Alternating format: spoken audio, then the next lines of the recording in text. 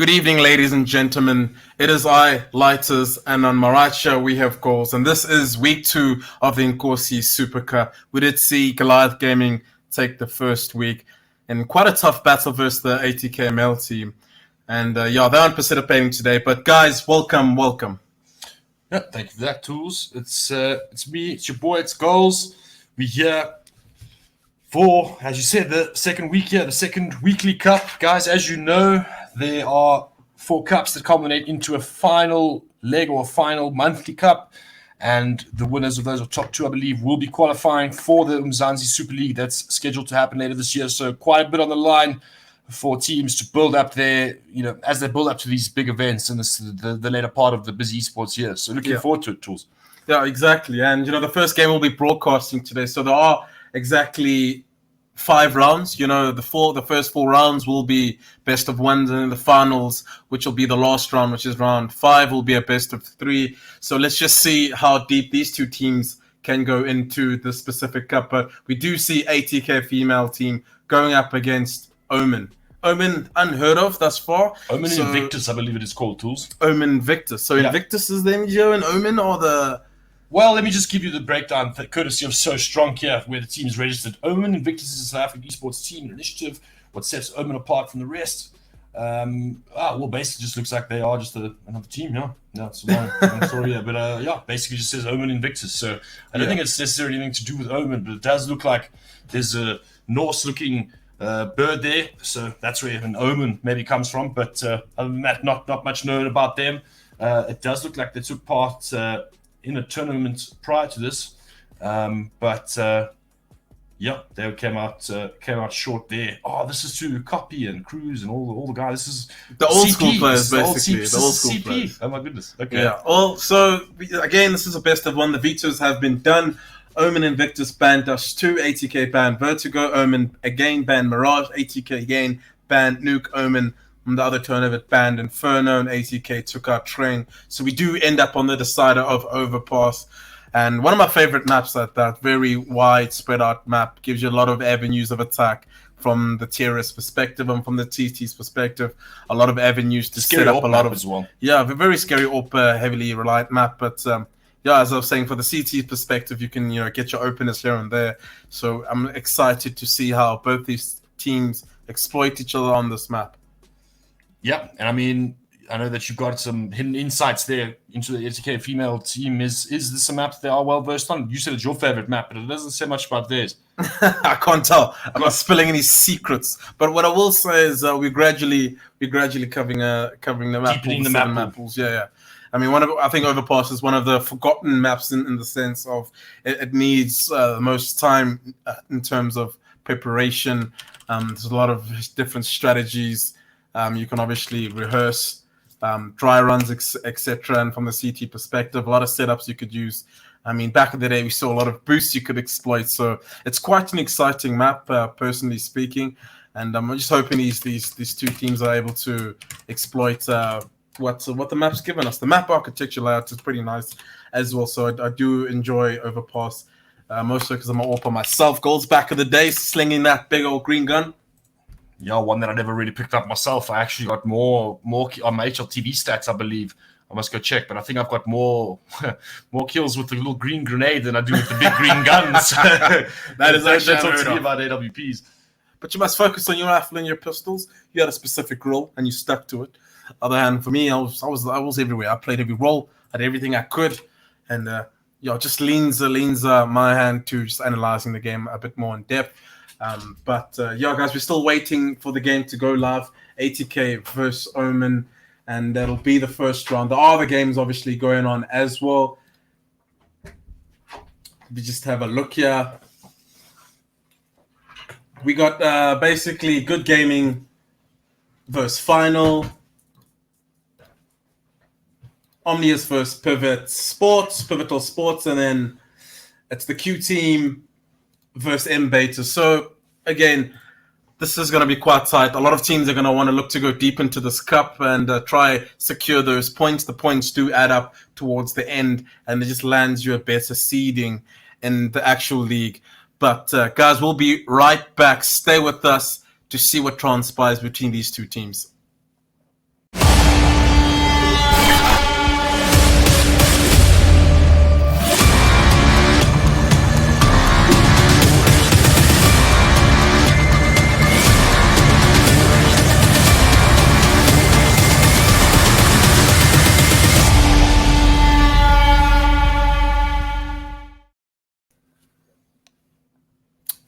Again, that was a short break, guys. We are back, and we're ready for action. Myself and Gold's first time sitting on basically the Nodwin Inkosi Super Cup number 2, and you'll see a lot more from us moving into the future of this so-called cup, and quite a nice initiative done. And I do enjoy it. It's a really cool, regular playing time. You're not building up, monthly-long leagues.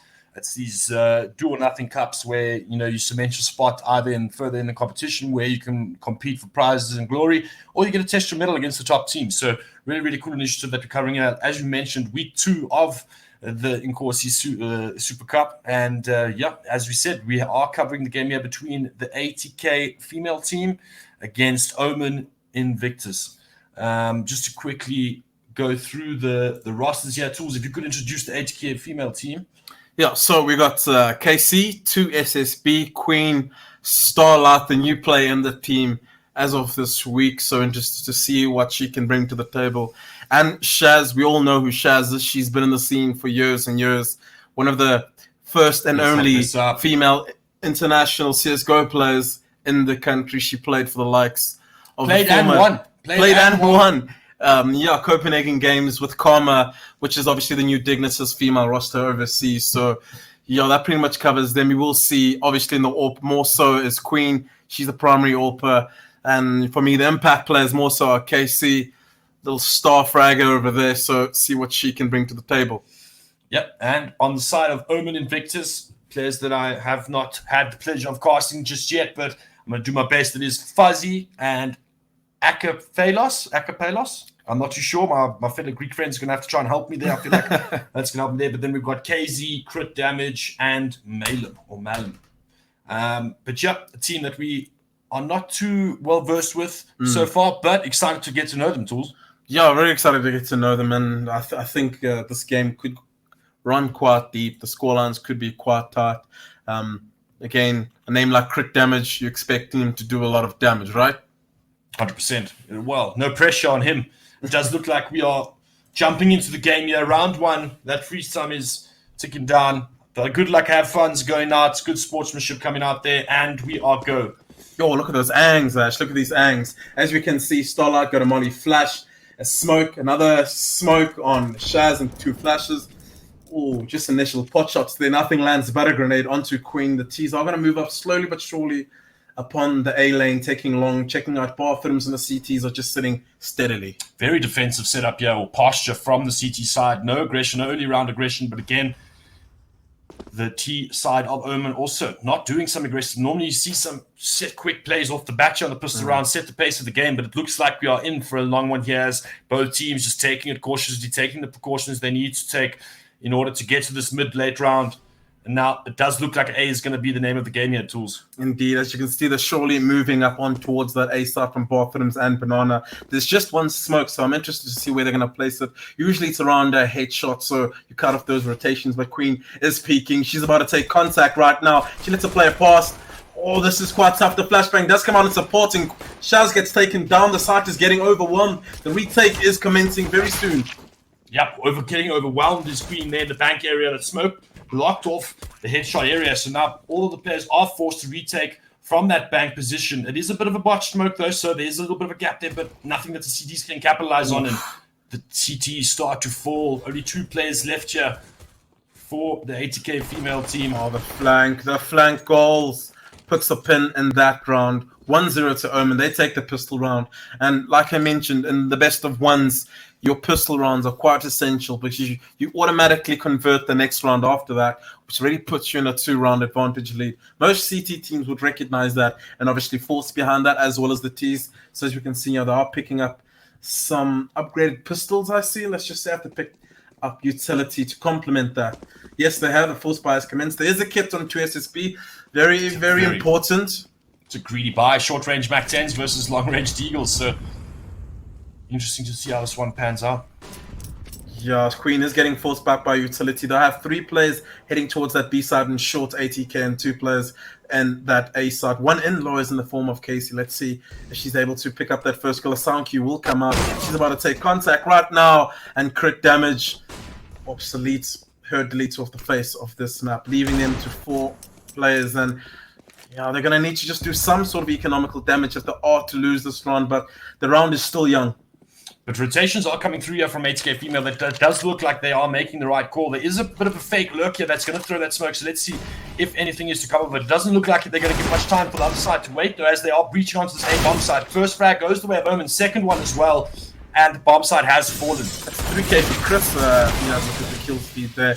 Shaz getting taken down by Malum. And yeah, for Starlight, I think save and fight another day should be the call. Got a deagle and some armor. Oh, we're getting flanked right now. She can just pick up the smack 10 if she does manage to get this kill. She's about to get surrounded on all fronts. This grenade does some damage, but she's able to escape for now. Yep, Yeah, like I said, that Max 10 and deagle will come in handy next round goals. Yep, got to try keep it, but you can see the hunt is coming in thick and fast, and the T's don't have much to lose. The AK-47s, as I mentioned at the beginning of the round, pretty greedy buy, but just had a tough really on the second round. But Tools, you were correct. They did manage to convert after the pistol round, so we should see a full save come out of the 80k goals now. Yeah, for sure. Actually, there will be a save because they forced port last round. Double flash on his SSB. Maybe a coordinated attack towards Fountain. I would love to see something grouped up together, some sort of set play as a 5-man squad, even if it is all just to jump on the same box. Yeah. I mean, you pick up a gun or two and you're able to recover, cut some costs back into going to the gun round, get more utility than anticipated. But, there's one AK in the board, so this could still be dicey. There we go. That AK takes the front line. First flash comes out into play, but no one's going to be home. As you can see, majority of the Omen squad are heading towards that B side, pop flashes. It's going to be pretty much a free site for them. Yep, great change of pace there. Just a full-on train flash over into B. Nobody home for either sides, either aggression being punished or being converted, really. So, is that going to be a big nade? Blows up the door. Wow. Decent nade. For me, obviously, this is quite an obvious round for Omen to win. And what you can see is the first two rounds they've played, what's happened is they've stuck together as a pod.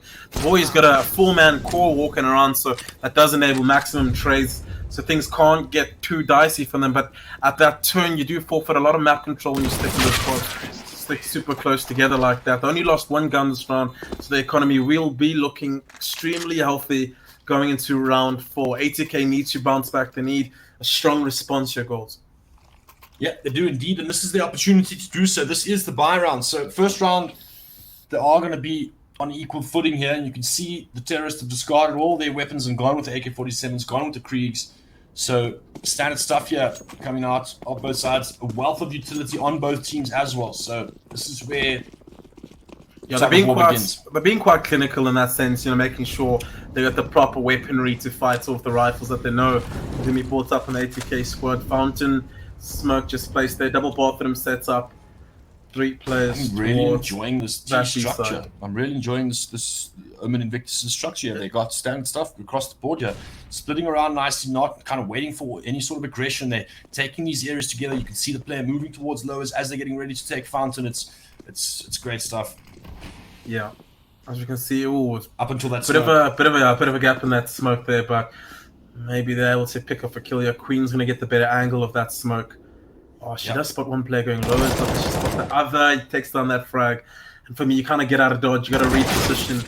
Quite immediately gets traded out by crit damage, just leaving Casey alone in bathrooms. The rotations are quite fast, so it's all on a stealth flight. She gets a lovely headshot into crit damage, and she gets backing off. That's the repositioning I like to see. Got a smoke and flash to use if need be, but yeah, seems to be getting out scot-free. Teammate was there for support in the form of Shaz. As you can see, they've lost the number. They're going to be looking for information, balance out the odds and the evens there. Yeah, 100%. Just to be a thorn in their side, really. Yeah, and you can see us to stop the T's dead in their tracks. That is a little bit of a fake, but have they spread themselves too thin yet? They've only got two men reaching onto the side here, and their last player just gets picked off aimlessly at B. So now it's a tough side to reach, and 80k have got the number, but how does the Krieg? Yeah, and his name is harder than the shot that he just got. So the spams are coming through. There's a small angle you quite abuse there. Shaz moves forward, picks up a kill onto KZ, leaving it into a 1v3. And for me, this is too much to ask if the lineup isn't right. Indeed, 2SSB takes out the last player, and the bomb defuse does come through. And that's the response we were looking for from 80k, picking up their first round of this game.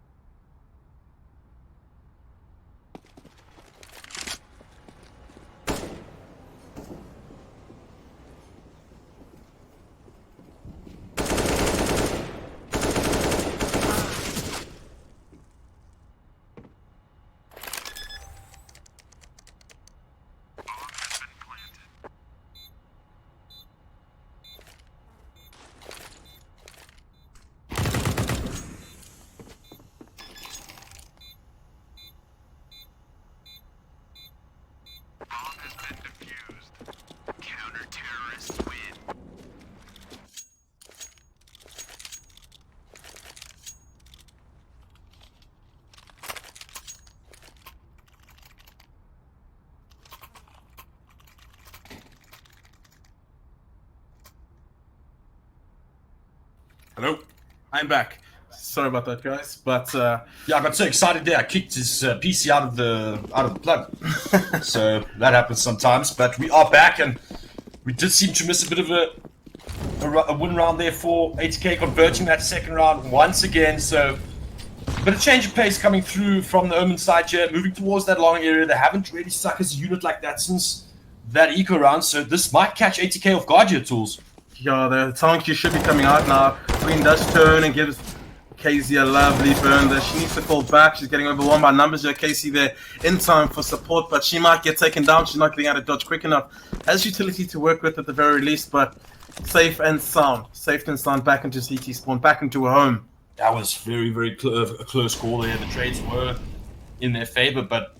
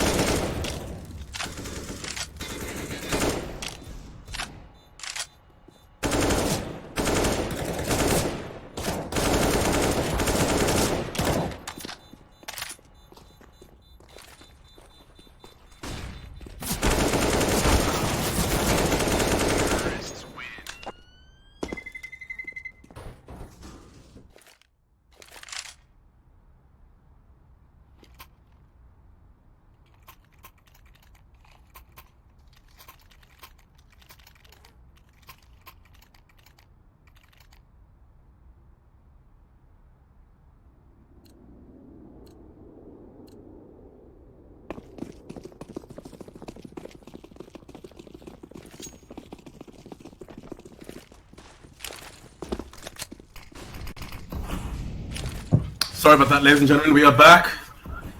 Just a bit of a tech issue, but it is fixed. Slow and steady player thus far from both teams.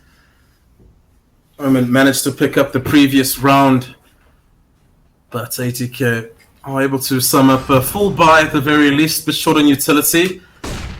Rifles are the name of the game. At least they got that going for them right now. Mullen moving through Monster. Starlight picks up a kill of her own, but there are more coming from short. Monster is cleared out, so they can focus on only one choke point, which is actually good for the CT team. Utility is being rained down on Shaz and the remaining players in the site, but they hold strong, they stay steady. Oh, the players are just shuffling into this B site, and such a narrow choke point, you can just pretty much do exactly that from Shaz and just spray through, get some damage down, and the players are falling one by one from Omen. Last player down, getting taken out, and that's 3 rounds on the board. That's a good recovery financially and from a... Yeah. At least they're stringing rounds together. Some upgraded pistols, at least able to force Omen down to an eco. Not too bad. You know, it is a CT-sided map, so you kind of want to pick up those rounds and string them together before you move into the second half. Give yourself some cushion to work with if you are able to lose some rounds. And 3 AKs on the CT side, and that's pretty good for them using that long range distance. You can just tap them down. Queen sprays down. Fuzzy is falling back, able to put down a molly to prevent further aggression. Kind of a funky buy from Omen. You can see they picked up some deagles, some umps, so I'm not too sure what the idea behind that was. KC. Cheers by a soft spray down for the doubler. Lovely spray down there, the molly! Almost roasts her alive. 2 SSB right there for the support, and Queen back to her usual spot, back to her usual shenanigans. Takes it down to 1v5, and the rounds are going quite smoothly. I mean, 5 alive if they can keep it this way. It's perfect for them at the moment. It's perfect. 48 seconds on the clock, and right now he's just looking for some economical damage. KZ, maybe pick up a rifle and save it. The bomb is in a precarious place right now, so it's quite a tough situation to be in. Yeah, but Omen already on the C side have got quite a few rounds to their name on this T campaign, so isn't it enough? I mean, 5 rounds we've already really quite solid. Ooh, nice little shot there.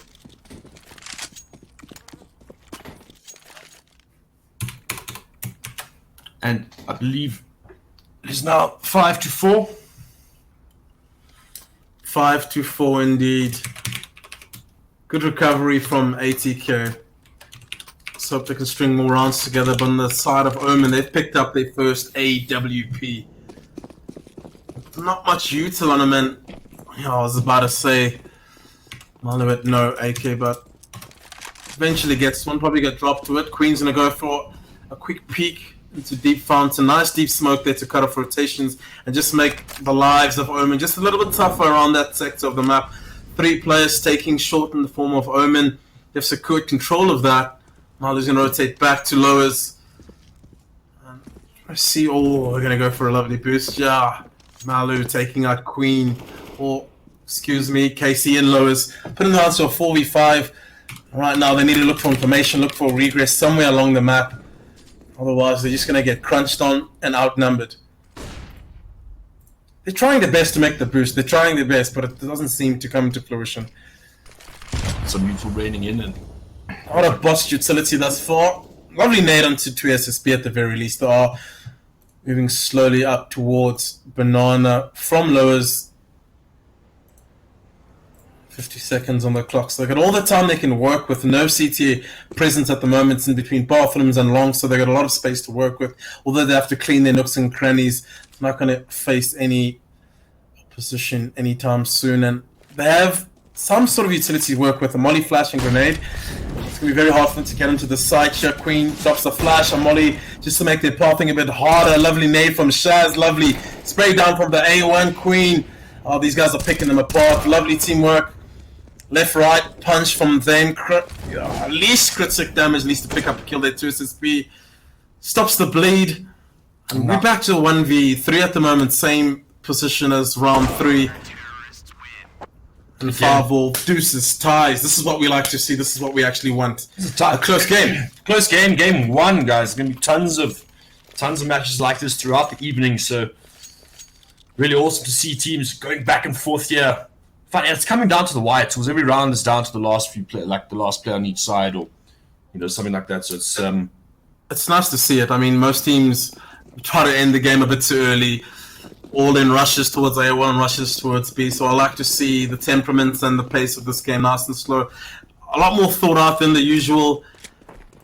But as you can see, the Super Cup layout, they're running straight into B. The molly's down. Ooh, lovely CD headshot down to Starlight. And another one onto 2 SSB, and the B side has been run over. Cracked wide open. 4v3. They have the gun advantage, so you can see them just softening up the Thieves team. They're on low HP and they're going to run it. Does the bomb even go down at this point? And that's a shame. All that work, all that effort for no bomb plant. Fuzzy is in quite a nice spot shot. If he's able to make this 2v1 work out for him, the molly's going to go down and just prevent him from moving up that slope. Yeah, and now it's all about isolating these duels now, Tools. And he's in between a rock and a hard place at the moment, but tons of time to work with. Maybe make his opponents overthink it here. Yeah, but his timing is looking good as this rotation is coming through. Oh, he's finding some good timings here. The sound cue queen, quick switches instead of clicks. Maybe that will come back to haunt him, maybe not. Misses another kill there. There's a play on short. So he fakes it out. Fuzzy fakes it out. Takes out Casey. You didn't really expect that. The bomb goes down. And this is getting worse and worse for ATK and getting better and better for Omen. Oh, the smoke even. There was a Spanish. Yeah, and he should have heard that drop there into the water, so he's going to be able to wide peek. But Queen gets the shot. She recovers and she delivers another round and puts ATK into the lead, I believe, for the first time this game. If I'm not mistaken, but 6-5 here for the ATK female team. And yeah, we are going into a pause. It does seem to be a tech issue. Yeah, that round was close. They were up in the sweat of their brow for sure there. Missing those 2 opportunities there could have cost them, but does recover towards the end. The score is 6-5 in the favor of ATK. Yeah. What you want from the CT side, no? Say again? It's what you really want from the CT side. There's a CT side at map, so you kind of want to go into the second half with an advantage. At the very least. Yeah. Yeah. And the economy is not looking too bad at the moment. Most of the T's do have money on them, especially credited to that previous bomb plant. And we haven't really seen many creeks come out goals, and we've all known the bans on the twits and how people are singing the praise of the nerf because they want it real bad. But they haven't bought it just yet. They're using the logic of basically liquid. I think I got caught by the April Fool's joke. I thought they nerfed it. Did they nerf it? No, they didn't nerf it. We got fooled. It was a proper April Fool's. They got us real good. They got us real good goals. Yeah, it's pretty tough. It's pretty tough out there. You don't know what's fake and proper news these days, especially with all this lockdown business. People are being crazy. Yeah, the quarantine has moved esports to online, so it's not too bad. We get to sit at home, play some games, cast some games, and do what we do best. Do what these two teams are trying to right now is strike at the W over each other, just to find themselves deeper into this cup. 6-5 is the scoreline between these two teams, and how things have gone so far. We haven't really seen too much of complexity going towards the executes too. It's all been stock standard. It's all been simplified. They're stuck together. They keep moving into zones, Omen specifically, just to trade it out. Agreed. And the utility has been botched here and there, which has actually caused them to lose a lot of numbers mid-round, etc. We've seen the gaps and smokes not landing. But ATK, they take advantage of that time and time again, and so far so good from them. And Omen, we haven't really seen much from them, and so far I've seen worse, so this is a good start from them. Definitely a good start from them. Like I said, I mean, a relatively unknown team, to me at least, and apologize in advance if that hurts at all. But I mean, what I'm seeing already is ATK are getting coached by yourself. They got some structure. They've learned some structure by headache, if you will. So, by headache. Yeah. So just to see this coming out of another team, it's great. It's great. It's a good look. It's a good look, especially in these weekly cups. Yeah, and for me, it is their debut in this sense, since nobody really has seen them play. So far, a good showing from them. I would just like to see a bit more diverse in terms of their playbook. I want to see a lot more splits, a lot more 2-on-2s, just to move faster into getting map control. As you can see, when you stick in a pod like they are and move as slow as they are, they're kind of not looking at blind spots. In terms of, I mean, CTs can aggress long, aggress lowers, aggress short. And, you know, if they stick in a pod going towards short, they leave long open. If they go towards long, they leave short open. So if they just spread thin and find their individual duels and, you know, go from there, I think things will look a bit better from them. But from ATK side, they're sticking to their structs, they're sticking to their two-man setups, and it's paying off, it's paying dividends thus far. But freeze time is counting down. The tech pause has been resolved. Love to see the good camaraderie there in the chat. Everyone's all patient. Everyone's, you know, good luck. Thank you for waiting. Good sportsmanship in these times. But into the action here, it does look like Omen are spreading back into that default. A little bit more of an emphasis towards B, taking that short control slowly. Chaz with the jump spot to see any sort of info, but nothing gathered there. Oh, a little Mexican standoff here between Queen and the very long Greek name, crit damage with Casey as well. So we're about to see some trades potentially. Oh, there's a two-man setup here, so they will be going 1-for-1 at the very least. Stop checking his angles. No corners cleared. Yeah, that's what happens when you don't check your angles, ladies and gentlemen. You get slept. And again, ATK with the man advantage here at the start of the round. Getting that early frag, getting that early pick, despite the slow start and the slow control taken by Omen. They still managed to lose the player, and now they're kind of forced into this area, and it just feels like ATK have got this far supreme rotation power here and just positioning on the site. They've got them essentially boxed in. It's going to come down to if they can sell something towards this A. KC was just waiting to pounce on these two players short, gets herself a lovely double, and that just destroys the fake. And these A players towards long left all alone, and they have to actually make a move round. They need to get onto the site before the rotations get there. The smokes have been deployed, they have been thrown out, but not too sure if they have landed. At the very least now, they need to get a bomb plant to secure something, but the flank comes in straight from the 6. 2 SSB, lovely double. And once you've got the wraparound, you know, it's very, very difficult to kind of beat that rotation. So, like, no matter what, when they take over that water control, they end up just being so fast on your 6, as you say, that, you know, you're kind of forced to move your hand, and they kind of know where it's going. So, very well dealt with there from ATK. Despite over-rotating slightly, they had enough aggressive, you know, positioning to kind of, you know, not really be an issue. Not let them get the bomb down, for example. Yeah, I really love how they postured themselves up there, but we can see the terrorists 5-manning towards that B site. Monster push plays, they're getting nated into low HP, and they move forward. They trot on, sprayed down by Starlight and Queen, and they're giving them no room to breathe, suffocating in that short pipe. One man left alive, Fuzzy. What can he do, Goals? There's so much on his shoulders right now. Stuck between a rock, a hard place, a smoke, and 5 other individuals. Smooth sailing so far from ATK, smooth sailings. Yeah, so it seems like they found their feet. Another round on the board. Looks like, unless nothing short of a miracle happens here, they will be taking the lead in this half, getting that 8th round on the board. For those that don't know, it's first to 16 that wins this map and goes through to the next phase. 9 HP. Casey seems to be playing quite a lot around that lowest area, just taking control and dominating that area, quite frankly, at the moment. So I just hope Omen are able to respond quite nicely there. And for me, you kind of want to send your 1-3-1 from the terrorist perspective. If you're getting dominated in lowers that much, you either want to completely avoid lowers, or you just take more numbers there. And, you know, numbers for me always win if the trade distances are obviously with social distancing. It isn't really viable, but you gotta. This is virtual gaming. They're gonna be. Corona Jack's gonna be flying, ladies and gentlemen. But it's no joke. I hope you're all staying at home just like we are, enjoying some CS. But into the action is fast little A breach coming through here. Omen are a little bit disconnected in their breach, but KC is gonna be a big thorn in their side, taking 2 quick frags with some support flashes coming through, and it's put the T's to a grinding halt. Another frag for KC, just performing crazy. You did mention that she is one of the top fragger tools. Yeah, I mentioned her star player is coming to fruition right now.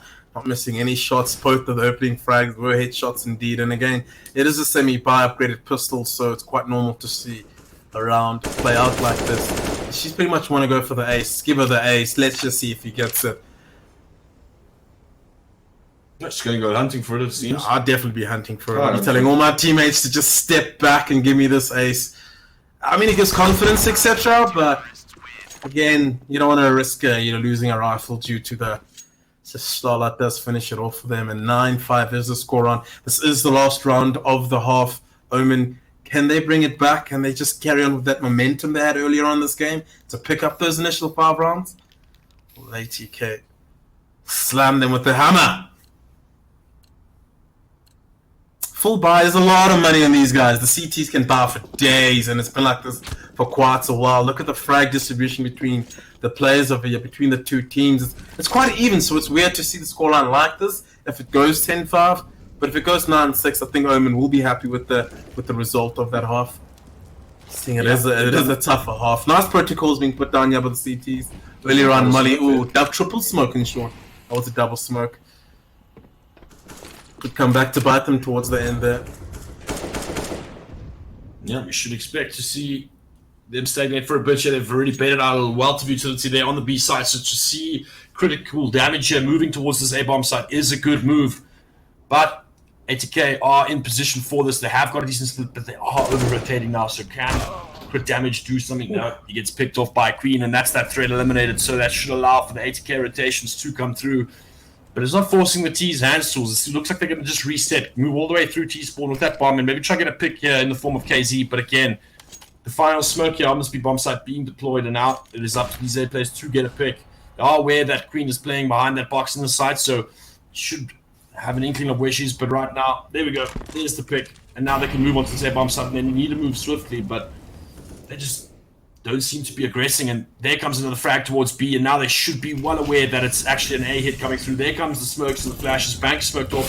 It's all up to Casey again. She gets distracted, gets taken down. Beautiful shot there coming through from Fuzzy. He gets bank control as well, so safe into the post plants are Omen, and they could be taking the 6 round tools as you prophesized.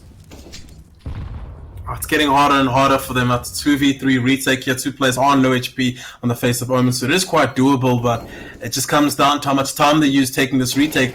Patient as whoever, 2 SSB in the right place at the right time, trades it out, and the AWP is there to close out the round and close out that half. Omen bring it back. 6-9 is the half, and yeah, I wouldn't say it's tight as it gets. It doesn't 9-7 would be like that, but I think 9-6 is a decent score for both teams. They shouldn't be feeling too bad about the scoreline. Casey's having a banger of a game, but so is that funny Greek name. I think it was. How did you pronounce it? I'm actually busy googling it right now. Just to see. Akapelios, Akapelios. Okay. Do you not read? Do you not? I don't know how to pronounce it. No. You find this the actual when they actually like read the name. I think he's been watching too many Greek movies and eventually found the name. Oh, he is Greek, but the pistol round is the commencing right now. Double smoke, 4 flashes onto ATK. They flashed into short off the angle. Do the CTs move off? They're posting it right there, but good utility use. It's so far from ATK. Oh, Starlight getting a goosh. Oh, the flank. How did they handle the situation? Crit damage. Finally manages to get a headshot there. The side is getting overrun. 2 SSB Starlight coming to the party with 2 frags of their own there. Bullets are flying left, right, and center. These silences. Yeah, it's making it so hard for them. Bomb is going down, so this gives KZ a little bit of room to work with that spot player behind pillar, so he should know that the SSB is on the bomb site now, and he's just going to be waiting for a mistake here from the T side. Spots. But he could think that's the other player. I think he didn't see the other one double back. Oh, this is looking rough for KZ. He needs to make a move. Such a hot post plancher. Not only does he have to make a move, he needs to find out where the second player is. He's gonna take his time. He's split between 2 players. Oh man, this is so hard for him. He's spinning and spinning. Eventually he gets dizzy to his death. That was hard. Was a tough position to be in, but I mean, again, credit to ATK there for playing it to perfection, despite letting it get so close. But again, just that timing, man. He just saw the player move back towards pillar, and he just assumed that was not the bomb planter. And then once he got too close, it was too low sense and too many players. Yeah, I mean, initially I thought ATK would lose that pistol round because we had 2 players just spinning and spinning, trying to find out where those bullets are coming from. Because that silencer just makes it so hard to detect where the CT is actually positioned. But eventually they did recover It is a full eco round, so ATK should be taking this round quite cleanly, I think, because there's only one player home into that B side, so it should be quite normal. And for me, it's going to be very hard for Omen to get back into this, because looking at the T side, everything, I wouldn't say it was complex, but it just felt like there wasn't enough preparation put into their T side. A lot of it was very basic. They were moving into zones, going into areas quite dry without utility. So from the CT perspective, it requires a lot more coordination, a lot more preparation in terms of rotating towards sites, flashing for your teammates, using utility at the right time, at the right place. So if they aren't able to just step it up a little bit, it's going to be quite dire for them. I mean, especially losing the pistol round, especially losing the second round after that, which was a full eco, which allows them to at least buy now. So this round will tell me a lot what I need to know. Yep. Then you start defending these sites as the scoreline moves closer to that 16 mark line. And as you mentioned, a full purchase here from the CTs that elect to stabilize rounds gives them that option. Passive, standard default coming through. Quick short control though coming through from ATK forces the A players to rotate, perhaps fall back now, so they are going to forfeit that control tools. Indeed, and nothing too bad so far. The CTs are light in utility. They've expended quite a lot quite early into the round, so they're gonna have to rely on their crossfires and teamwork towards the mid and end of the specific round. ATK sitting with a lot of utility. They just started off quite slow, taking map control here and there. They've they've actually announced where they are. The exec does come in. Heaven smoke for graffiti. Lovely hit shot onto KZ by A2SSB, which allows them. Oh, sprayed on it very bad, but the trader's at least there. Trader was there, but I mean, what a little sight hold there from Crit Damage. He actually makes this possible for his team, but it's still improbable tools. It's a very difficult position to be in here. 2v3, the odds are not in your favor, so you're going to need some clinical clearance coming out of the CT side. You can see that they want to go for the boost, try and get a frag, see if they can do it quietly. They do indeed, and they don't get spotted either, so does go for the jump and Chaz, punishes him, knows the second is there, steps in with confidence, and they put another round on the board. 12 for ATK to 6 of Omen. Yeah, it was quite a nice breach from ATK. You know, they initially took short with the utility, with the flashbang and molly towards short. They put pressure towards lowers. They forced all the CTs back to their respective sites and then initiated their exec. It got dicey towards short.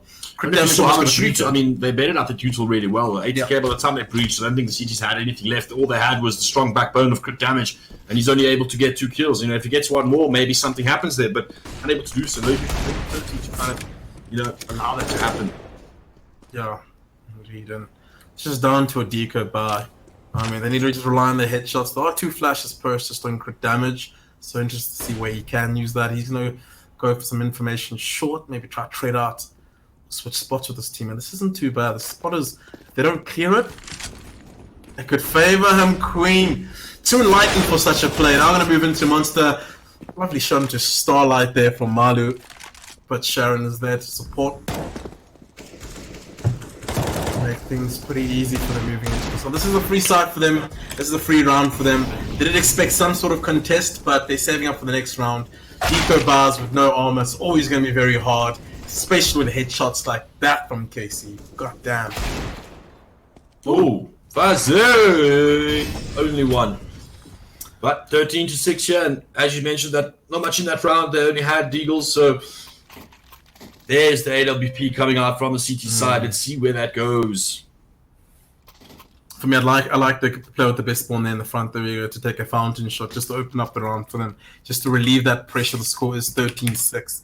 Things are kind of dicey at the moment. They can't let it slip. There's 2 rounds left to match point, so they're gonna have to stop the bleed and stop it right now. The pop flash for smoke. ATK, they have 5-man towards that B side. They've got short control, some flashes and a Molotov, and it looks like they're gonna be hitting the B side once again. Smoke from heaven and actually walking out Monster. Lovely contact play, decent molly, tickles them all. But there's only 2 players in the site. There's a third, in fact, and spot them there by Graffiti. KZ's taking a lot of pressure. This utility is forcing them back and keeping them at range. Queen with that AWP just weakens the CT team. He can't see anything. He's spamming balls. He's spamming everything. But ATK, and there's 2 players left. And again, like I mentioned earlier, if they don't have the coordination and the utility sort of knowledge to put it down at the right place at the right time, it's going to be hard for them to actually just defend in general. They need to rely on the basic the mechanics, the aim, and in a game of Counter-Strike with a team at the same level, if not better, it's never going to work. But Crit Damage is trying his best right now. He's got some space to work with. To show, he's there. Lovely shot into Shaz. There's two flashes to work with. Wait for your teammate. Goals. Well, not what I would have done. I would have ran in there and died, but I know that's what the book says. But Omen going to get out there, and the yet to be known how to pronounce name is running back. Akapelios. I'm going to go with Akapelios. Akapelios. Oh, I love it when you talk foreign. Yeah, but at least he's able to save the open fights another day, 14. And I think this is where they need to take attack pause, if anything. Yep. Or, I don't know what they should do. I think they need to win. That's what they should do. How do you win? ATK do look like they're favoring that B-bomb side. Obviously, I mean, they're having a lot of success there. So maybe that AWP should have rotated back towards that B-bomb side or initially started off there. But it's easier said than done. We are not on the server under this pressure as we move closer and closer to match point. But an ATK female looking to sail away. Take this game. Oh, some strong A presence coming through. A lot of util getting thrown here towards middle. So the CTs are going to be forced to make a move. They are really, really convinced of taking a gamble here on speed. Look at this double push tools. This is unorthodox stuff. It is unorthodox, but it could work. They said no one lowers, so they have no information there. But if they set up this B fake and they rotate towards B, it leaves that A side wide open. There's no one at home right there. KZ is flanking towards that A side. There's the bomber. He's going to spot and potentially take her down. Yes, KZ at least gets traded up, but that's at least free information for the CTs to rotate back to the A side. Yeah, and you can see this puts quite a pause here onto the breach of ATK. It allows crit damage to get in behind enemy lines. He's had enough of anchoring B. He's going to go and get to kill himself. Gets the bomb and off, but gets picked off by Shaz, who's clearing the 6. And now the breach is forced to come into this A bomb site, but Naileth again on the side here, boosting Akapelios, but doesn't work out. But I like the idea of that boost. Casey, too good though. Yeah, I do like the idea of that boost, but yeah, she's sitting on 20 kills, so she's not going to be missing shots like that. And if you aren't landing your shots, you them as well. Yeah, I was just trying to figure out where that molly would land, but it seemed like he did get a shot off. So if he did land that shot, things could be different. Specifically, it was a 3v3, so it was winnable. Fuzzy sound cue gives his position away. So does he go for it or does he not? It's a farmer, so I'd definitely go for it. Our position by Casey, pick up it all, maybe. For Queen, no. That's so. Last flick of the wrist there to just pick up the more valuable weapon. Just keeping us on the edge of our seats here. But 15-6, this is the potentially the last round here. So Omen need to pull something out of the bag, pull something deep out of their pockets. But Cash is low tools. Cash is really, really low, strapped. Yeah, I mean, they're going to work with pots, pans, knives, forks, the kitchen sink. It's not going to do much against AK's, Orps, and Krieg's goals. But and a fast B player seems to be the call here. Quite aggressive towards boss. You can see the A side is getting aggressive, and that's leaving it be weak, and that's where ATK are hitting with the beautiful, well-timed breach together now. And oh man, right now they're just bullying Omen. They're just running wherever they see fit, wherever they please, with a bit of structure. Oh, like Apelios almost gets stalled out through that smoke, but this is a 2v5 match points indeed. Almost dying to own molly there, or teammates molly, or an enemy's molly, but a molly nonetheless. And again, just so much work left to do here for crit damage and Fuzzy. And it doesn't look like ATK are going to give them a gap. And what looked like a close affair turns into quite a one-sided domination. And that is the match. 16-6 here for ATK female. And, yep, solid performance. They're moving to the next round. Yeah, indeed. Moving to round 2. Commiserations to Omen. They tried their best. I mean, it looked pretty competitive in the first, I think, 6 to 8 rounds. It looked pretty competitive, but they slowly ran out of gas, and ATK just kept their foot to the pedal and just started bullying them, to be honest, towards the end. So that was a good game by ATK. They do take the lead 16-6, and we'll be back. We're just taking a short not break. Not break just yet. But yeah, I mean, to close off there, I think a really solid performance coming out of ATK there. You as coach, you would have expected them to get the W here in these first rounds. But now the competition almost sets off. Now we start, already a couple of teams will be eliminated, but moving into the next set of games. And And guys, we will be back shortly to move towards the next round of games. So we'll catch you soon. Stay with us.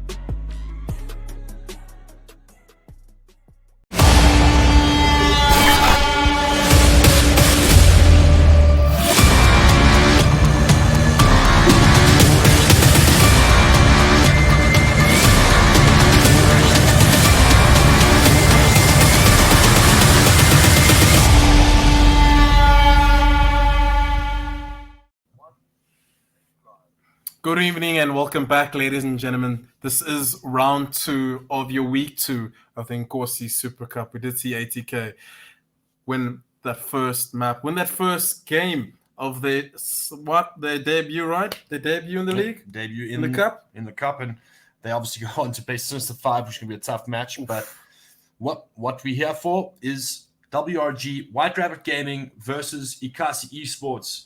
Great to see the Rabbits. Great to see the guys from Inkosi coming up against each other here in week 2, and I'm excited for this match. Excited as well. This is quite a cracker of a game. Inkosi with the new lineup compared to last year. With WRG, had a few changes on their side too. They've brought in the young gun Zox. I have mentioned on my Instagram about his brilliance, but we haven't seen him in a competitive environment. And for me, this will be the first iteration for that. But on the side of Inkosi, Goals, do you want to take us to the roster? Yeah, I mean, you got EXE, DMS, Arkin, Bullock, and Gemini, ZA. And then obviously just to quickly go through WG, like you said, Zox, Zio, Turts, Schneeks, and Spaz. But let's just jump straight into that veto. Yeah. And we got first Inkosi Esports. They've banned out the train. WRG then, of course, banned Vertigo. Very regular stuff. Inkosi Esports took out Mirage. WRG in turn took out Nuke.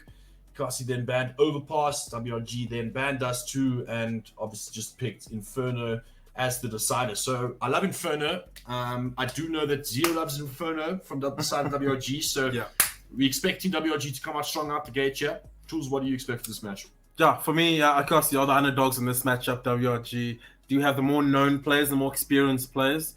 So they definitely be looking to take the W on this. But will Inkosi let them? Will Inkosi actually provide some entertainment and a good game for the boys? Yeah, that's what we want to see. That's what we all love and enjoy. Looks like we will be getting started any minute now into this match. So, guys, we're going to go live soon.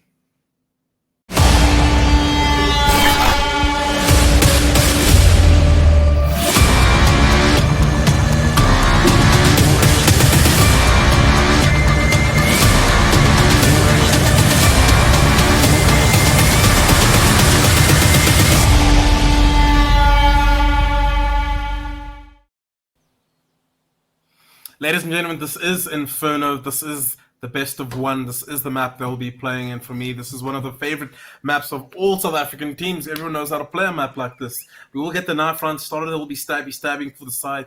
And you definitely be wanting the CT sides in this matchup, especially in the best of one, where pistols matter the most.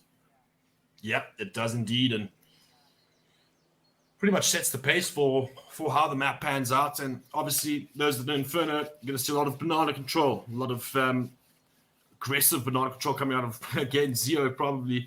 But yeah, I mean, what are we going to expect? Right. Looks like we're still waiting to go live here. Should be starting any second. And just looking, oh, that's a nice little fancy E there on Inkosi. It's definitely out of the symbol map. Give them style points, Gold. Give them style points with the logo. You've got a little zigzaggy thing in the middle. What is that? I don't know. But nonetheless, as we said, the lineups, we've got Arkin, Gemini, Bullock, EXE, and DMS. The only player I'm really familiar with is DMS. I've been a bit out of the scene for a while, so perhaps you can help me on any of these players. Yeah, for me, catching them in FPL. Yeah, I've caught DMS in the FPLs once or twice, so I think one of the better players on that side. Bollocks as well. I've seen him in the past, and the rest are pretty much unknowns for me. So we'll actually get a glimpse of what they're actually capable of in this matchup. And the side of WRG, I did mention Zox, there's Spaz, there's Turts. Turts again for me, a new player added to that roster recently, I'd say. So a bit of a buff. He's a decent player. I've seen him here and there. He did play for Energy back in the day, and he's been sort of loitering around the CSGO esports scene. Bananas as well. He's been around for ages. Also, Bananas is Schneeks. So just to give you a bit of context over this. So he's been around the scene for quite a bit. But the countdown... That is Brad. It's Brad! Yeah, the countdown has gone down and pistol is about to commence. We see 3 flashes and 2 smokes into WRG and full util onto DMS and the grenade onto Gemini. He's got a kit as well, so I think that is quite important. We see them barreling up middle here, going towards long. And they're going to encounter some CT spawn. This is the CT spawn, actually. They're splitting towards the B side. DMS is in a lot of trouble right now. He needs to get out of this. He needs to find some shots with Spaz. Doesn't out there. But the rotations are swift and they're quick and they're delivering headshots and a bundle of joy. Bollock and Gemini just holding down the C spawn area. It looked like it was all said and done when DMS got caught by surprise. But Gemini and Bollock turn around and say, surprise, surprise, right back. So, yeah. I mean, all players getting, I mean, they made the call and you could see the rotations were coming in for the A hit, but it was actually a B hit. And then there was just chaos. And ultimately, I mean, wow, the Inkosi esports come out on top. Yeah. For me, it's kind of hard because when you get in a situation like that, what is the right decision? And unless it's preemptively decided that doing a B split, for me, the A split looked a lot easier for them to do there, especially considering that 4 players. Oh man, a bit of an overzealous play there. Flash didn't really land until it's picked up his first kill.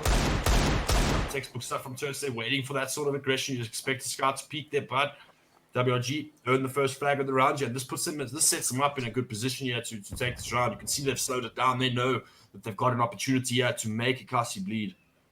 And then there's not much use left on Inkosi to defend, so it comes down to the bullets, comes down to their rifles. DMS about to take contact right down to Zox. Jiggle peek coming out of Zox.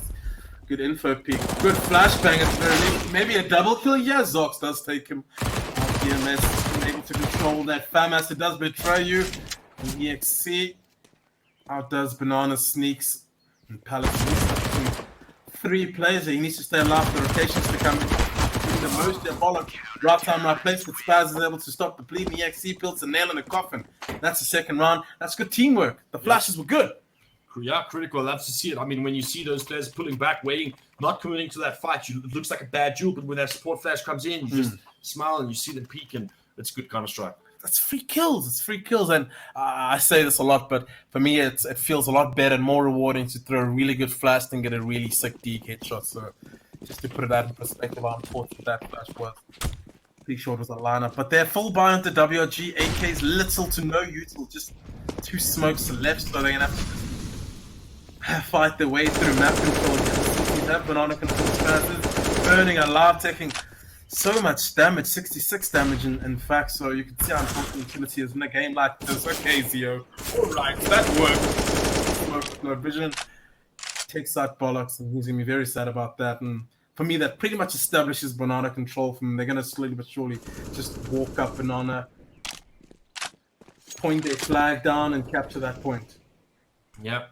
They get that first frag and immediately slow it down. So textbook stuff. Again, coming out of WRG there, and a very strong middle hold here from Inkosi. Again, they showed this last round, but they won't have the use of that support flash as they have elected to split up the sides 2 apiece. You can see they regain that middle control, try to get some extra information, but they are making a lot of noise here. The lurk of Zox could prove to be pivotal in this round. He's aware of the play, and you can see they grouped it up, pop flash in the smoke.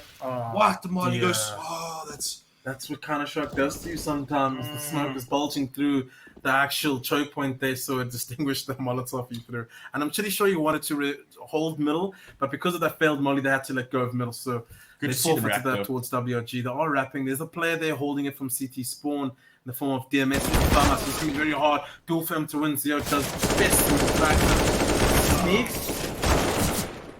At least the trades are there. But the trades is coming through here for WRG. It kind of looked favorable. They don't manage to get the quits, and these pharmacists are just... They betray you!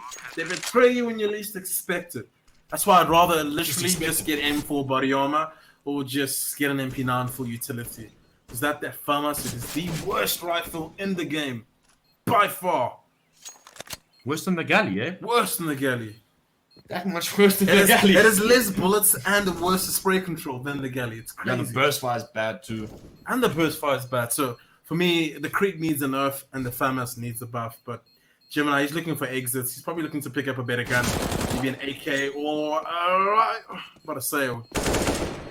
No, this is hard. Get out of there, buddy. Get out of there, buddy. I like what you said there. I mean, it kind of makes sense. Like, look at how damaged the game becomes when those CTs get the Krieg. It's like, clearly, when you give something of benefit to the CTs, they have an easier time. So maybe buffing the FAMAS is not a bad idea. I think so. I think for me, buff the FAMAS, just make the burst fire viable, and then maybe just make the Krieg a little bit more expensive.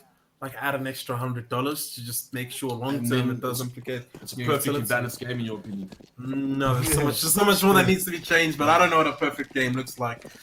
I just love Counter-Strike in general. So I'm gonna put a top molly towards Banana, just sustain them back there. CTs can't really aggress, and they're going to walk up middle. 2-3 split. The CTs are quite favouring Banana, maybe hoping for them to exit. They are going to walk towards middle. Brackets control about to be established. The molly for Cubby and a nade for Ducky. That should have never reached the Cubby. Yeah, it didn't reach the Cubby, but it's supposed to. It's supposed to. Okay, but No one's home. Jumping into it, the nice little rotated CT smoke here, but again, the numbers are still on B, and WRG are starting to hit this A bomb site there. Towards middle, are starting to wrap around. Yeah, it comes down to utility. The useful game, the CTs are running out slowly and but surely, and at least he's keeping a smoke a bit too soon, in my opinion. Good lurk smoke there that just cuts off towards library and towards moats and leaves arches open for them to actually exploit later on. And it does seem like they're going to be leaning towards the B side. You leave the lurker here to make sure the CTs can't get that information.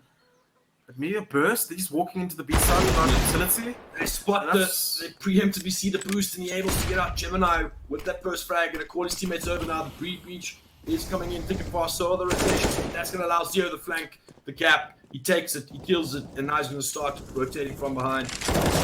Looking to pressure the defenses of Inkosi Esports. They should expect him at any moment, but they do, and he's in a tough spot. The first man to get the kill, one of the last to die.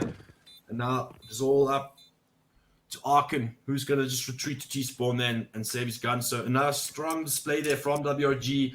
Not too forceful, not too, rushed about it. And they make the right decision, make the right call, and ultimately burst on B, made it work. A bit sketchy with that first frag, but, he was forced to pull back and allow WRG to swell the sights. And ultimately the pivotal point there was obviously Zero in that flank position, making it easy.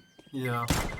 And so far, so good. WRG are able to sustain a lot of numbers alive, so that just supplements the economy a bit further. The CTs sitting in murky water at the moment, so they have to make tough decisions. Yeah. And for me, the easiest way to get an entry frag from the CT perspective is just setting up pop flashes, bananas, pop flashes towards apps and middle. Get yourself that entry and then play that 4-5 play round. You do have one flash to work with, at the very least. 5 of them are going to be heading towards the middle. A mid stack, perhaps? T's have been taking middle quite often, and there should be a clean T round. Wouldn't say clean T round, but a T round nonetheless. Good flash back and running the wall of trouble, but holding mouse one does work out for Sneaks. The trades are there. 2v1. No HP left on Arkin. I mean, no armor either. So I think just let the dust settle a little. Pick up an AK. And just try to clutch it out of save it for another day. Yeah, they definitely should be confident about going to B. They definitely knew that all the players were there. I like that stack together again. I just like the 5 CTs with nothing, do something together for something. That's pretty much how I like to approach it. But looks like obviously WRG going to convert this round as expected. They did have the upgraded weaponry. And it does look like Arkin has no interest in retaking that site. Just going to hold on to that AK-47 and take it into the next round and hopefully do some damage with it. I think that was a brilliant round by Inkosi, to be honest. Just setting up in middle, just making sure they're doing economic damage and recovering an AK at the very least for that next round. So far so good. Score is 2-all, about to be 3 for WRG. There is a CT sided map, so Inkosi is going to look to bounce back pretty strong, considering. So WRG haven't really shown their hands or their cards just yet. Just stock standard mid controls. It's just come banana control. So no spanners, no bulk bursts, no mid rushes on specific gun rounds. Let's just see how this game unfolds. Full buy coming out of Inkosi. Let's just see what they decided. A farmers. I think they just enjoyed the farmers because they wouldn't if they knew. Maybe. I don't know. Yeah. I don't know. But let's forget that for now. Some early round protocol coming out of Zox and Turtle. Just to keep the CTs at bay while they progress forward, taking map control. Good Fanatics smoking, good grenade. Molly's a bit early in my opinion, because they kind of still need to clean cubby after the Molly's actually... Oh, good. Molotov. It actually keeps DMS here, makes him commit to whatever flash might have fire. Good support, Molly. Good support, Molly. He's looking for a way to smoke middle, but he can't. He can't find the ricochet goals. Oh, they're going to know where that came from. They're aware he's on his boost. He needs to get out of here, maybe. He's got to smack down, commit to the position. Doesn't make the root jump. I like what he did there. He couldn't find, the ricochet or the geometrical angle to do the smoke, so he just mollied and smoked instead. Insta-smoke. Did some damage to Zox as well. And then low HP White Rabbit Gaming, especially Church and Zox, so I'm kind of interested to see how this round's going to play out. There's 50 seconds on the clock, so there is still time to confuse the CTs a little, throw in a fake here and there if need be.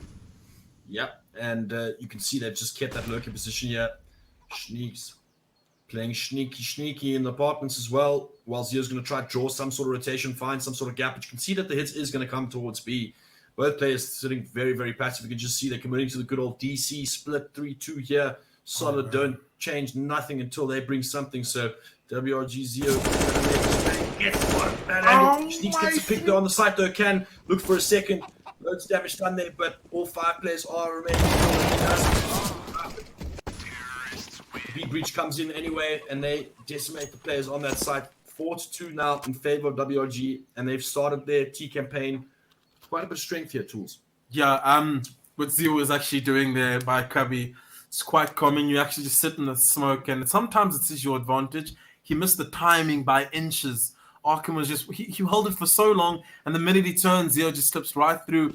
And then again, he isn't able to finish that kill, which allows the B split to come about, which actually inhibits him from rotating quick enough to support the players at B, because the players at B were low HP towards the end goals. The game is getting rougher and rougher. Gemini's going to just try to push the smoke there. Oh, he's able to spot out Zio, but turns to be taken out by a headshot. At least, Spaz going to make sure everyone dies in that contact zone, including his teammate. Zox picks up a player in middle. Trying to find some kills there, and again back to a deco/semi, but CT's not really expected to win a round like this. Bar expected to do some economical damage. Picked up a gun here and there. It's down to EXC in this side with the deagle. Shame, this is so hard. Oh god, it's so tough. So close range with that gun. It's so difficult. Feels like every shot lands, but just not really. For me, it's like when you're in those zones, you're in those situations, right? And when you're watching our frag videos, you actually believe in yourself to get those digs. I mean, you're pivoting between 3 points, but when you miss that first shot, nothing lands after that. Yeah. If you miss that first shot, nothing lands after that. The score is like the game knows. It's like if the guy gets the first dig, yeah, he's a god, and we must just let him get all the other, eliminate all the RNG out of the deagle. Well, it's be like that sometimes. Be like that. Like that. But round number 8 now. 5-2 in favor of WRG, starting to run away with this game a bit. Us need to respond strong, and I like what I see from Arkin here, peeking down middle, getting their faces. Zio burns in his own molly. Beautiful banana control, obviously from the CT side, if this is the case. Another nade doing so much damage. Beautiful neutral getting used by them, and they've just dominated this banana area. They haven't done this sort of aggression in quite some time, and I like this change up. Aggressively peeking up middle, establishing dominance in the beginning of the round as the CT side. Despite being down, good call. Indeed. Zio committing suicide there. Probably pop flash, but it doesn't land into it. Pop flash probably wasn't lined up too correctly. One more player inside. Ball lock sets the whole lovely counter flash coming in, and man, if you could take the damage you did in between those 2 players, I think that's better than doing damage to 2 players. 50, but it is a 3v3 still. They have a player wrapping up Nona DMS, so they're gonna just try take it slow and wait for them to get towards the contact point before they initiate the retake, but the spike's going to turn around. This flashbang. Beautiful to see that flashbang come through.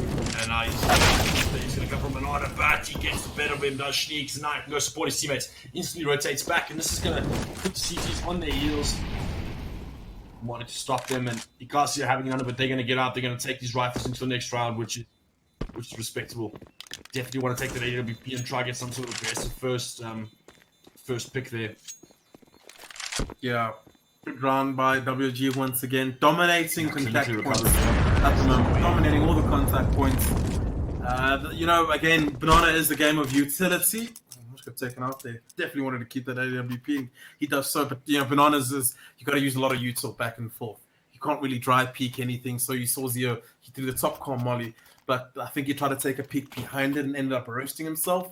Because in a situation like that, you throw the close molly and the CTs throw kind of a deeper molly, so you're stuck between 2 Molotovs. that led to his death, but at least the CT can mount up a small buy, kind of a buy. I mean, they did exhaust the entire economic bank there. A shotgun. Gemini needs to play close wall with the shotgun. I think that is the go-to for him, and just play off his teammate Bollocks. Oh, bait and switch could work out there. Zox sneaks. They're going to be working out apps. Clearing out mid-control there. Bollocks taking down a half HP. Bold move by Gemini. He can carry on doing this for quite a while now. He's already done 50 HP damage onto Spaz. DMS taking down Sneaks and apps over there. Zox is trying to recover the situation. Takes mid-control at the very least for losing a man. So, yeah, glimmer of hope there at the very least. And a lot of time on the clock left, so they can settle down just a little before they make a final decision on to which side they want to finish up on. Loving what I'm seeing from WRG as well. They play this heavy 4-1 type thing with the bombs kind of not having a decision at the beginning of the round. They go collect it most of the time or leave it back. They always have this lurker in position that's able to make the calls, whether or not he knows that the CTs have this information. He's been holding this middle the whole time. He knows that the CTs have very little info. We're not seeing much aggression coming out of Inkosi Esports except for that previous round in Banana where they had some success, but nothing more than that. Now the breach is coming in, wrapped into is the call. They get pushed back and suddenly the odds are favored. Oh, but this is a wrap tools. This is the pistol wrap. Are they going for it again? They must have seen this movie before, but it doesn't go the same way. Zoc manages to get the trade. Now Turts breaches the sights. Starts to put pressure on Gemini. Can he get the headshot? No, he doesn't. Zoc clears it up. A little bit of misfire there from Jimenez. Unable to catch anybody off as they cross. Beautiful little shot there. They won. The CT's one time. DMS is a god. Pulls it all up. It looked like Gemini wasn't really doing much that round, but I think he did quite a lot. They're just surviving first orange just enough to allow his teammate to wrap around and take out the bomber. In fact, so well played by him. And they managed to actually keep 2 players alive there. They win that round, and WRG gonna feel like that one was taken from them. But Gus will take it 3-6 now in favor of the Rabbits. I mean, they just need to build and compound in that previous round just to sustain their own economy. As you can see, the Gemini being light in certain bits and pieces. So they can just take this round, they stabilize the economy, and they can just move forward from there without real pressure. But Banana control has been established. Gemini moving deep down. Banana. Arkham taking up there through the right of the middle smoke there. A lot of smoke bangs have happened thus far in this game. Oh, EXC can wait for that pop flash from his teammate, and Pitney's going to swing wide. I think that is the play. Pop, swing. Oh, hesitates a little. Good escapability there done by Zoc. But he shouldn't re-peek now. This is hard. Just smoke it off and take another fight elsewhere. They know exactly where he is. The AWP is posting it, and he does just that. They're going to leave a lurker top middle, as one usually does, and fight Gemini and Banana. There's no support, so if they clean him out, he runs back against another plays behind them. What's going on? Zoc finally stops the bleed there, but traded out by Bollocks. And then Turtle. That was crazy, dude. That was crazy, ready too. That was nuts, yeah. Turtle just needs to get the bomb down here and just puts a lot more pressure on the CT side. Find his one-on-one engagements, and he needs to start with the first. If he pushes the smoke and kills Arkham, he's going to sit in the smoke. This is okay. This is okay because you get the advantage if you're in the smoke. Like you see right now, Turts is going to push towards Arkin, and too easy for him. Here's the barrel. Here's the one-shot kill. The pow, bang, bang, AVP. And that's the 4th round on the board, and that's the sustainability of the economy. It's all good. It's all good goals. The last round was stolen from WRG. The this round was Inkosi's to take, and they did take it indeed. Arkin with that final warp shot there to put the nail in the coffin, so to speak, right there by the coffin. But starting to build some economy now on the CTs, and I'm sure the T's are starting to run a bit low as well. How has no one made a coffin meme yet of that coffin in Banana? Yeah. We've seen the Dozier meme, the one in Crit, and we've seen a lot of others, non-endemic ones to the game. Talk live, hook us up, man. Surely hook us up, surely. Still a full buy from WRG. They got the bomb down, so the money is looking pretty decent at the moment. And the fight for Banana control does continue.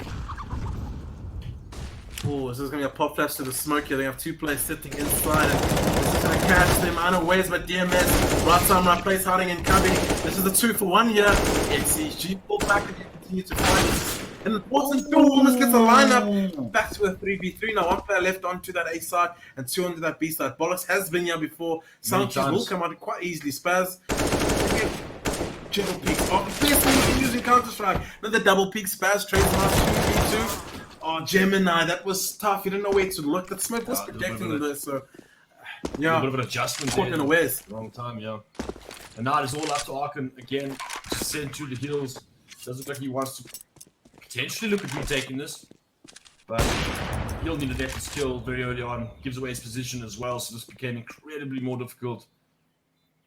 I almost feel he should definitely be saving this because that flashbang was brilliant and so was that Beautiful headshot. stuff from WG there, first and Spaz. Brilliant stuff. Spaz there with the knowledge. Like I was gonna say, Bollocks played every single time they've wrapped, he's caught them off in that position. So it would be shocking if WG didn't check it. You can just see Spaz came around the corner, you know, juggled that peak and jiggled that peak. Made it work. Yeah, indeed, with a beautiful flash. Score is 4-7.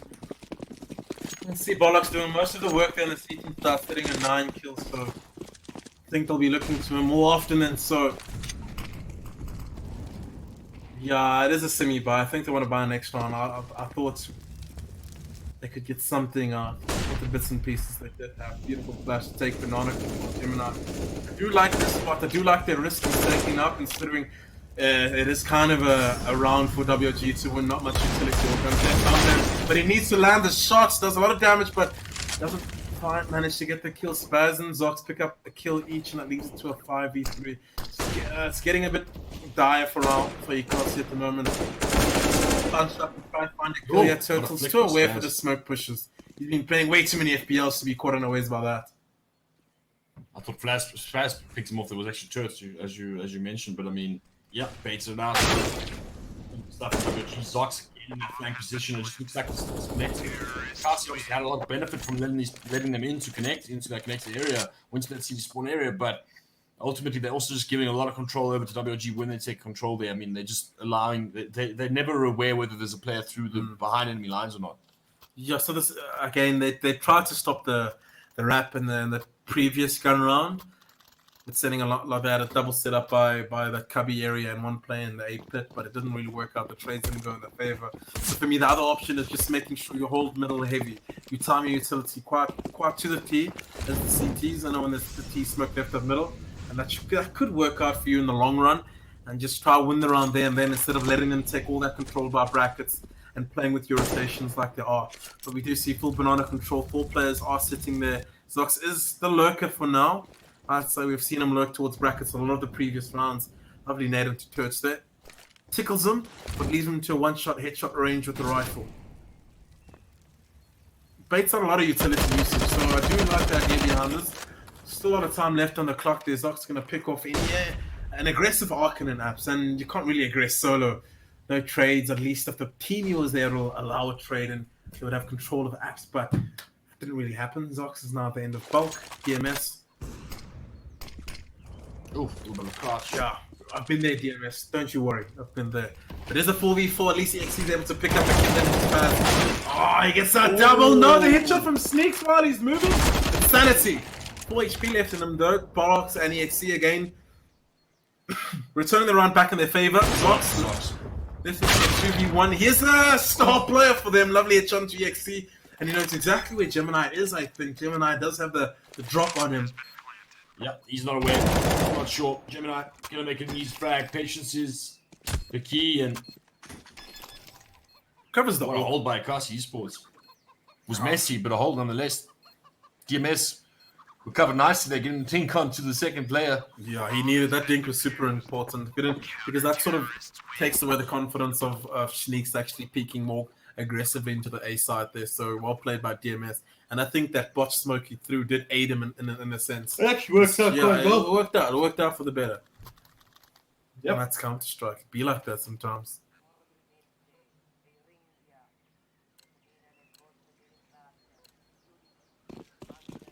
Sometimes I just enjoy listening to the silence in T-Spawn because when you listen to that radio, you pick up some, I don't know, I can't translate Spanish. Not too sure what it is. But EXE getting flashed off mid-angle. Wasn't able to land the shot. And they're going to Again, they keep forfeiting banana control at Inkosi. Oh my god. Turtles barrels into that B side. Does he get himself a double indeed? Ah, he's just bullying them in that side.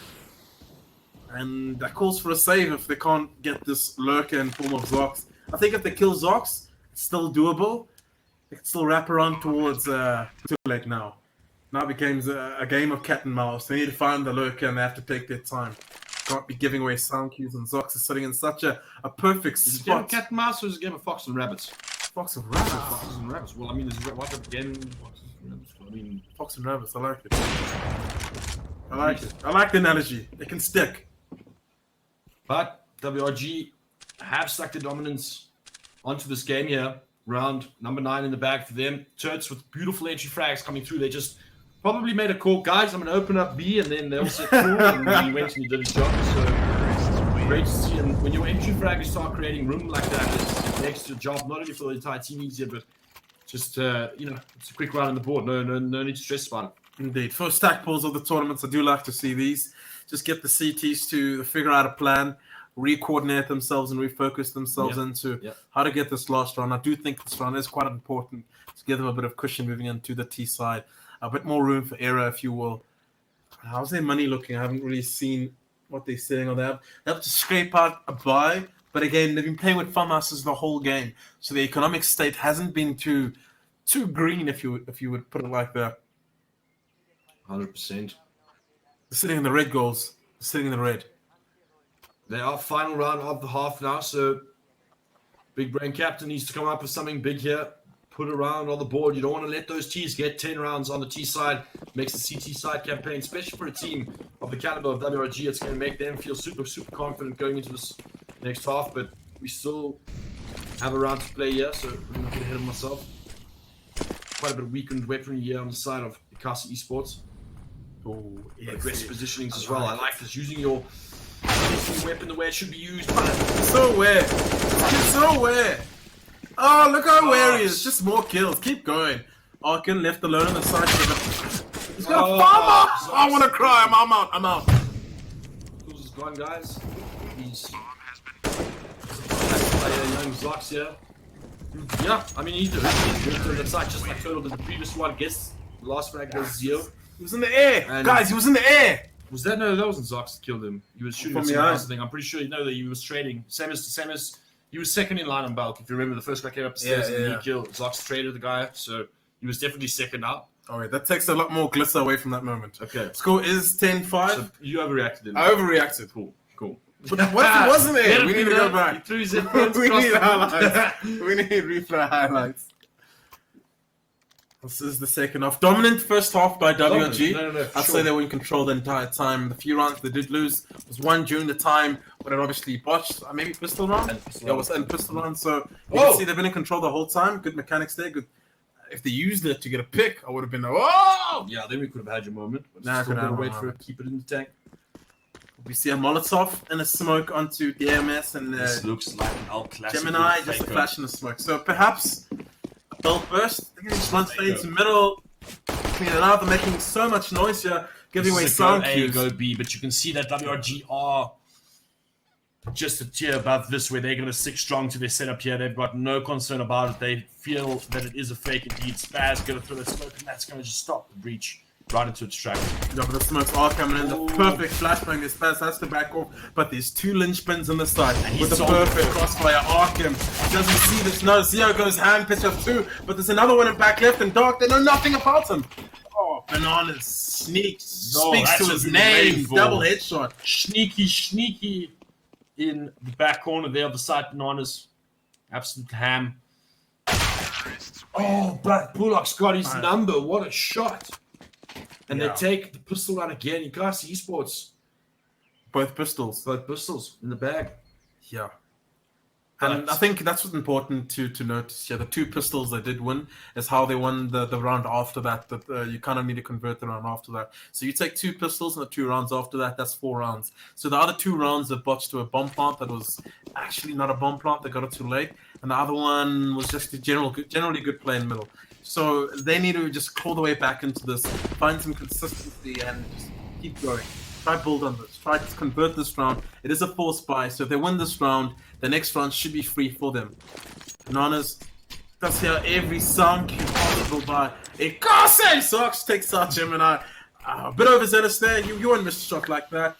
And EXE gets smoked off. Can't really find himself a balanced kill there just to even it out. 4v4 doesn't really work out there. Sneaks alone in middle with the scout. A lot of work to do here. Yeah, I was about to say that as well. DMS getting tickled there with the shotgun. And he's out. He was nothing more of that, but mid control has been established. Sneaks. He gets Bad Brad coming at you. Bad Brad. Pushes through the smoke there like an animal and he gets the frag. It's a crazy play. It's a crazy play. It's unjustified. But it is a 4v3 at the moment. And Turtles needs to win the score. 3v3. Sox finds himself another kill, gets traded out 2v2. The side isn't really open just yet. There's a shotgun in play in the form of Zio. Gets taken out by Bollocks. Rifle always wins those kinds of fights. And what I lean towards where Bananas going through that smoke to get that kill, unjustified. But Spaz picks off a lazy EXE getting into ditch and it leaves Bollocks. The bomb plant as well. Spaz. Oh, he's going to play him like a fiddle right now. He's going to go all the way, reposition to a different contact point. Bollocks needs to just get information. He plants to the left of the box, but this should be easy for Spaz. Beautiful timing. Beautiful timing from Spaz. Well played. Experience coming through. Quite a young player, but experience coming through still. They managed to clinch that round. Yeah, they're going to upgrade as well, get the AK and the perp. Some shopping, some walking around money. money. There we go. Walking around money for some shopping. Get a smoke, flash, fill up that handbag. Make your way towards freeze time, young lad. 11 rounds on the board. And that was the round for me for Inkosi to win. That was the round for me for them to win if they wanted to stay in this. Because right now, at least they got the bomb down. If they can win this round to force them back into an eco, White Rabbit Gaming, it could be okay. It could be a good game waiting in our hands. But so far, WG have been in control. So, I don't know. Goals. Let's see. Bison on Zio. That gun does like 10 damage a shot. Yeah. Zio's been doing work for many years, so barreling all those 20 damage bullets. Oh, they're bursting bulk. Is the people at home are where gets destroyed. Talking about too many. There for him and he gets overwhelmed. The breach. Whoa. Destroyed. Talk about reverse the situation. Yeah. That was a good breach, too. That was a good breach. I think Jacques wasn't really prepared, but was prepared. Prepared that there were sound cues, but wasn't prepared as to how many. And that's what I mean. Flying jump out of bulk. For those that don't know, you just jump out there, pull all the fire, pull out the positions of your opponents, and just let the teammates flashes. Oh no! You never win those. Yeah, that's tough. 5v2, you never win those. Especially in the A side. Yeah, the A bomb side is one of the hardest. The most convincing round I've seen from Inkosi Esports. It was very convincing. Indeed. I mean, the guy just ran out of bulk. He just jumped right over, pulled Zox's crosshair. So you could understand why it went wrong for WRG, but I don't think they'll let that happen again. It's a good way to break the CT economy, put them down into pistols like they are right now. But again, they have forced right back, but have no utility to support those deagles they have. So they're relying on their aim, they're relying on their shots. Zox is going to peek bulk, but he's going to get spotted down to 64 HP, and he's not going to re-peek. Probably going to reposition. Spaz already getting put down to 57, so not a good start so far for WRG. You can't see they do have the weaponry advantage, utility advantage. Yeah, taking it slow though. I like it. They are aware that the opponents are saving, so the shots. He does go for the strange repeak after that, but Gemini gets the better of him. Yeah, those walls and apps are paper thin, so you can understand why he couldn't really get away from that corner. I felt like he needed to commit to that kill. A second shot, if anything, yeah. Agreed. Good but flash. Aggressive, I'd rather take here. Flash does come in, and beautiful confidence step coming out of DMS, clearing it, and all that is left is Spaz with the shotgun. This is what we love to see. Oh, he gets a double, yeah. Oh, no, they're not coming. Give it to us. Is it an auto? Mexican stand for? Yes. Oh, that's what we like to see. And this is still play on the A side, so he's going to smoke down and rotate, and it's all down to Schnicks. I think he should play the elements of surprise here. Don't take a shot until they're really in the side, like he's doing right now. The flash did help him do that, well though. Well played. He needed to get the first one unlucky there, but good trigger discipline, but unfortunately gets overwhelmed there in the pit area. Allows Inkosi Esports to get that bomb down. All that is left is Spaz. He has picked up a Ganny for his efforts, but at this point, yeah, a lot of work in front of him, Tools. I feel like he should definitely be saving this guy. And he's got a deagle, some armor. It's a 1v3. Maybe try to find an AK or a straggler, or just wait for team mistakes. But they're not exposing themselves, they're not overextending. So he's just gonna wait. Sound cues will come out that they're leaving the side, and he's gonna capitalize on that exact moment. Sound cues, capitalization, and he's out of dodge. Here we go. Is it worth? Is that worth? Food for thought. Some food for thought. We will know in rounds to come, Tools. In rounds to come. Right now, there's not much happening in the bags of WRG and Inkosi Esports starting to close the gap here. Three rounds apart. They down to an eco WRG. So technically going to be 9-3. Come to that point. But there's one nade. They're going to barrel down the middle and try to finish the round nice and early. Get it over and done with just one frag in their name. And this should be stock standard take from Inkosi. That's 9 rounds on the board, as mentioned earlier. And just looking at the kill feed, XC's sitting on 20 kills at the moment, so he's doing a lot of work. Bollocks was carrying the first half, so he's passed over the batsman. He's passed over the batsman. But on the CT slide, just give me a second and I'll give you the scores over there.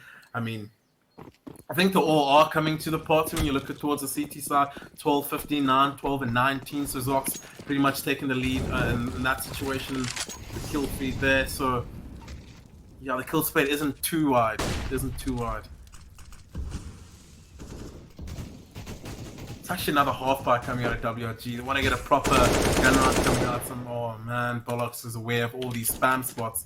Taking out turrets over there. Good spam. But the rest, again, with no util, it's got to be hard. At least the trade comes back from Sneaks. Good work from him. Pop flash coming in, right time, right place. Spaz peeks, gets our kill on Gemini. No response so far, no response. The team is posting a DMS. Just wants to make sure they don't get that AK, but a 2v1, yeah, he's going to opt to let go of that battle and fight elsewhere. 3v3, AK recovered, and a smoke. He doesn't get the AK. Maybe he's going to smoke and get the AK afterwards. Trade once again happening in the middle. This is between Zox and EXE. Back to a 2v2. And there's smoke. They're going to wait it out. Spaz taking the risk. Oh, he doesn't get it. Zero. Now, Jiggy is up. He can be fast on the rotate towards B, but he'll never get there in time. He's making a swift, decisive decision. Still not aware of the final CD's position, so that might delay the take just a little bit. Bomb is not down just yet, but starts to go down now. Zero is walled by the smoke here. And will he take a page out of Spaz's book? No, he doesn't. He waits for the smoke. I mean, this isn't impossible. Oh, the smoke just makes... but it's too deep. It is too deep. He didn't spot the play then. Dark, play family. It's a perfect crossfire. So he needs to get 2 instant headshots here for any chance for him to win this round. He sees one player, he spots the first, and yeah, again, crossfire is perfect. Inkosi played that quite well. Clinical score is stuff 10-11. Yeah. Things are getting quite dire. WRG are sweating. They're definitely sweating. These weak arms ahead, my friend. Yeah. Again, they got a gun round now, so this is the meaty part of the game, the juicy part.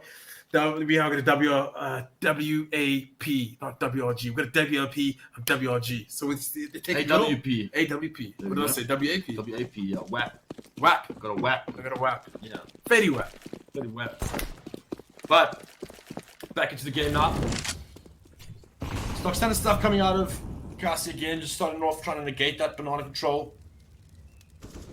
Spread presence across the map. CT's also not doing anything out of the usual, keeping it like a 2 split here between the B and A bomb side.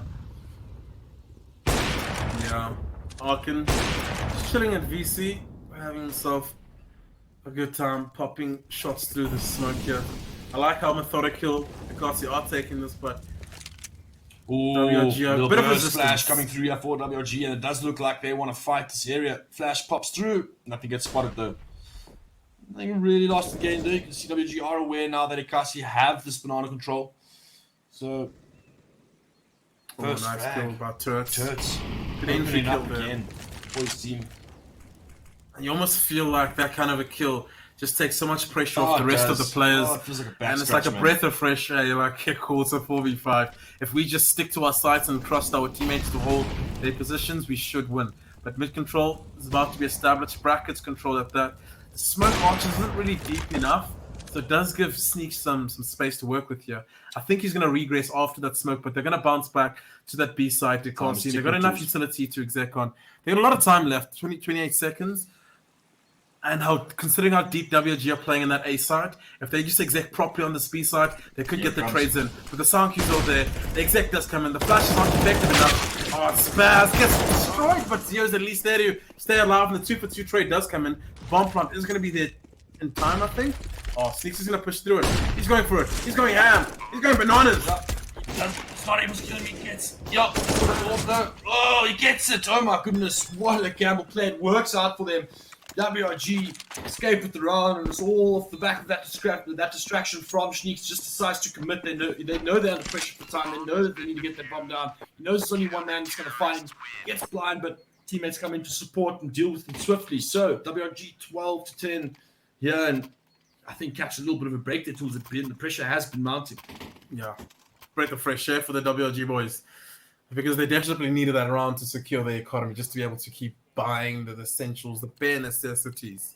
You know what I mean? When you go into the shops, you need to buy the bare necessities. If you can't buy those, you just stay at home. Everyone's on the ball. Where's that AWP going? Zero does have a nice spawn, so perhaps a pop flash into Banana to just get it quite early. There's some resistance there. They're going to push right through it. They did the fall-in boost, but they're going to go around through the molly and Bollocks. He gets the first kill. Zio is able to tread it up at the very least. Hit back. The molly does give him space to work with. Whoa. He misses the flick. Oh, no! Disasters. All round. 4v3. My seat, dude. Oh, 3v4 now. WRG are a man down, but just remember that the last player in the form of EXE is still rotating from Banana. So if WRG has to strike now, they have even battles, but the rotations are in and out. It is all down to the post plants. Yeah, they have the utility for the post plant. There are plenty flashes to spare, but there's still 2 mollies in the terrace, so they definitely shouldn't be losing a post plant considering. I just hear the pot is getting emptied. Bullets being fired. Got to take first blood, second blood as well. It's all up to Schneeks now. In the middle of the bomb site, just so much utility raining from the B side. He gets the first. He's pushed back. He doesn't have time, Tools. He doesn't have time, but he's done what he can. He needs to get out of the AWP, save it for the next round. Yeah, exactly. 11-10 here for Inkosi Esports. They are clawing their way back into it. This is what you love to see, Week 2. Exactly. The scores are quite tight. 1 round separating 2 teams. Economic situation. What is the economic situation? We have a scoreboard there. Please Can we get a scoreboard there just to have a look at the economic situation? Lovely. Yeah, look at that. They can buy. I mean, Toes can drop some pistols. I prefer they actually buy next round. They just drop some pistols. They're not sitting on a big bank either. Hey, yeah, if they lose this round, it's a lot of pressure. All round. Yeah, I think they get the bomb down, but yeah, they gotta get the bomb down. And WRG looks like they're just going for that half bar. You know, they'll be doing that. They're gonna buy the next round, and at least gives them an opportunity to win this round, a chance to win this round, considering they picked up some utility and some pistols on them. A scouts on Zox. Interesting. So I think let Banana solo, or Sneak solo Banana. The rest of them are going to stack towards that A side, hoping the trap that they lay out would work, come out, net them some free kills, some free guns. I'm a fan of this aggro middle setup that they got going here. Agreed. Close quarter combat. DMS gets still down, that leaves him to 79 HP. Slow methodical player by Inkosi. They're just assessing the situation, and rightly so. They felt too much pressure in middle, a lot of resistance in middle, so they're going to rather just fake it out, back up, go towards that B side, just the AWPer there, so he kind of needs to hit his shots. Oh, the zoom! No, the the smoke, push is though. coming in. They know that the bomb side is weak. They smell blood in the water, but managed to get a frag again. The smoke has got a bit of a gap in it. It's been like this the whole time on the CR. Haven't been punished yet, but they're getting punished now. 4v5 though on the street. WRG have the opportunity to seal this up under Inkosi esports, but Schneeks misses that shot. Gets the spam through though. Recovers nicely, causing a lot of ruckus here. While his teammates bring in the rotation, but Bullock gets the better of that banana rotation spaz, and now that closes off one angle. But Schneeks comes back in, beautiful warping. He knows the player is in banana, he's gonna go look for it. He's like, he's trying to give shots, now Fox comes to play.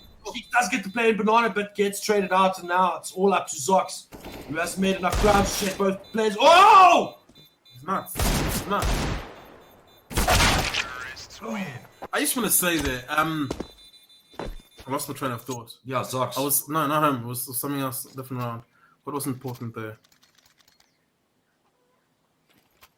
Yeah, EXC. He's sitting on 25 kills. It was EXC. He did the Lord's work there and Dark, just getting those 3 kills that was super waiting important. for the right moment to strike. Exactly. Yeah. So he did the Lord's work there. 25 kills sitting there. Some would say that he's he has doing so much. .exe Oh, leveled. But so strong has Andy. So strong has the power. So strong is hosting these servers. Shut up. Shut up to that man cheats. Oh, first early pick here for Inkosi. Now, look at the gas on this 2-up. Never mind. I like the pace and I like how they slowed it down immediately. Cancel. As the smoke landed, but Banana taking a lot of pressure there, so they needed to get out of there and just retake it late round. There's a smoke on the roof. I'm not too sure what that's for.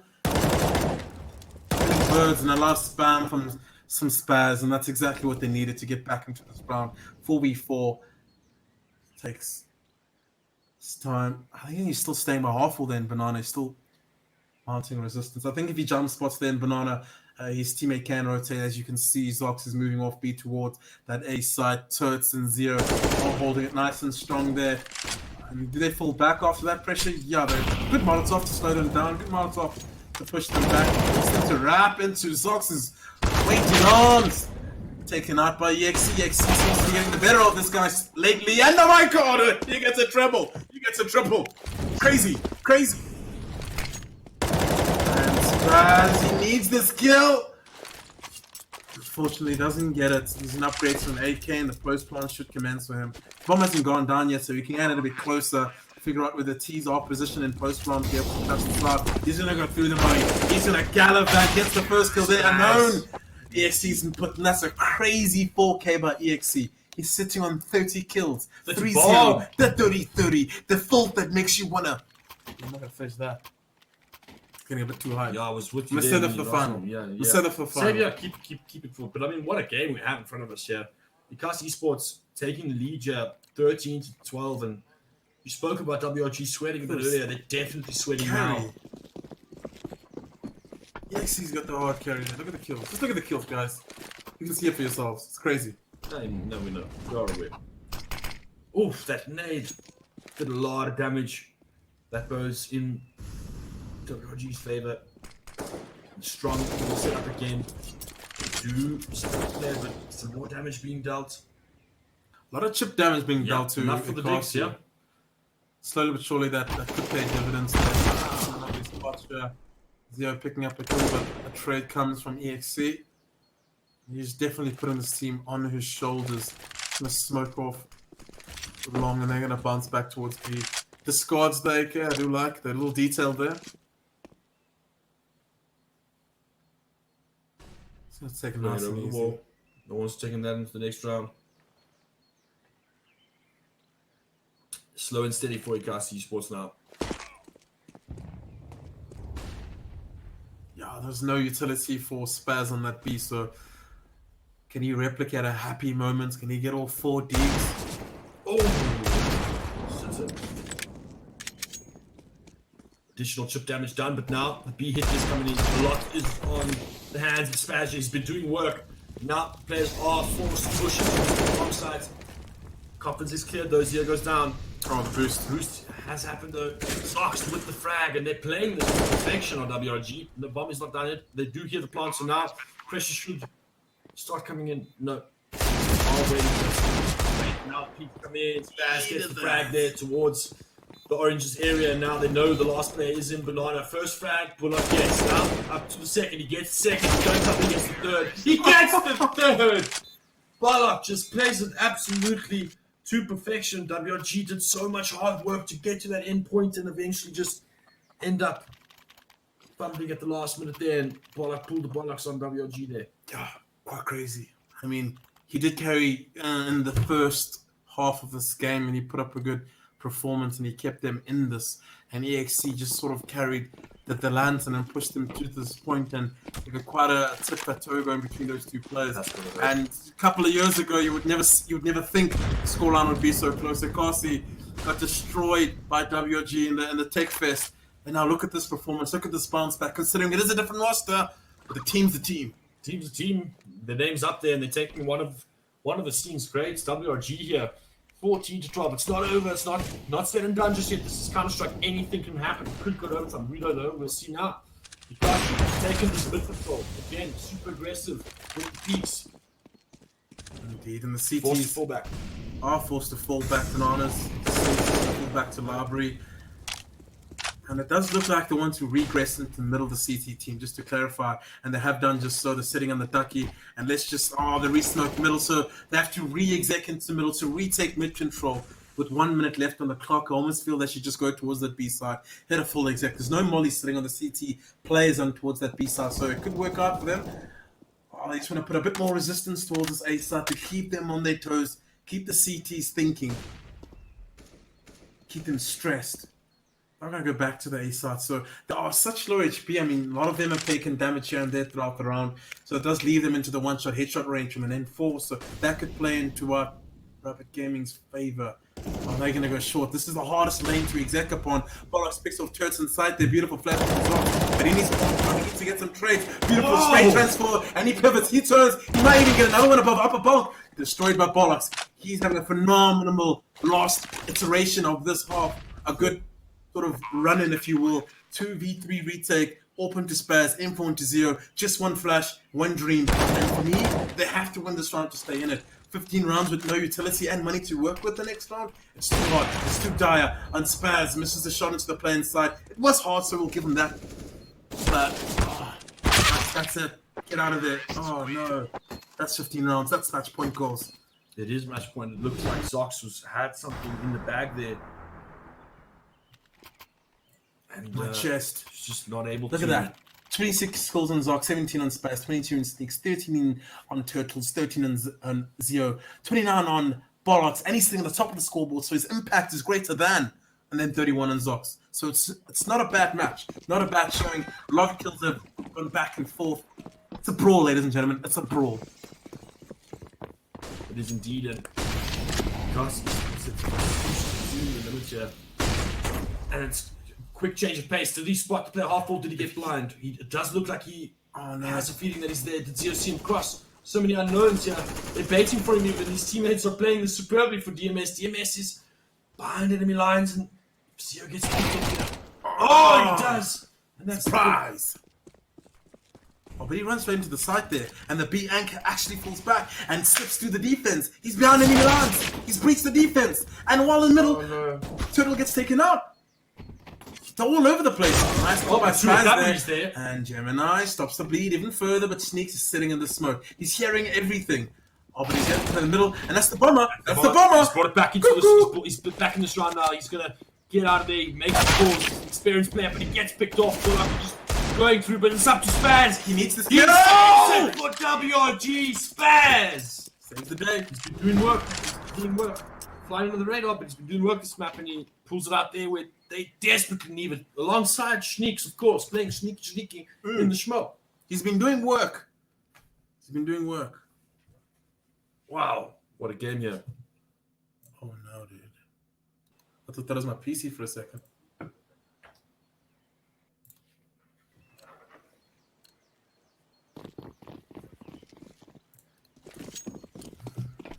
Back. 13 is the scoreline. And guys, WRG they pulled the rabbit out the hat. Yeah, nice. I like that. You're sitting in hot water store. Rabbit or no rabbit, they're sitting in hot water. They are. No mistakes here, Tools. No mistakes left. And a lot of people like the roast rabbit. Inkosi sharpening their spears for this last round, but the last 2 rounds potentially. I like how slow both teams are taking it. They know exactly what's at stake, so you can see nobody wants to make the first move. Nobody wants to make the first mistake if need be. No one wants to be the guy like, hey, oh, it's your fault, dude. You should have just flashed, man. Good shit, would. But mid control, no one's really at home in middle, and it's free mid control. They have given sound cues away, so the CTs are aware of it. Good molly on about to push a player off there, if anything. Sneaks is holding this angle, but it's a very tough angle to be in, considering you're holding with the Famas versus potentially a Krieg.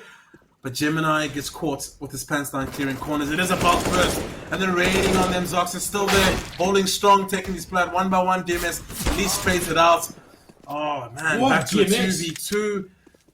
I mean, it just the players weren't aware of certain angles, so that's pretty much how it actually happened. Zero's he needs to get close with the shotgun, so I do like the idea behind this. Oh, but the AK in the hands of the danger man here in DMS. And he just needs to flash. It's perfect, and they are answering down, and that range has been closed down. Zero takes his head off. It's all up to Arkin. Unable to do it. Spaz again, coming through, saving the day, pulling it to 14 here. It's not much, but it's honest work, Spaz. I like it. 21 kills setting on him, and he's been saving the day now and then. Keeping them in this. This is the last round. Is it OT? It's definitely OT. Let's go. I'm keen for an OT. I'm pretty keen. Well, pressures. I want to see the filthy 40, to be honest. It's definitely going to get there. And right now, Zox is playing out of his socks as well. Socks. You know it. With them locks. Sitting with them crocs. Behind the box. Cleaning up with the mops. Okay, guys, let's get serious shit. This is the last round. The cards for us in normal regulation time. Banana control established quite early by Inkosi. They don't want to really contest it. WRG. They don't have utility to actually contest it properly. Yep, very little. They're doing well. Spaz does, but I think his teammate doesn't. Then they've been struggling with it. If you have to be honest with yourselves throughout the CT campaign.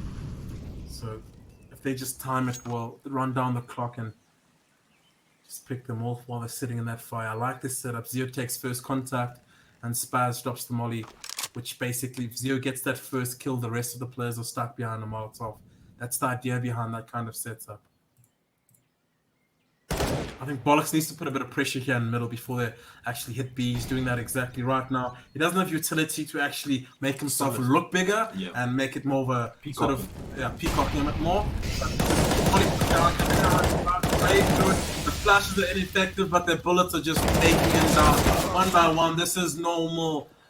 The CT team to picking off these easy kills because the T is better in the situations. And the lurker comes through. Yeah, DMS is doing the right thing. Pull a bit further back. Let your teammate come in and support you and play that 2v2. DMS is about to get surprised. There's a player sitting on his right and there's a player sitting on his left. But the first goes down. It's all up to Bullock to bring it home for Inkosi. Zero, the captain, to save WRG, take them to overtime. No, where's these? I was about to say. There was some spam in the chat, but it goes to overtime. 15-15. They recover. Close score there for WRG, but they get the job done and bring it back. I have a feeling now we're going to see a different face of them. They were under a little bit of pressure, but I feel like they're going to come back now and just get but Inkosi again have just shown so much grit and grit. I mean, between EXE and Bullock, it's these are two players you have to keep on watching out for. I mean, you can just see from this performance here, they are between them 60 frags. It's great stuff. Zox also performing out of his socks for WRG there as well. So you look at the kill distribution between these two teams. So WRG looks more even, even towards them than Inkosi. Which is always what I prefer. I do prefer that. But you get a team like Navi where it's the same case with Electronic and Simple. They win games, but they don't win titles goals. So let's just see. And there's your Simple. Consistency wins for WRG. Most of the players are showing up now and then when they needed them most. So I like to see that coming through. We're just waiting on a player or two. Some tech difficulties. But this has been quite the game, goals. Been quite the game. Yeah. a lot closer than expected, but this is Inferno. We said the teams are going to be well versed on this map, and we do see both teams here fighting tooth and nail to get to this point. We are in overtime. Yeah, it just looks like for the most part of this game, the team that makes the less mistakes, who curbs that a little, should take the W here. It seems the firepower is kind of even if I had to look at that, so can't really put that into the equation. But Bollocks, man, 33 kills, XTN 32 kills, DMS 16, Arkham 12, Gemini 11. I mean, it's not bad. WRG, as you can see there, 30, 23, 24, 13, and 17. Maybe a rush from Inkosi. If you just rush Banana and just overwhelm them, see that'll do. Because they're sitting so far back, so I mean, it could work, but if they have the util set up like they did before, the Molly rifle combo, yeah, it could be dicey. But I think I need the IGL should know what they do. I need the IGL know their players in general. Looks like the player is back. He's back. Nothing he can do. We ready. He's ready, guys. They're ready.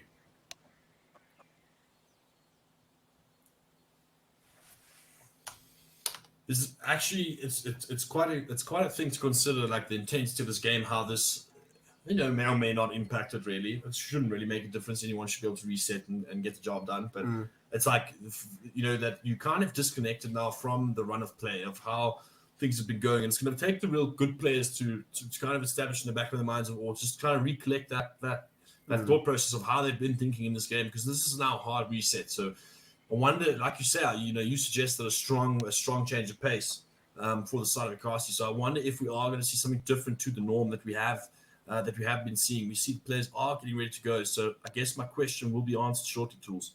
Yeah, so a lot of the times I see you take attack pause, right, or take pause, or just general pause and play, and then you already stop momentum there. You kind of cut the focus. The players obviously need to refocus, get back into it, get the comms going again. But when you throw a spanner like a B rush or an A rush straight after a pause, it's kind of unexpected. Because or turtle run in and frag, you both rush. Exactly, things like that, and it's kind of unexpected because you take attack pause. You kind of think the other team is having this elaborate plan for elaborate strategy that'll wind the clock down to 6 seconds or 10 seconds on the clock. Meanwhile, they're just going to rush you down when they're on the next 20 seconds. So let's just see if that actually plays out. 15-15 is the scoreline. Crazy run-in from Spaz towards the end there, saving them.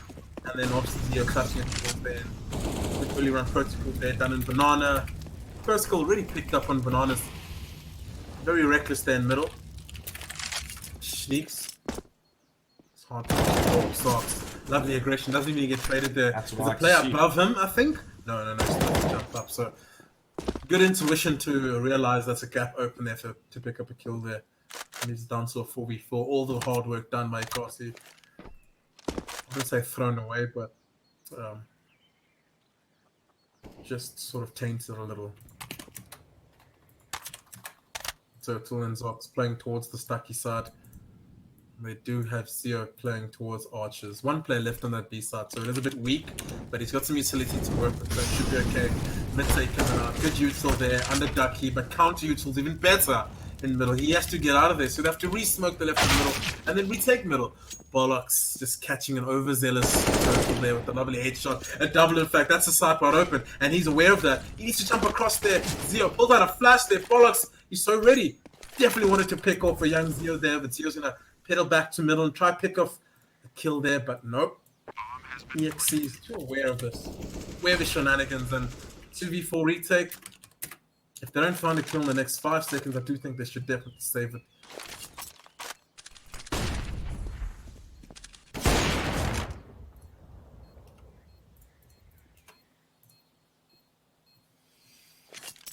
Yeah, Spaz solid. Understands the situation, the severity of it. He's pretty much waiting for Zia to pick off a kill before he actually made a decision on active move. But the save will be called. And that's the 16th round. Yep, for WRG. Bollocks. Lovely openers there. Mid-round, and you could say he's doing the Lord's work indeed. Doing the most. Doing what the people want to see over at his camp. Yeah, for sure. He's getting close to that 40 bomb. For sure. He's doing the Lord's work, tools. I definitely want to see the Filthy 40. That's something I haven't seen in a while, to be honest. I've been playing a lot of Pugs here and there, watching a lot of CS, and I don't regularly get to see the Filthy 40. It means something for me. It means you did the most work. Honest work. Yeah, it does indeed. Especially in these lengthy games. This is where the time is to shine, time to make a name.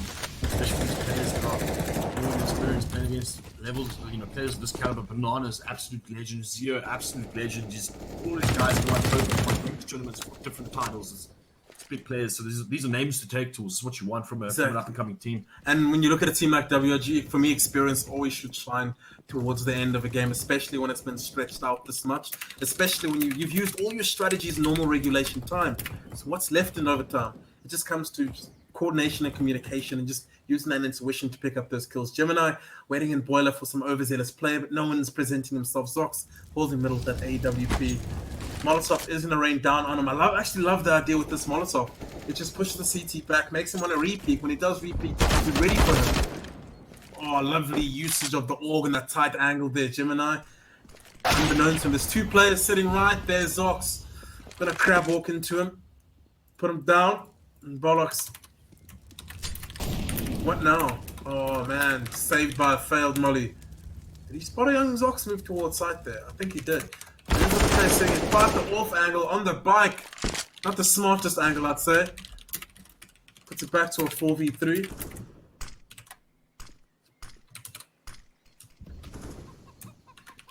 And 3v3, one player sitting on that B side, so he's irrelevant at this point in time. If the trades don't go in their way, they've definitely lost this round.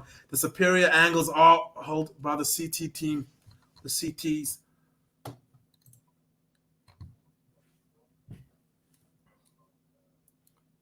Give us a second, boys. We'll be back now. Sorry, Observer just dropped. So you just have to close your eyes and picture how that round's going to pan out. Imagine it. Just close your eyes. That way when reality hits your eyes. Terrorists win. Exactly what I thought. I saw force one in my head. Envisioned correctly is what you're saying. Yep. Okay. Pretty much.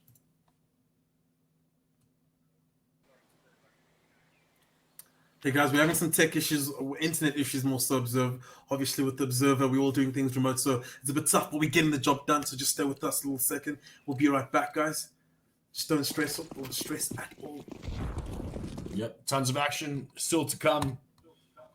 But, yeah, I mean, what a game. I mean, fight tooth and nail here. So why do I know? Oh, we are back, it seems. Oh, banana rush. That's what I did ask for, and they're going to just get some trades. The trades are going back and forth. I'm not too sure. Again, you have to close your eyes and just picture this. Picturing it playing out. Trading out frags from only two players in banana, and there were 5 guys rushing. I think they're going to get overwhelmed. I think the bomber is going to go down, and I think it's going to be a post plant. But WG are going to win the post plant. That's just how I see it. Yeah, well, shows you how much you know. Yeah, well, the retake isn't over yet. The retake isn't over yet.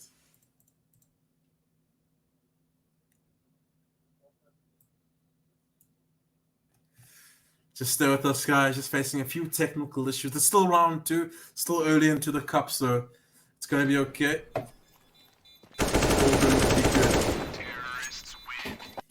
And that is 17-16 to Inkosi. They do take the lead in the first half of overtime. And yeah, it's not really good. This is CT-sided map, so the WRG definitely would have wanted 1 or 2 to go in their favor. And they're going to move over to the terrorist side, and I think that's where they had most of their success.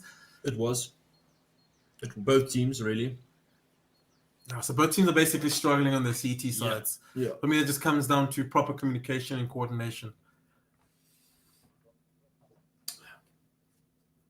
I mean, again, it's like with overtime, for those that don't know how overtime works, you start obviously, you draw at 15-15. Yeah. The magic number that you want to get is obviously 4 rounds over that. Magic 19 does look like we back for a second, but not. But yeah, I mean, you got to get to 19. So if you get to 18 and the opponent gets to 18, you reset, you do it again. You can pretty much buy weapons all 3 of the rounds. So it's Ooh, I think we're back in there. Let's get back. I like overtime because like you kind of make no excuse. You have no excuses in overtime. You can't say. That's the thing though. Are you able to just reset and you know, come back and get the job done? Whether it was your momentum shift, whether you lost the momentum. I mean, it looked like smooth sailing for WG for a while, but then all of a sudden you guys just clawed their way back, and it just looked like more and more mistakes kept on creeping through. They kept on forcing more errors out of WG rather than making big plays, I think. Yeah.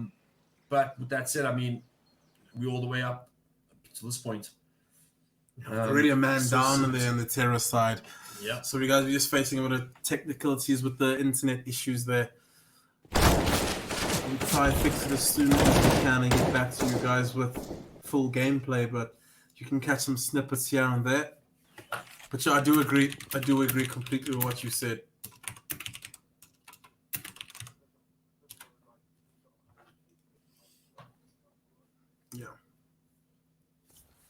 Yeah, guys, we do have an ISP issue, so we are trying our best to fix these issues. So just please bear with us.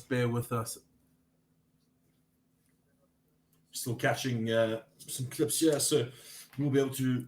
Yeah. So like when I'm watching series and it does this, and I'm sitting in bed, right? I can't really get up and. You know. So you kind of gotta watch it that, and you gotta bear with it. Are you saying you used to watching stuff like that? Fair enough. I'm used to it. That's great. I'm saying I've been there.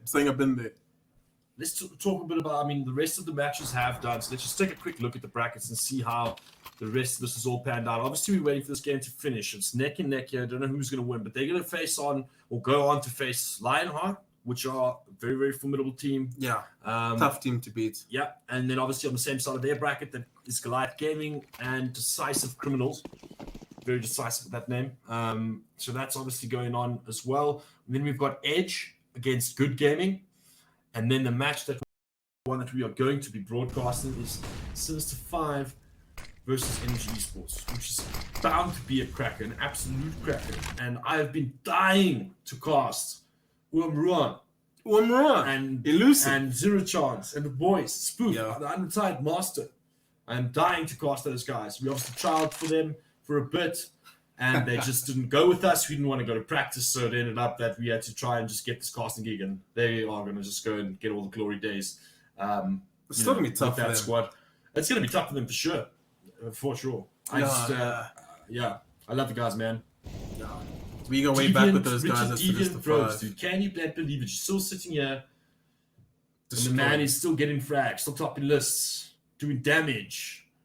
Yeah. If you have to take a break. Oh man. Okay, guys.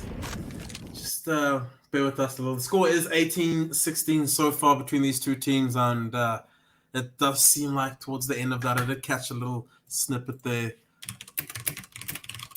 One more round left. GG, guys. Inkosi, take the W, take the win in overtime. It was tough. It was a grueling battle between the two. Back and forth.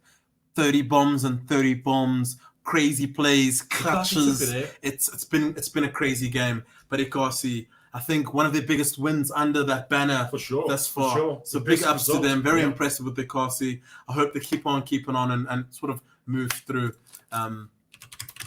But commiserations to WRG. They will be going home. They will be going to bed and watching this game from the stream, hopefully. But yeah, guys, like Goals mentioned, round 3 actually is going to be pretty interesting. Yeah, and the game we will be casting will be Energy Esports versus Sinister 5. It's going to be a cracker. Could be go overtime as well, Goals. Could be the same. Could be action-packed. Cool, guys, and that's pretty much all. Again, congratulations to Inkosi Esports for making it through there to the quarterfinals of this cup. Guys, we're going to cut to a quick break here for 5 minutes, and then we're going to get back into these games. This is week 2 of your Inkosi Cup, and see you just now. Sweet.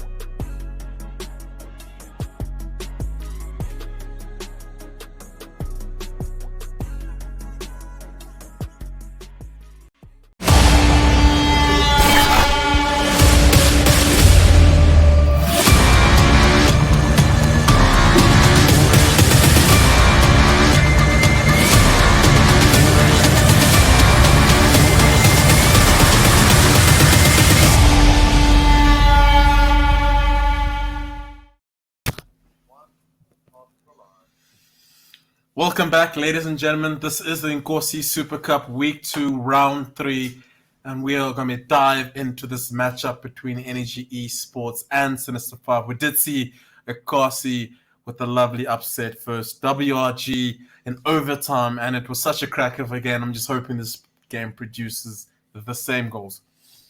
Absolutely. I've been looking forward to this one. We did pick this game specifically. We were keen to see these two teams battle out. Energy Esports versus Sinister 5, two mammoth organizations that have boasted strong teams across the board, across multiple titles. So it's no surprise that we see them here in the later stages of the tournament. Really excited for this match, Tools. Yeah, indeed. And I'm going to dive into the vetoes right now between these two teams. As you can see, Energy Esports did ban Nuke, Sinister 5 banned Mirage. At that turn, Energy Esports took out Overpass, and 5 took out Vertigo, EN took out Dust 2, Sinister 5, again with that last ban, Inferno. And I'm pretty respectful and understanding of that Inferno ban. We don't want to... I would rather pick a map that requires a lot more technical finesse, like Train, as it is the decider. As being a more experienced team, Sinister 5, their players have been playing this map for years. The likes of Zero Chance, the likes of Deviant, the likes of Elusive, the likes of Spoof and Freaky, and you know it's going to be tough. It's going to be tough for Energy Esports. So much newer roster, newer players in there. Panda, Dan's, actually Panda's pretty experienced. I'd say he won a Comic-Con winning. He's got a Comic-Con win under his belt. But a player like Dams, he's fairly new into the scene, especially into a top-tier team, top-tier organization. So he's got a lot to prove for themselves. And in general, the Energy Esports boys have got a lot to prove to uphold that stature of the name Energy Esports. It means something in the scene, right? They've been here for years. They've been holding strong at the top for years, goals, for years. Back BVD, days they were in contention for number one. Back against the DC team, they were in contention for number one. We, for instance, played for Energy Esports back in the day. So, again, that just speaks to that name. But Sinister 5, a new organization. Past 3 years they've been around. They've last year, they're quite decent placings last year, and they're going to look to better that this year. Also, quite a few roster adjustments. Traded some younger guys intervened with some old of the legends. But that being said, guys, we are going to get started with this game soon. Don't go anywhere. Be right back.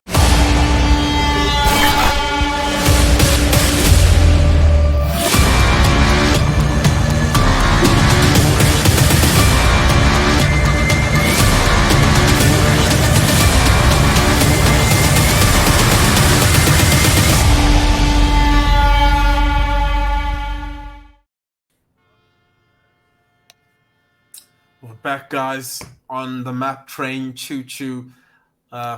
For me, this map relies a lot on the AWP, just from the CT side perspective, more so than the T side. For the Ts, you can pretty much 5-man Krieg everywhere. You need to just get outside as fast as possible, and you need to hold it. And for the CT team, they need to prevent that from happening and prevent the inside rush. Usually we'll see one player anchoring towards the inside from the CT perspective, and the other 4 holding outside with rotations happening throughout the round. From the T side, you'll see a lot of them trying to gain control of the inner upper bomb side towards Ivy and just hold team middle, and then from there progress forward. But Pop Dog is one of the biggest talking points on this map specifically for quite a long time now. As you would see, Pop Dog, it just allows you access to the inner bomb side quicker than normal, and it just allows the T's to create more fakes than usual.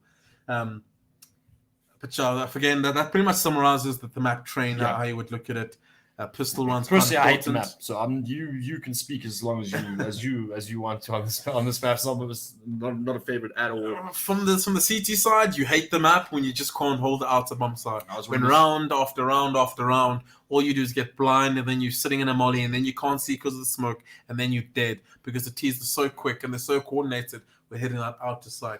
So if you join a team and they're like, so who's watching inside? And you just see this awkward silence. Like no one's really keen at all. Yeah, the thing is with inside, it's so tough because it all comes down to you playing alone in that inner site. You need to get early information. You need to rotate to the proper spot, and after rotating to the proper spot, right, you got to just survive long enough when they do hit the inner site for your team to rotate through to control each lane. So you can kind of allow them to get the bomb side from a CT perspective, but you kind of just can't die. It's either you got to control the laneway Oilers or control the laneway Whiters, or you got to just play far back deep and make sure they can't sort of ascend forward through those lanes. Yeah.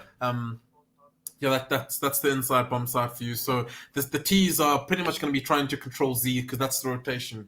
You control the rotation, you control the sites, and the post plant just becomes a lot easier for you guys because it's kind of tough. You plant the bomb, but you have no control of each lane, and the CTs just slowly but surely ascend forward in the retake. But for the outer bomb side, it's one of the harder sides to retake. That's hence why I lean towards saying you kind of leave 4 players towards the outer bomb side. I mean, there's 3 choke points to cover, right?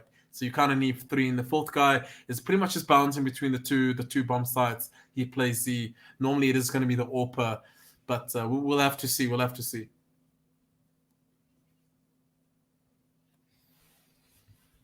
Yeah, guys, we're just fixing a few small things before we kick this match off. So just bear with us a little. Bear with us a little.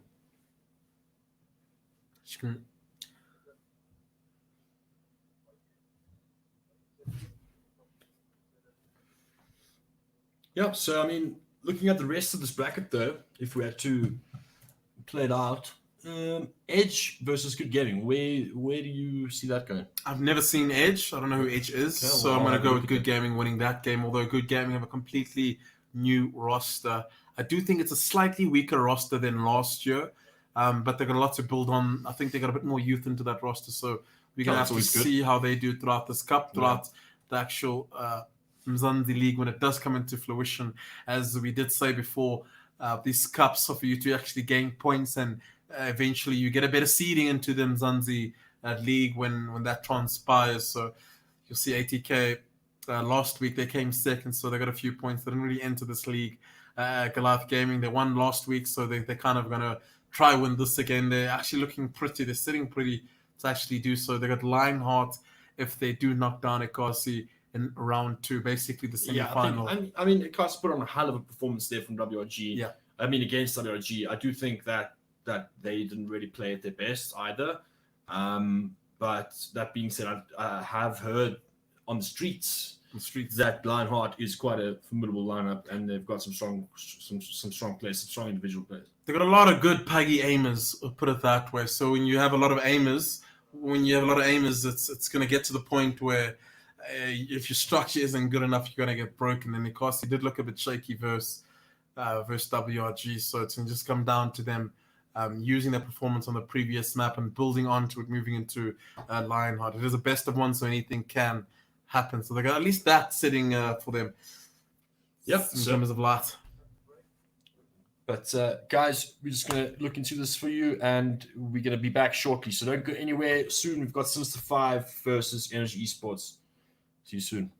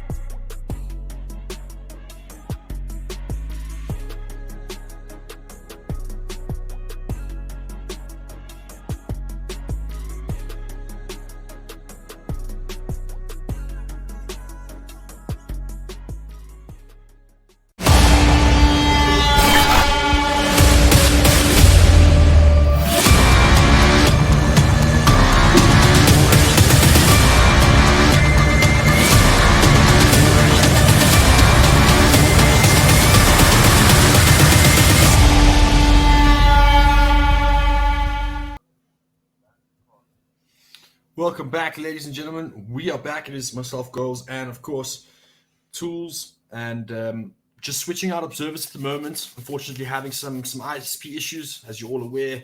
Lockdown is making things pretty tough, and sometimes there's not much you can do about these things. So we are fixing the issue, and we should be jumping into the game momentarily. Still, we'll be covering the same game, Sinister 5 versus Energy Esports, of course, which we are both amped to watch. Tools. Frothing. The game is currently live, so we'll be jumping straight into it as soon as we can. So the scores might not be 0-0, as most of you guys would like to see. Watch the game from the beginning. But sorry about that. Again, we're just going through some technical issues with the observer. We're switching one out, and doing things remote isn't really easy, but we're getting there. The finals moving forward towards the semis, and the final will be a lot better, more smooth. So guys, do bear with us. And again, our most sincere apologies. But that said, we do seem to have our first semi-finalists of this week's cup. Goliath Gaming have already progressed through in the brackets, obviously taking out Decisive Criminals. Must have been pretty decisive if they finished already. But yeah, Energy Esports Season 5, that's a game we're going to be covering. So again, Edge and Good Gaming. Let's see here if we can have a look, if we can find any of these players and check a little bit of score there. These guys. I don't see any GG logos here on my friends list. But jumping, let's just look at all the parts here. Yeah, round 2, Sinister 5 narrowly actually beat ATK female 16-11. So your dolls are they're playing well. And they're going to keep on keeping on if the people aren't watching out. Energy Esports, they obviously beat Vanilla. Yeah, They beat Vanilla 1-0. H took out Sir Ross. And Simeon G fell to Good Gaming. Goliath Gaming beat Omnius. AGT Affinity.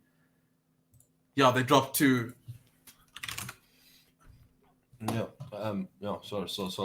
Sorry. They dropped to Decipher Criminals and Lionheart. They 1-0 to Q Team, whatever Gaming. Obviously, we watched that game and cast that game previously. But guys, do hang on just a wee bit. So we've got some score updates here for the other games. It was 16-1 versus Omnis and 16-1 versus Decisive Criminals. So GGR so far looking pretty strong on that side of the bracket. Of course, Lionheart and Akasi, that is definitely going to be a cracker of a match. I think it will. It's 10-11 right now, Tools. Wow. Yeah, 10-11, and it just got 11-11 between Akasi and no, sorry, that's Good Gaming and Edge. So Edge are actually showing up here. Edge, who are Edge? Let's go look on the So Strong website. Teams. Let's have a look. Where's Edge? They probably got a lot of pucksters in it from the FPLs. Let me just have a look. There Edge Esports. I know no one. K. Wolf goes Doe. Wolf goes Doge. 420. Tweaks. And then Asterius. Yeah, fairly unknown players there, so I'm quite impressed that they've given Good Gaming a run for their money, to be honest. But that's what these cups are for. Let the young guns, let the newbies, let everyone who hasn't participated in the current CSGO community competitively get a little taste. Get a little taste, Goals. Yeah, the Good Gaming lineup is actually very revamped. Got Rusty, Wise. Rusty's the only player who's remained from the previous roster, I think.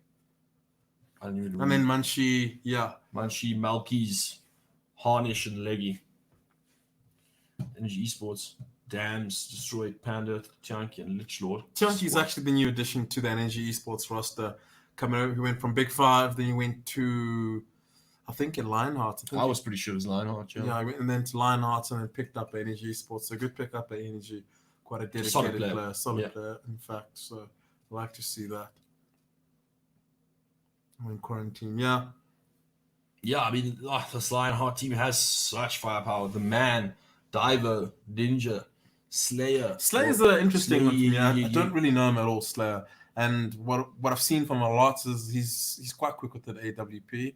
he's got good intuition as to where to be in specific moments. So I like to see that come out of him. And all in all, he's giving the rest of the opers, the top opers in the community, a run for their money.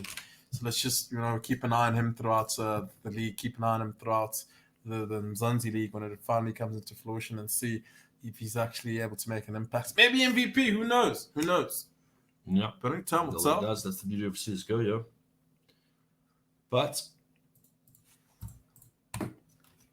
other than that,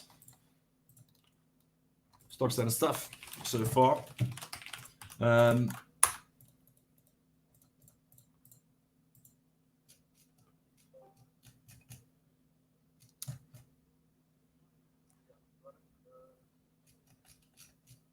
Looks like we are having.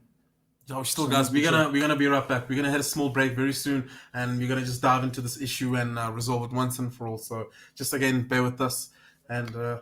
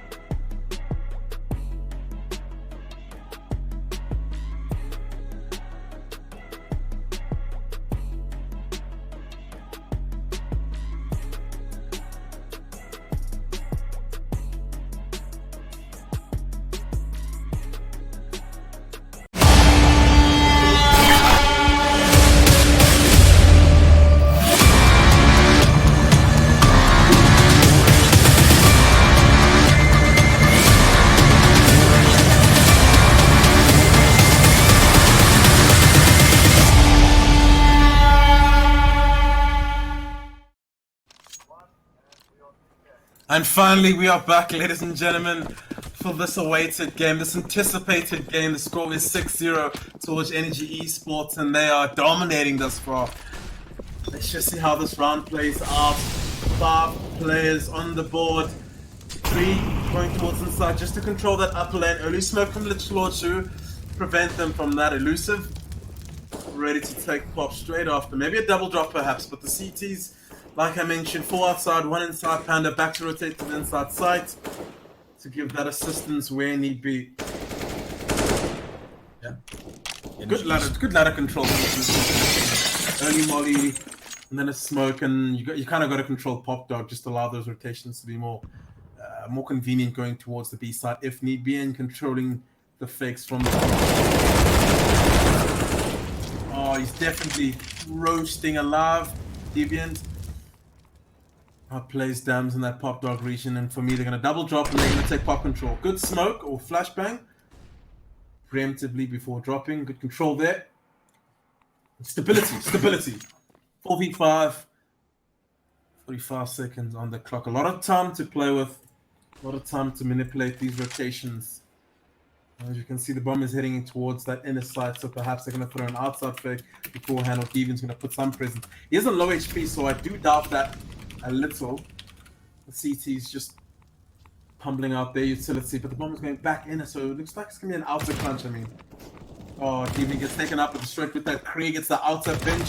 Oh man, the straight has so much work to do. He stays alive behind default. The rotation's coming in. Hot spoof does take him out, and the bomb should go on any minute now. 2v3. Good execute towards that outer side.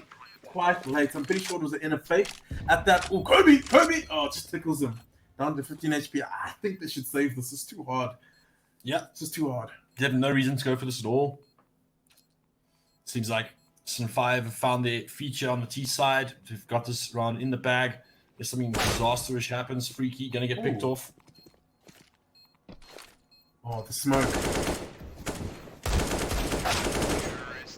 Yeah, they close it up. 2 brothers, for those that don't know, Spoof and Elusive. The Van Dijk brothers. Yeah. Well, look at the scoreline. Turkey's doing a lot of work. We did speak about him. So is Destroyed 9 kills on the side of Sinister 5. It seems pretty even. Just Freaky sitting below average.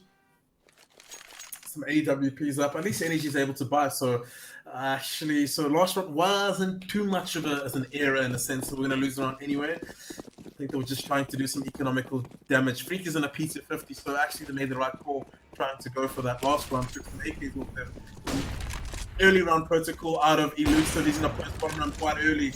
I like that sort of sequence play. They've got a 2-1-2 setup, 2 towards Ivy, 1 middle, and 2 towards inner. The CTs, they started with 2 players quite early. As you can see in the minimap, they're rotating 1 out, 3 players holding outside quite passively at that. Yeah, Elusive looking quite aggressive with this AWP now. Managed to push the player at the top of inside away back from where he came. Now gonna fraud that control of that inner bomb site, gonna rotate back towards the team now as they prepare for some sort of outside executive. But the positioning or the posture of Energy Esports is pretty good for those tools. They've got numbers, they've got positioning. Yeah, I like how they're playing it. They're playing quite slow, which kind of in a sense based out utility. Oh, the fight between Pop Dog goes towards Dams. I think it's 1-for-1 for now. You get to see that earlier rounds or Destroyed outdoing Elusive there in the middle. It was quite a hard shot there in terms of the height advantage. Justin big afternoon. Now it's down to a 5v3 and 2 of the players remaining at Ivy. I think the players at Ivy, they need to find a way back into this. Need to find a trade, find a kill to keep themselves in this. It is 35 seconds on the clock. So not too much time to work with goals. Yeah, they've reached out to Ivy now and Spoof able to get a final frag there, but now 1v3 gonna try and save this AWP, but will the side of Energy Esports allow this to happen? You should want to remove the AWP out of the terrorist hands, so yeah, I definitely want to remove the AWP out of the terrorist hands, but Spoof, got 18 seconds left. 10 seconds left, so he's seems like they're pretty cautious with the economy. No reason to give any unnecessary rounds or breaks in the economy. Yeah. And another round on the board here for Energy Esports, beginning their CT campaign. Quite a strong start here, too. 7 rounds to 1. Indeed, and it's still quite early. It's only 9 rounds that have transpired, so there's still some time to work with. Tac post coming out of Sinister 5 just to discuss the small nitty-gritty things. You know what I mean? Trying to get them refocused, re-coordinated, find out where the gaps are, find out how to exploit them. I saw them quite nicely take Pop Dog the previous gun round. So if they can get back to that late round, we'll try to take it quite early. They haven't been gifted with proper spawns. There's no early spawn to try to take a peek for the player pop or to drop out pop. So you kind of have to take it in the latter rounds or the latter seconds in the half. The freestyle has gone about. So I want to just have a look at their money. Maybe can they? I think they are going to buy. We see a Krieg already up in 0 chance. Spoof save that AWP. Is he going to give that AWP to Elusive? We have seen him in the past, AWP. He's been rifling his whole life, so finally he gets the AWP. Finally. I think he's finally reached the time where he's done being a support player, done doing whatever the team needs the most, and he's decided, hey, I'm going to pick that gun up and see what happens. So keep an eye out for that. But Energy, stock standard util coming out here, trying to prevent any sort of quick rush. Obviously, Elusive taking some damage there. Panda getting banged as well. Literally gets into an exchange with Deviant, comes out on top though. Yeah, I mean, looking at the mini map there, they had a double A ramps, double inside set up on the sort of lower ramp there, so you can see why Panda literally is such low HP. But they got the job done. They got that initial frag, and they've taken a little bit of pressure off the CTs, although they're low HP. They remain to have a pop drop control, which is in their favor. You can see a few Sinister 5 players just eking toward that inner side. They have utility to work with at the very least. I think right now they kind of just need to get the bomb down and then start from there and let the players try to clutch it out towards the end. There's 2 players holding the inner side, so it makes their task that more demanding of them to just fight a little harder. Good Molotov from the straight above Pop. Actually, I'm not too sure if that's good or not. He's not burning. He's not burning. He's burning. Information's given away. They know. And it does spook them a little, as you can see, they're already hitting that outer, the inner side. Top players being AWP down by Panda. And we still love no trades just yet. There's a smoke in the bottom side. I really love that smoke. We'll talk about it later, but Freaky picks off Lich Lord by Oil.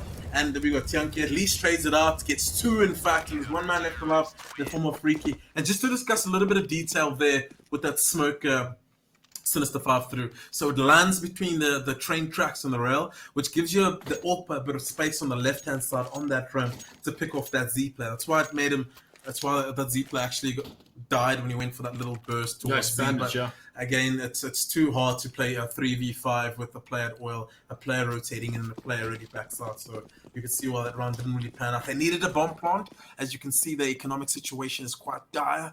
It's bad. It's like the pound to the rand. It's not good. Yeah, especially these days. It's not good out there, man. I think right now they need to work more on sort of two-man pods towards the inner side, like they have been doing.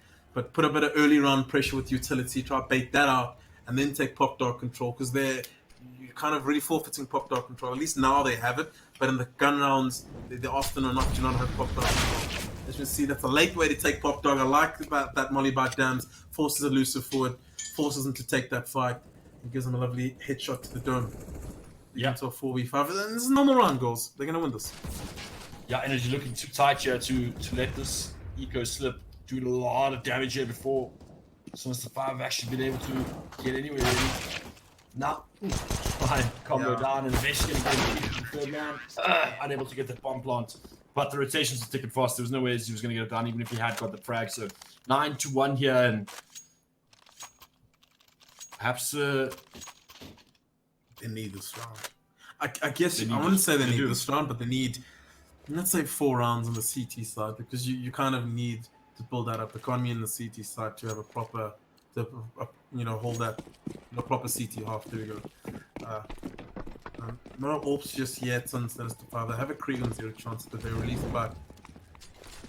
Will that be enough, guys? Will that be enough for Sinister 5? Just to bounce back a little, put some, at least more resistance than they have. They need to do better than they have in Lich Lord.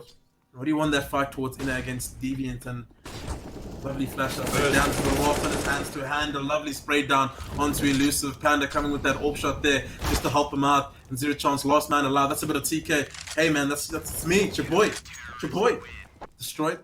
Takes out that last player. Yeah, covers damage there. Was looking a bit stressed, but they get the job done outside, and you can see it was a pop burst, was the plan, but the CT is just very clinical with the start round utility, delaying it.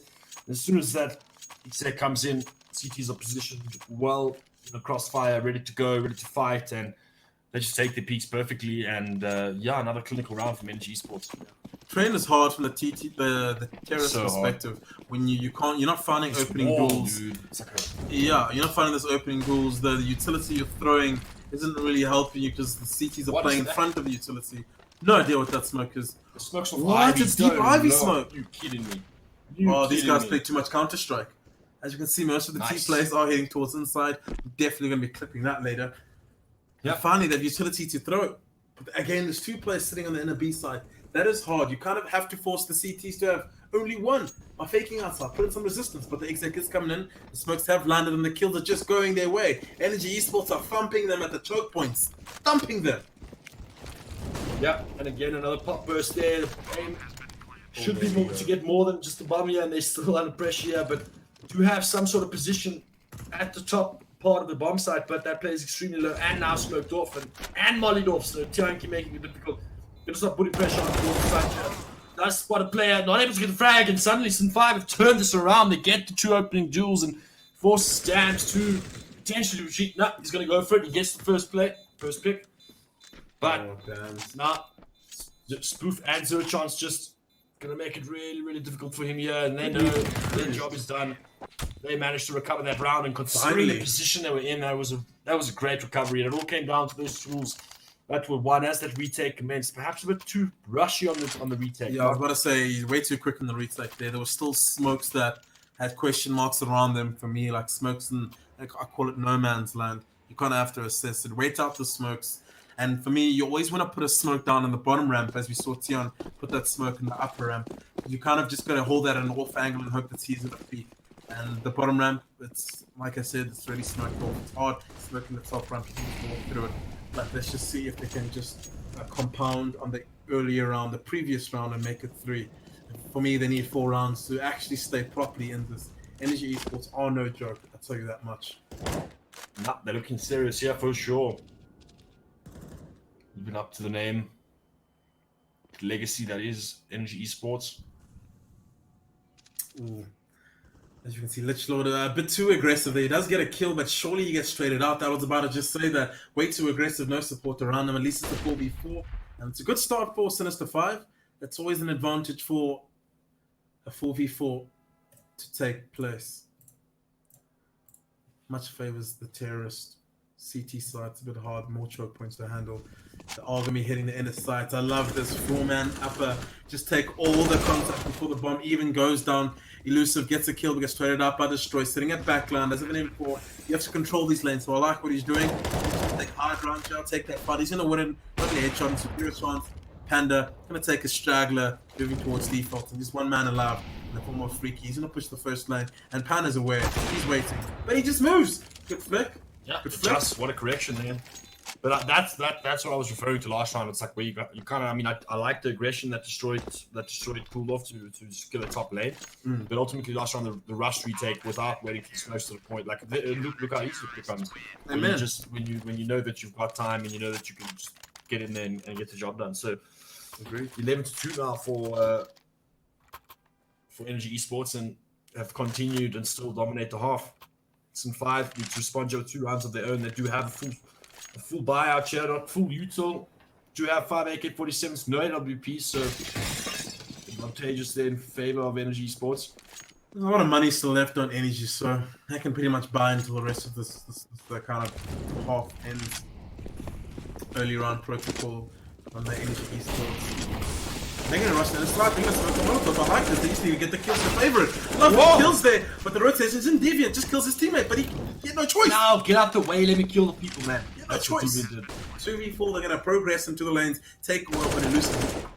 Yeah, he wins that kill. That was the final kill for me for them to actually win this. They needed this round, Jules, and they got this round. Yeah, in the bag. Unless Tanky pulls something, a rabbit out the hat, so to speak. But even then, it's gonna need to be 2. I've seen 1v4s. It's not impossible. He's gonna back out, save the AK. Powerful gun on the CT side. 1-tap headshot, and that's 3 rounds on the board for Sinister 5. Something they desperately so needed. Yeah, and if they get the 4th, win the pistol, convert the next 2, suddenly gap is closed. So they just need everything that they can get at the end of this half, and it's at least they're finishing a lot stronger than they started. At least. Last round of the half, as the game displays for us. Let's just see what Lich Lord, the Deuce, on MP9 does get full utility, so he understands the importance of utility in a map like Train or on Panda. Primary AWPer for the team. Lucid primary AWPer for Sinister 5. Haven't really seen AWPers or battles of late. Goals. Nope. I like how close he stays. That's an obvious kill there for him. So but now how he gets out. He's going to go into the smoke for protection. Maybe even upgrade there, perhaps. Get out of there. You've done your job. When you get a fancy stuff here from Rich Loud. That's your teammate. Hey! Wow! Take it easy, bud. I got 2 frags. You want to shoot him down? Who is that? It was Dams, dude. He just sprayed his teammate down into like 9 HP. That could have been a death. It could have been something that could have benefited from Sinister 5, but things do get worse for them. Scoot gets taken out from the side there. And it leaves, Freaky and Elusive in a rock and a hard place. Yeah, no position gained at all. Still stuck in those holes, and you've struggled so far on this side. Your options are definitely limited here. Got to wait for some sort of aggression, some sort of mistake to be made, and Energy don't look to be making many of those. Does step outside of lane, Freaky gonna support. Get this exit secured. Does spot the plan towards ladder, get some damage done, but destroyed. Takes that wide peak and leaves the duel. And this leaves Elusive in a tough spot. He just looks for kills, but unable to land anything. And 12-3 is the half. Energy Esports, convincing fashion tools. Not much more to say about that. Quite a dominating performance from Energy Esports.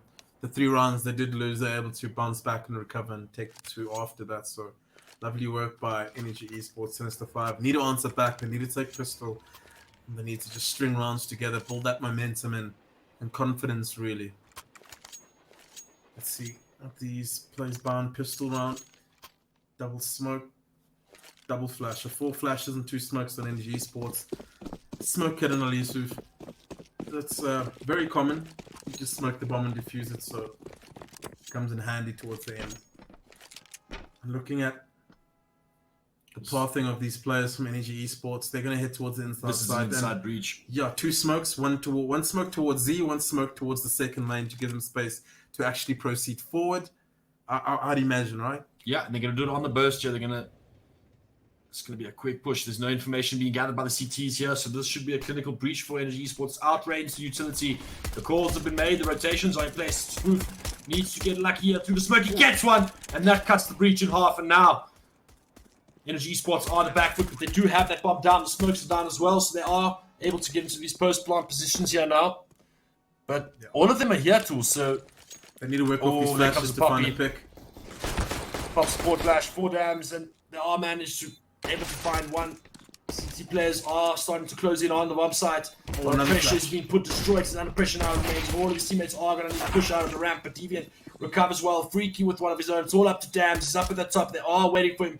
Gets spotted by Zero Chance, and clinical pistol round. Looked dicey there for a second. Beautiful execute from Energy Esports, but Sinister 5 reign supreme and take this pistol round and begin their comeback tools. Indeed. Road to victory, road to the comeback, Sinister 5. I think Energy Esports will save and buy next round, considering they got the bomb down, so it should be a clean round from Sinister 5. They're going to just have Glocks, maybe an upgraded CZ. There we go, Tianki, pick that up. Some farmhouses. I don't know. For me, you buy the farmhouse, right? But then you feel like you need to hold that farmhouse until you die. And the farmhouse is unfavorable versus your creates, unfavorable versus your AK. So I would rather, one guy sacrifice, gets an M4, one guy gets obviously another M4, and the rest get an MP9. Just to chip them down. This is going to be inside rush. This is going to be a lot of money for Zero Chance if they do run into it. He needs to watch his 6, but it turns out what timing by veteran. Elusive able to support as well from behind with a quick flank. Zero Chance does go down, but does enough for his team. Stalls them for more than enough time with that Molly and that grenade. So no bomb plant here for Energy Esports. It was a full clock rush there, mind you. So can't be too disappointed. I think considering how far they got, they would have maybe liked more. But at the end of the day, it's in 5. Put another one on the board. 5-12 now in favor of Energy Esports. So for me, in a round like that, instead of buying a CZ, I would rather definitely get a smoke and a flash. You know what I mean? just to help get the bomb plant. Yeah, Just you're push the the wrong CTs guy for back. that. I do this easy. Okay. Who am I going to smoke? Yeah, at least they're able to get 4 creeks up in an AK, so they understand No, you're how right. potent that gun is. Utility outside, just to cut off information from the CTs. Pop Dog established from the CT team. Deviant is the man to drop into Pop and to hold it. Some flashes outside just to find information. Oh, Chunky's just chipping down 0 chance into 87 HP. He gets away quite nicely. So no harm, no foul. Oh, good Panda. He's already out. And those 2 smokes they threw quite early were meant for this. Oh, lovely kill onto Freaky with that Krieg. That's what the Krieg does. He didn't even zoom in. He didn't need to. But Yusuf is aware of this. He's going to try to take this fight. Wins it, in fact. Lovely headshot just to keep them in this. Oh. Big aggression coming out of Deviant. Deviant, he ran up. I like it. He gets his man. He gets information. And spawn is covered. It was close. I get nervous whenever I see a fight with the farmhouse involved. I always just think, oh my god, he's going to betray him. But Spoof does actually win that, more so because the player wasn't really looking at him. But I love this upper aggression from 0 chance. He's got an off angle. He can easily kill the bomber and kill the second player when he beat. He should have killed the player defending the bomber, perhaps, before the bomber. How does it work? Can he kill the bomber first? Kills the bomber. There we go. I like it. Textbook stuff right out of page 5. Goes for the wide step that is on page 6 as well. So playing the book to perfection there is 0 chance. That's experience right there. You know you're the only player that in the site. You need to put yourself in a position of his capability. Put yourself in a position where it's going to be hard for the T's to actually trade you. So pushing that upper ramp is quite nice. I wouldn't say too common, but I think a lot of players should be doing that, especially in the 3v3, right? It's a 3v3 situation. I think considering that Deviant pushed up, got a frag, got killed, I think the likelihood of a player being super aggressive as well inside is probably pretty low, so they didn't expect him there necessarily. But new round here, couple pistols again. It looks like Energy Esports do favor this inside bomb site with their equal rounds they haven't spotted. 0 chance puts down the molly, expects a fast rush here. Obviously, no real information at all or communication coming through about the rest of the map. Way back. Here comes the breach. But yeah, 0 chance. He falls back to actually survive, so I don't mind that idea. But you're kind of forfeiting the site and giving them sort of the bomb plant and giving them that type of respect of anything. The second smoke, I do like it. It's bulging a little bit. It's bulging a little bit, but nice and steady. I like how the T's are doing this. You kind of make sure the CTs waste their utility when you run the clock down this much. If anything, they should wait even longer. Nice smoke coming out, a pop flash there just to give them some space to get out the choke point there. The 2 smokes to cover second lane and first lane are there. Meaning when this fight 0 chance, the player sitting down by Oil wins that fight indeed, and it's another player by Oil needs to contest with. Elusive, easy cheese for him. Yeah, easy cheese on the flank again, yeah.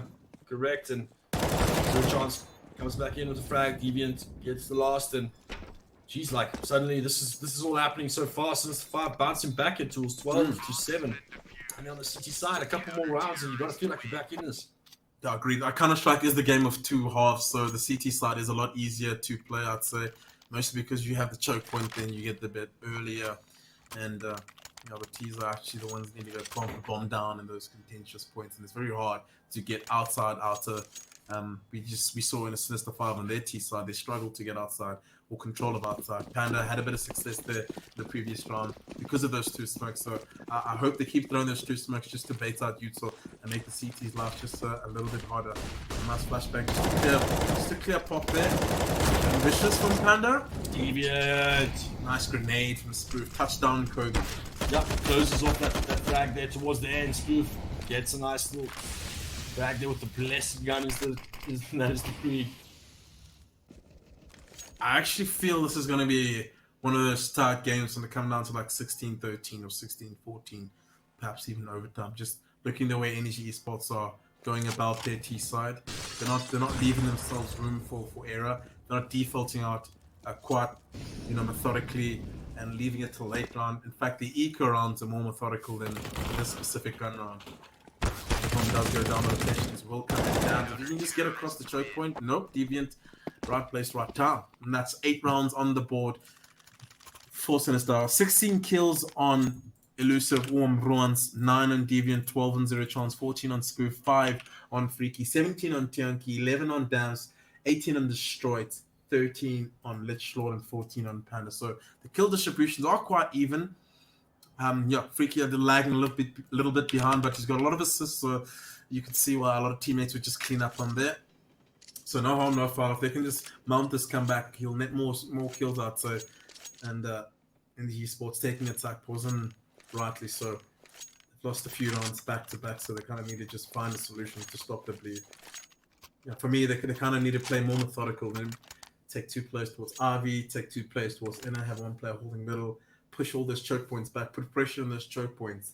Because for me, you got to flatten out the CT defense, right? If you put pressure IV, the CTs have to hold IV. You put pressure inside, the CTs have to put 2 players inside.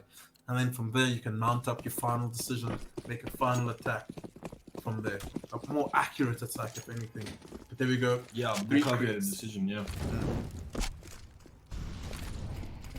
But that being said, Energy Esports electing to buy here. It's like a weaponry, not full pockets. Ooh.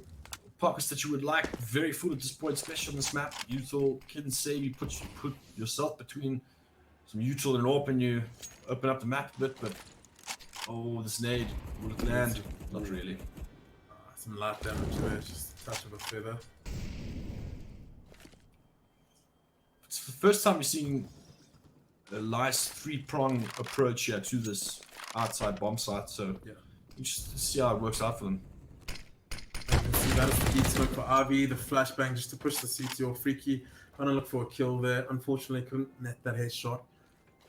But that's enough pressure for me, but the response from the CTs are to actually play outside strong towards you have little, you have middle, and you allow them out RV. Because RV is not the bomb site. The bomb site's the bomb site. But see most of the players leaning towards the inner side. They have 2 players there. Just having a look at the positioning from the CTs. 1 by oil and 1's on top of oil. This is a nice setup, in fact. I've seen it done quite a lot, and it just allows you to get those initial kills and fall back and hold the site if need be. But you forfeit Z, you forfeit the opportunity for your rotators to come through, but the exec is coming in. Just a flash attack, just a burst, and a lovely off angle by Zero Chance. Gets straight out there, but damn, spoof above him. Does his job quite well, falls back and survives. Important goals. Yeah, very important indeed. And now Elusive allowed to rotate through that Zig area. No real hostility there for him. And the T's are starting to get aggressive here, so they can't take too long on this retake. Or there goes the first frag. Panda gets 1, he gets 2, and that's what I was saying. We can't take it too nonchalant. And Panda comes through and steals the round away from Sim 5. Can I tell you what the problem was there? Tell me. They had the advantage, 4v3, but what they didn't do, when you're retaking on train, when you come through Z, you got to spread wide. Make sure every lane is covered there. They omitted oil there. There was a gap on oil. Panda pushed through and got 2 free kills there, so they kind of just came through Z and moved forward instead of move to the left and then you move forward. You secure the lanes and then you move forward. The bomb was just freshly planted, so they kind of had time. So just a little oopsie daisy, but now they can reset Energy Esports. You reset them and it becomes a lot tougher. Yep. Couldn't agree more. Now, Energy Esports stealing that round. Elusive holding that AWP, holds down the line, gets an aggressive peek and instantly falls back. Not going to make a wrong decision there. Yeah, they were ready for that Energy Esports. The spoof did take that peek. Oh, nice node. Puts him into a cheeky node, in fact. Yeah, I like that they're going even. Let your presence be known, and Pop Dog and leave it and go hold E. Yeah, he's going towards Ivy.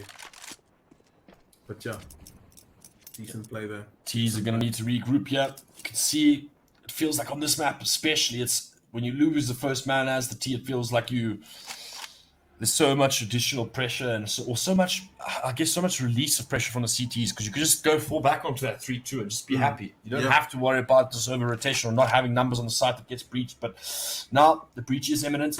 Down comes the smoke flash. Zero Chance does manage to get that molly down.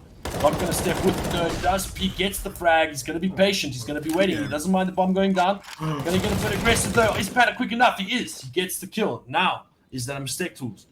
No, because you put him on low HP and you already have 5v3, so it's okay. It's not a bad decision by Zero Chance. I just think he should have made that decision a bit sooner. Good flashbang, but this is hard. There's a Molotov on Destroy, so he's at the back. He's flanking. The same mistake I mentioned earlier. You can't let this happen. Destroyed on the flag. Who's protecting the bomber? Who's protecting the other guy? Destroyed. Like a house of cards, it all falls. Oh. But that's what I mean by you got to spread left and move forward. Same rinse and repeat mistake. And if you don't have that left control, you need to at least be people need to be well aware. Yeah. Did he flank or did he push the lane? I don't even know that.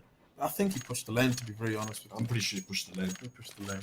We didn't. I mean, they lost a man that went inside. There was no. There was no. Yeah. No. He jippered them and us. I mean, that's how good that flank was.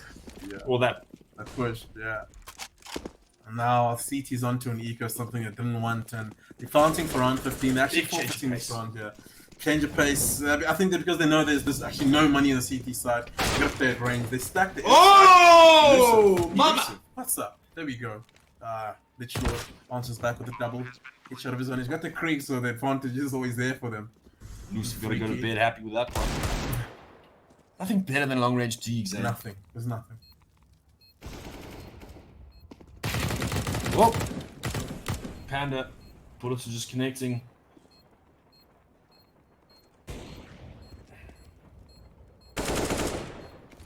Ooh.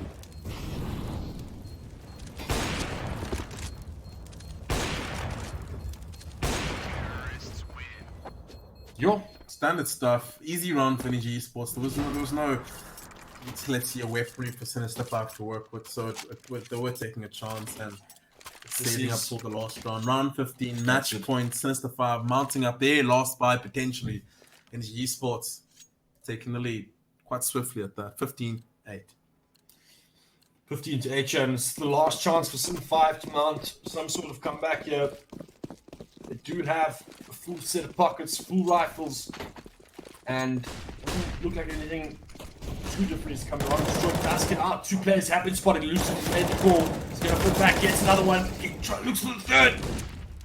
TV unable to convert that frag, and now they're both spotting him at electric, but he's playing it passive. Nice.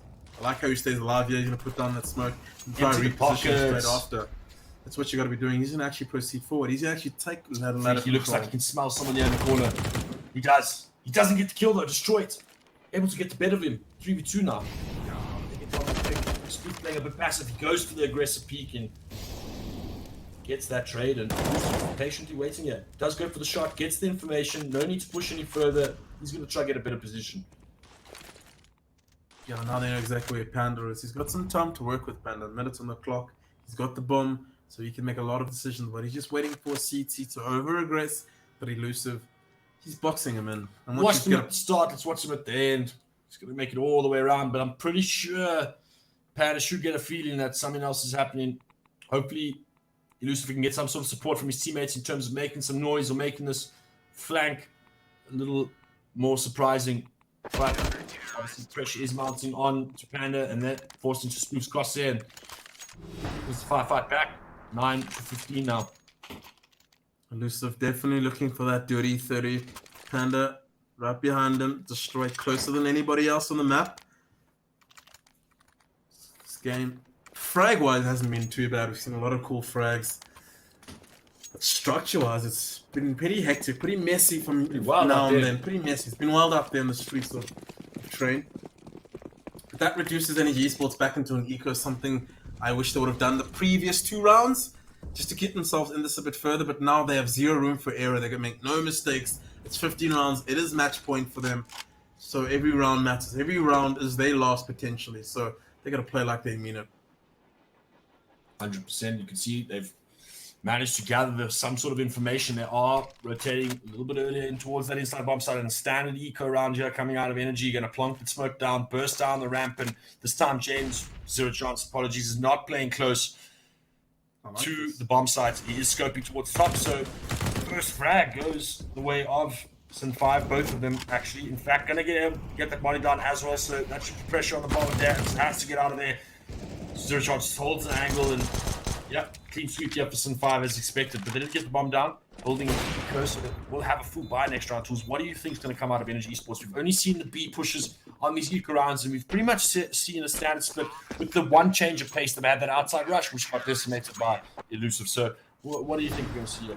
I don't know, because what has been working is I wouldn't say credit to them, but more as a fault to Sinister 5. The 2 important gun runs they won was because the player pushed oil twice and flanked him twice and won that round twice. Oh, yes, if it wasn't for those 2 rounds, you know, things could be sitting pretty for Sinister 5. Yeah. Because of those 2-round losses, they had to eco twice, and that's 4 rounds gone. Back against the wall. You know what I mean? So, you know, Sinister 5, if they just fine-tune those little things, they should be good. We did see the outer rush and the outer flashes coming out of them. Early round utils on Freaky, just to prevent the further push from them.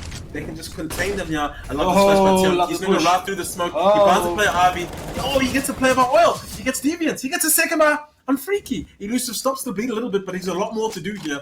The smoke is going to go down towards the default side. I think this gives Elusive space, but this Molly's going to make it a bit more sticky for him. Yep. Players are wrapping around back trains, and I don't know what to do. I don't know what to say from this point, guys. You know what? Wild Aggression turned into nice, stable, well, up until that point, stable, you know, holding up the sites and using up the util to push the CTs back, but now it's a 3v2 situation. It all falls on the back of Zero Chance and Spoof.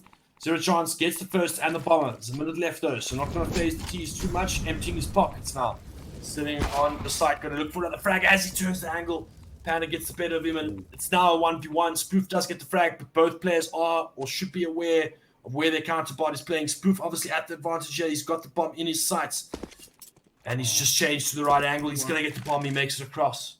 Spoof not willing to hold that angle. He's going to be playing it slow, playing the long game, but he must have a feeling that Panda is soon. I felt if they wanted a chance, and the Spoof had to hold the bomb there from that range. He kind of had to know Panda was lost team by Electric, and you know the bomb has gone down, and so the odds have shifted. Now this is Panda's round to lose. He's got all the positioning in the world. There's no util left on Spoof. He does have a kid, so he can toy around with a couple of baits, but it's going to come down how Panda plays this clutch situation out. So stand stuff coming out of him. Just going to wait for that defuse. He hears the tap. Going to go for the peak. Takes it, and GG takes the round, takes the game, and that's how it ends. So yeah, well played by Energy Esports. I felt they won that game based on their CT side. They dominated quite well. They hit all their shots, and they kept the pressure quite high, which left you know, Sinister 5 between, you know, rock and hard place. It was tough. They had to mount that comeback, and not only after that, they had to obviously, you know, resist those mistakes they were making and try mount a comeback from that. They actually, for me, when they left it to round 15, I just thought, I don't know if they're making those mistakes through regulation time. I don't know how they're gonna mount up sort of a comeback from that point of view. It was hard. It was hard from the get-go for them.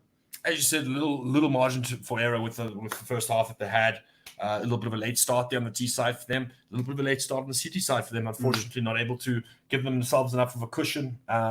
And ultimately, Energy Esports take the map in quite convincing fashion. So, semi-final one has been decided: Energy Esports versus Edge, and the other semi-final is Goliath Gaming versus Lionheart ZA. We will be covering that match for you guys, but for now, we're just going to be jumping to a small break, and we will be back shortly, guys. Don't go anywhere. This is the semi-finals. This is week 2 of the Inkosi Super Cup. Don't go anywhere. Be back soon.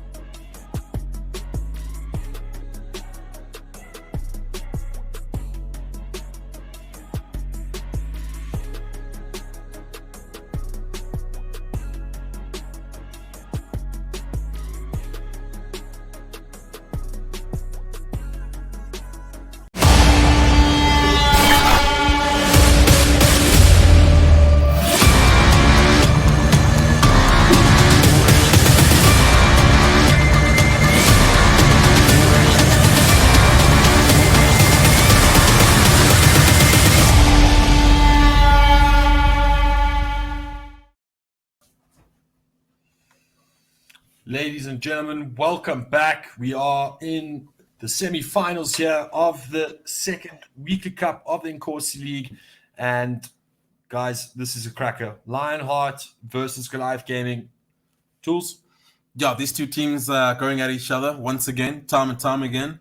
And most of the time we have seen GG best them and get the better of them, but this is the best of one. Anything can happen. Just going through the rosters on Lionheart, we have Diver, we have Wipeout. Diver, we have Wipeout, Slayer, Ninja, and the man. Almost forgot about the man. So new. I ain't even about the man. Yeah, they're quite a strong lineup, as you can see. Most of them have been in top teams. Most of them have shown their worth. So this is quite a new MGO, quite a new team. So I'm interested to see how far they can go in this tournament, how far they can go this year, how many Ws they can pick up. But just looking at the vetoes at the moment, Lionheart banning out Overpass, Goliath banning out Dust 2, Lionheart again, Vertigo. They banned that out. Goliath Gaming banned out Train Lionheart, took out Mirage, one of GG's strong maps, and then GG took out Nuke, and Inferno is decided. Quite normal for these two teams. Surprise, yeah. No, expected. Yeah, I mean, Inferno, best of one, I think both teams are, I'm having a sip of your water, your Tools. Both teams are, of course, well versed on this map, all individually very, very comfortable on the map. Yeah, and ultimately as teams, I think, as well. So I'm definitely expecting a high intensity match here. I'm expecting some clinical plays from both sides, and I'm really excited for this one. Yeah, Inferno, we have cast this map previously. Inkosi took that map versus WG in overtime, so that was action jam packed. So hopefully we can have a replay of that. Hopefully this game can go towards the bitter end, towards the wire, give us a bit of entertainment over here. But again, it is the best of one. Anything can happen.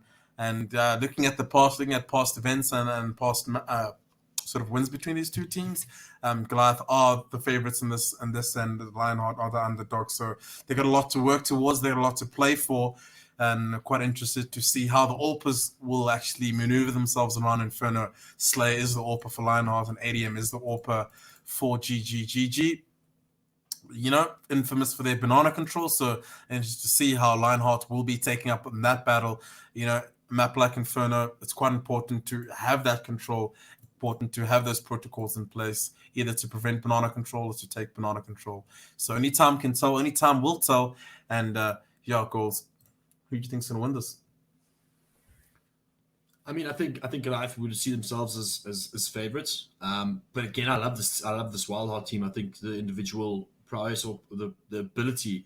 I mean, I know the man for one is a really, really strong individual. He's got hours. He's such a gent as well, but he's really, really solid. Obviously, alongside him with the Poch boys, it's all Diver, so them two playing together in a team. Diver's a heavy hitter. He is a heavy hitter. We heard a friend of ours complaining vigorously about meeting the Diver stacks and matchmaking last night, getting absolutely wrecked. Could do nothing about it. So expecting some good shots out of him as well. Yeah, sure. He's quite the explosive player at that, but it depends how much room GG will allow him to operate. He is sort of seen as that X Factor type player. So how will the rest of them complement Diver? How will the rest of them enable Diver? Slay with that AWP. Yeah, because he was enabled as hell in Sin 5. Like he was seriously, he was playing so well. Yeah, and for me, Inferno is one of those maps where it's very hard to get to the right place with that AWP, to be placed in the right positions. So you will see, AWPers actually pick up the Krieg more often than not on a map like this. Only when their financial situation is pretty flush will they be picking up the AWP. Even the double AWP from the CT perspective, if you can get the double AWP up quite early and just defend banana and middle with that, get those easy entries, you waste little to no utility. So when you pick up that AWP, especially the double AWP, you don't have to use so much utility in banana. You can kind of just use a smoky flashbang and control banana immediately, or just get that free entry kill. And in terms of middle, most of the terrorists will be smoking off the left of middle, molling the right, popping a flash through. So that gives no space for the AWP in middle. So he's going to try, the player there is going to have to maneuver quite a bit, maybe go apps, maybe peek towards porch with that AWP, get that entry. So I'll be very interested to see how that's going to go. And in general, our Mango, we've been speaking about him quite a lot. We saw in the previous game we did cast, he was quite phenomenal in that pit area. It was impossible for the opposition to get them out that pit area. So hoping the Lionhearts have actually watched the demos, watched the games, and actually figure out a game plan around that specifically. More so towards a lot of players, teams in general, they often opt to go porch instead of going towards long. And for me, long is the easier sort of route to go. You cut off the two sides, A and B. You cut off the rotation, and you isolate the players on the side. It just comes down to where the CTs do allow that. Yeah. And I guess that will be seen shortly as we are moving towards starting this match. Really, really amped up for this. Looking forward to it. Yeah, I mean, you broke it down absolutely perfectly. I think those areas of contention, banana, and obviously your mid control and how you move back and forth with that from the T perspective. Really excited to see if they have had made some sort of adjustments in terms of dealing with the aggression that comes from Goliath's banana control. You have spoken about it. You did bring it up. So yeah, and guys, we look like we've joined on the server here, looking to go live soon. Yeah, 1-0 to Goliath Gaming. They took pistol round, and again, as you can see, banana control has been established, and rightly so. It is one of the most important parts of the map. And when you control it, you just limit options from the terrorist team. And you can see these went for a decoy by something light, at the hopes of just getting some picks here and there, picking up some rifles at the very least. So we'll see how that's going to actually go. Massacre left alone in banana. All right, smoke is placed at the right time. 4 players on this A site from Goliath Gaming. That's kind of what you want to see after you take banana controls, that re-rotation. Apps being smoked off by Zip. Looks like they want to fish towards the middle. Mango going to throw a flash towards the wrap there for his player to peek. Adam has a lot to do, peppering down with that FAMAS. Picks up 2 kills of his own, trades out Adoro, and that's an easy kill for Zip and business as usual for Goliath Gaming. I mean, especially considering this is a kind of a semi-buy eco, a deco buy if you want to have a proper terminology. Ooh, nice kill. And that's kind of expensive for Goliath Gaming, looking at that. 2 players down. At least they are able to win the rounds. Kind of what you want. It's more rounds. I really like that peek from ADM there when he peeked out of the library. I don't know if you noticed, but he got 2 frags, but both flashes were from different players. So nice. Both players from the A sides are, he shouts for the support. They instantly react and he's able to land those kills. It was a bit expensive there, I think, at the end, obviously looking for the frag. It was with the flash, but just the timing didn't work out. Yeah. Ultimately, 2-0 here. You do expect him to win that round. Full Eagles on the side of Lionheart here. Going to be pushing up. They do throw some nades towards the sandbags area, but they're not able to catch off Massacre. He's going to spot a couple of players here, throws a nade, and that's going to do a load of damage. And this is that aggression that we're talking about, rules. This is the style that these two play here in this banana area. They don't really care about anything. It's relentless aggression. Most of they know they have the advantage. They know they have the guns, the utility to supplement and actually aid them in those battles. And the third player actually behind them to flash them. So it's kind of with that. Mango taking a duel with ninjas. Ooh, that wasn't a dink. It was a dink. It was disgusting that far away. But White looking for the 1D. He gets it. Nice shot on Adam. I kind of want to stop the bleed. I don't want to be losing too many guns, and they do lose another one. And HP on the third as well. Yeah, he needs to get back and let the rotations come in. Both players in the A side are actually pushing down middle. So if they do go B, if Ninjas does go B, Mexico just needs to stay alive. I like this angle. This is an off angle. Mango is aware that he's still in banana. He's going to flash and probably finish him off. Ninja forced towards that A side, and he's going to get brushed up real quick soon. Yeah, patience here. Zip just waiting for him to walk in and just little bit of options, and Zip with that off angle picks him up. 3-0 now. Yeah, now comes the gun round. The action-packed part of this. Full utility, full rifles, so Lionheart can actually implement a proper game plan. And let's just see if they're able to just stop the banana control coming out of Goliath Gaming. Yeah, or just not get punished by it. Just, put some pressure. Feel out the map a little bit more. I don't think you'll see such heavy aggression coming out of Goliath Gaming now that the buys are on the table. But it does look like a casual split here. It does seem to be an additional player there towards B. No surprise there. They are taking banana relentlessly again, tools. Yeah, and I like the double molly. Molly down middle, molly down banana, just to make sure that he's can't pick, but he does eventually after molly's gone. Massacre being caught with his pants down there.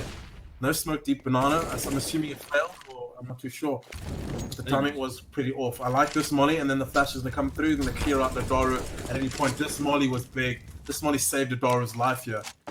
Yeah, he was looking very, very isolated there, and the T's looked like they had him in their crosshairs, but not able to capitalize, like you said. Beautiful molly coming through there, some support by that stack towards banana, maintaining that control. But now, Lionhearts have shifted that direction. They don't need to push any further up banana. They do have some sort of control, some sort of position. They don't have to worry about the flank, but now the pressure is mounting on the A-bomb side tools. Yeah, and we can see Adam is regressing with an AWP. Like I said, you want to regress towards that port side. That free kill, but he misses the shot, and Wipeout takes him out.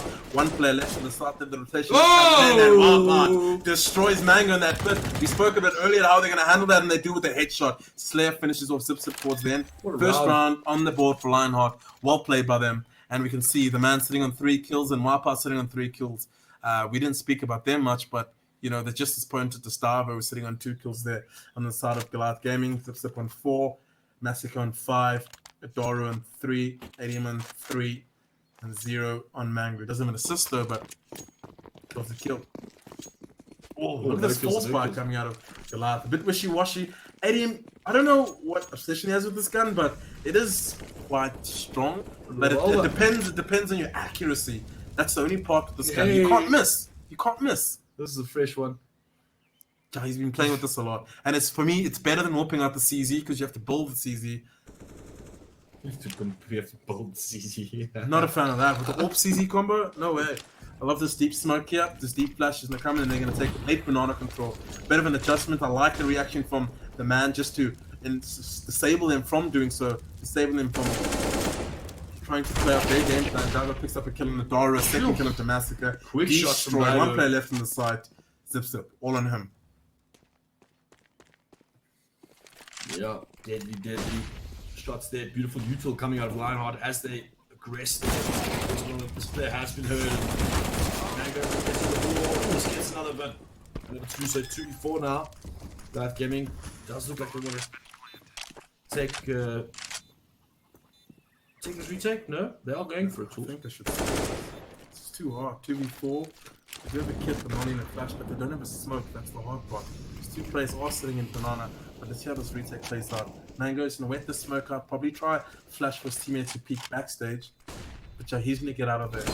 He understands the severity of the situation. ADM is just trying to hold the T's there, try to get it damaged. Maybe try to get a gun towards the end. That CT smoke isn't a dissipate, which means you can't fall back. ADM's there, he's stuck. No!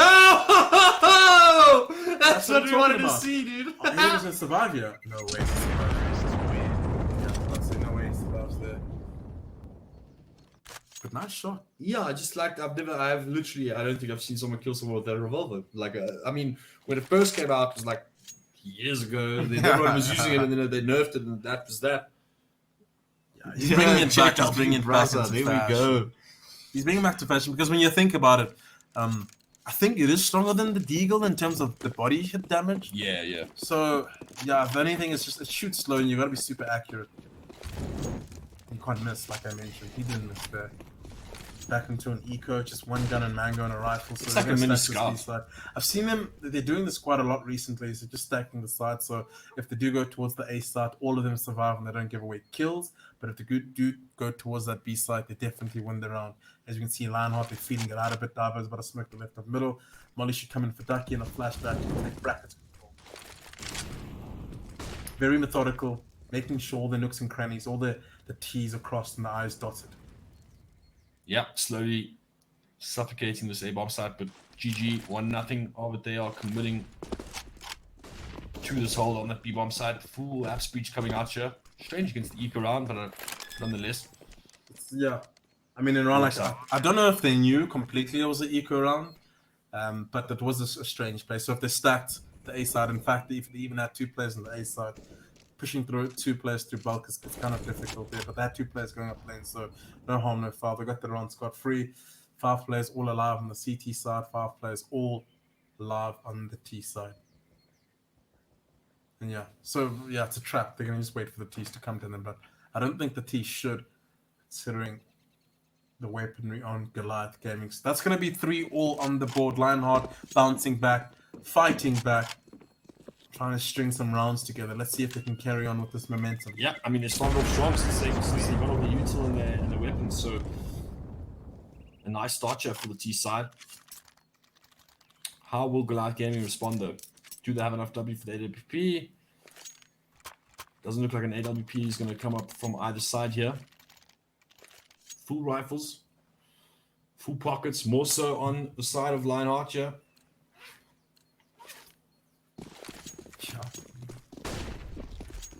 Round 7, about to transpire between these two teams. Goliath lacking a bit of utility to play they really want to play, so 3 players heading towards that B side. They're going to take banana control. It's what they rely on quite a lot. Oh my goodness, what a perfectly timed Molotov on Wipeout. I mean, grenade on Wipeout from ADM. Like it's on low HP, so destroys ADM there. He's a bit in the middle of nowhere there. I think he was waiting for that molly to fade, yeah. Oh, that molly to fade, yeah, before he peeked in. But still 4v4, ADM. I mean, Adora was able to burn Diver alive and Banana, so makes it a bit easier for them. It's Flash just waiting for information, waiting for a call to come up before he deploys it. They haven't established middle control, and it's about to hit that 1 minute mark, so you can see they're already headed towards that area. Pop Flash middle, just to delay them, allows them to potentially cross to play a double pit setup. The one player is in Archers in the form of Adora, so he's kind of got the B wrap if they were doing that, but he's going to take a gamble into the A side. I like this call. It is a gamble, but it's based on if they hit the A side in general. They split B, it's hard, and they're going to hit this A side. There's 3 players here. Lovely crossfire. Zips it, gets destroyed by the man. Adoru trying to help out there. Gets one, but gets deleted. Mango, I did say he's quite formidable in this pit. But how long can he hold? How long can he just delay for his teammate to rotate in time? The smoke is giving him some space to work with. But Zipzip has to be quicker about this. Oh, this flash. What does he do with it though, Mango? But he moves wide. Just look for a bit of information. Zipzip just do his due diligence. Spoiler. Taken up by Slayer, and Ninja takes out Mango and Pip, and that's how you deal with it. You leave him in there, and you reel him in towards the end. That's 4 rounds in the board for Lionheart, and they do take the lead and force Goliath back into a tough economical situation. Yeah, pushing them straight back onto the save. And Lionheart coming out with a strong performance here on the C side, dealing with the... feels like they've got Goliath Gaming's number here, kind of negating that banana control. I did burn alive there, and they did even the odds up, but at that point, that open up entry on A was the gap that they capitalized on, and yeah, impressive stuff from Botch and the boys. Botch and the boys, Diver, careful, fire burns, and grenades burn. 1 HP. I mean, how lucky is that to get away with 1 HP? I think he would be grateful for that. Yeah, I don't know how he looks up banana straight face.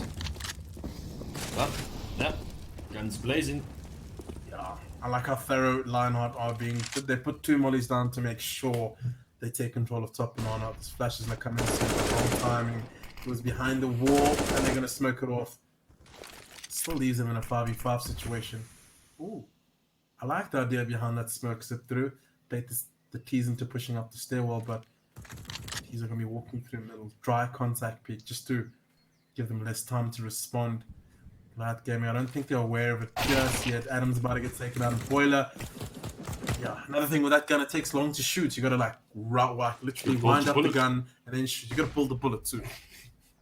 It's the only problem with that gun, man. And the patience from Ninja pays off, gets 2 quick frags there. Forcing that aggression, that's gonna force more mistakes, or more pushes really.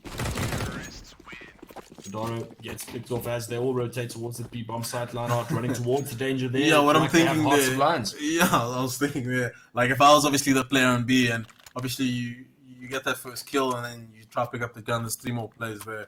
Instantly matters. Like what the F are they doing here? Why are they not at A? A's clean. Of course they don't know that. Yeah, he definitely didn't. But he has the buy. ADM has been getting picked off occasionally at the beginning of these rounds, but now he's wielding that AWP a lot more formidable, a lot more scary to deal with. For sure, at least in my experience, at least. No, open the T-side jet. ADM picking up that AWP. He's had it for the second time. Didn't really have much impact. Previous time he had it in his hands. GG forfeiting banana control there. Potentially trying to maybe take it quite late into the half, to the round. I think they're switching it up a little bit. Yeah, switching up the timing and banana control. Well-timed smoke there in the middle there from the zip. They do have one player boosted up there and then one player under Ducky, so they're holding middle quite strong here. ADM. Very easy kill for him. Quite starts damage. Might even get a second kill there. Does he re-peek for another? Or does he get out of there? Lovely flash there. Oh, gets the first pick. The player's going to swing to try trade him. Gets another one. Are they going to keep feeding him? Divo taken out half HP by his teammate. Mango's in pit and he knows what his job is. He knows exactly what to do to stay alive long enough. Are they going to allow him? They're going to give him time. They're going to move into the side there. Lovely angle there. Sprayed down by the man. Very aware at that angle. He's been there before. He's been in that situation before. And that's a 2v1. Good molly just to stop them from moving forward. Let's get the bomb down at this time. Oh, he's going to jump apps. What's the time on the clock? 30 seconds. 30 He can still seconds. go back to the B side. Can he make it all the way though? This Not time. now, surely, dude. This time, but the realization should hit GG soon. Maybe he's just faking it. He's trying to Fake it till you make it. catch a lurk and then move back into the A side. I got the idea behind that. He wanted to potentially catch a CT by archers there. He's going to put the bomb down. He has a molly and nade to still work with. I think he picked it up moving past. They're going to rush him down. They're going to have no time to readjust, reposition. They're going to 2v1 him. And well played. Good teamwork. Good teamwork. I think if you got the spray control there, Yeah, it's dangerous. Yeah, but I mean that's you got to play by the book. Double step. Yeah, I mean like game second round. I think that was very pivotal for Mango to stay alive and ditch, get that final frag. But ultimately, ADM and AWP paying dividends. I think at first, just getting those few multi frags, Zip able to bait out or allow him to repeat there as he falls. But Goliath bounced back with the round of their own. 4-5 now.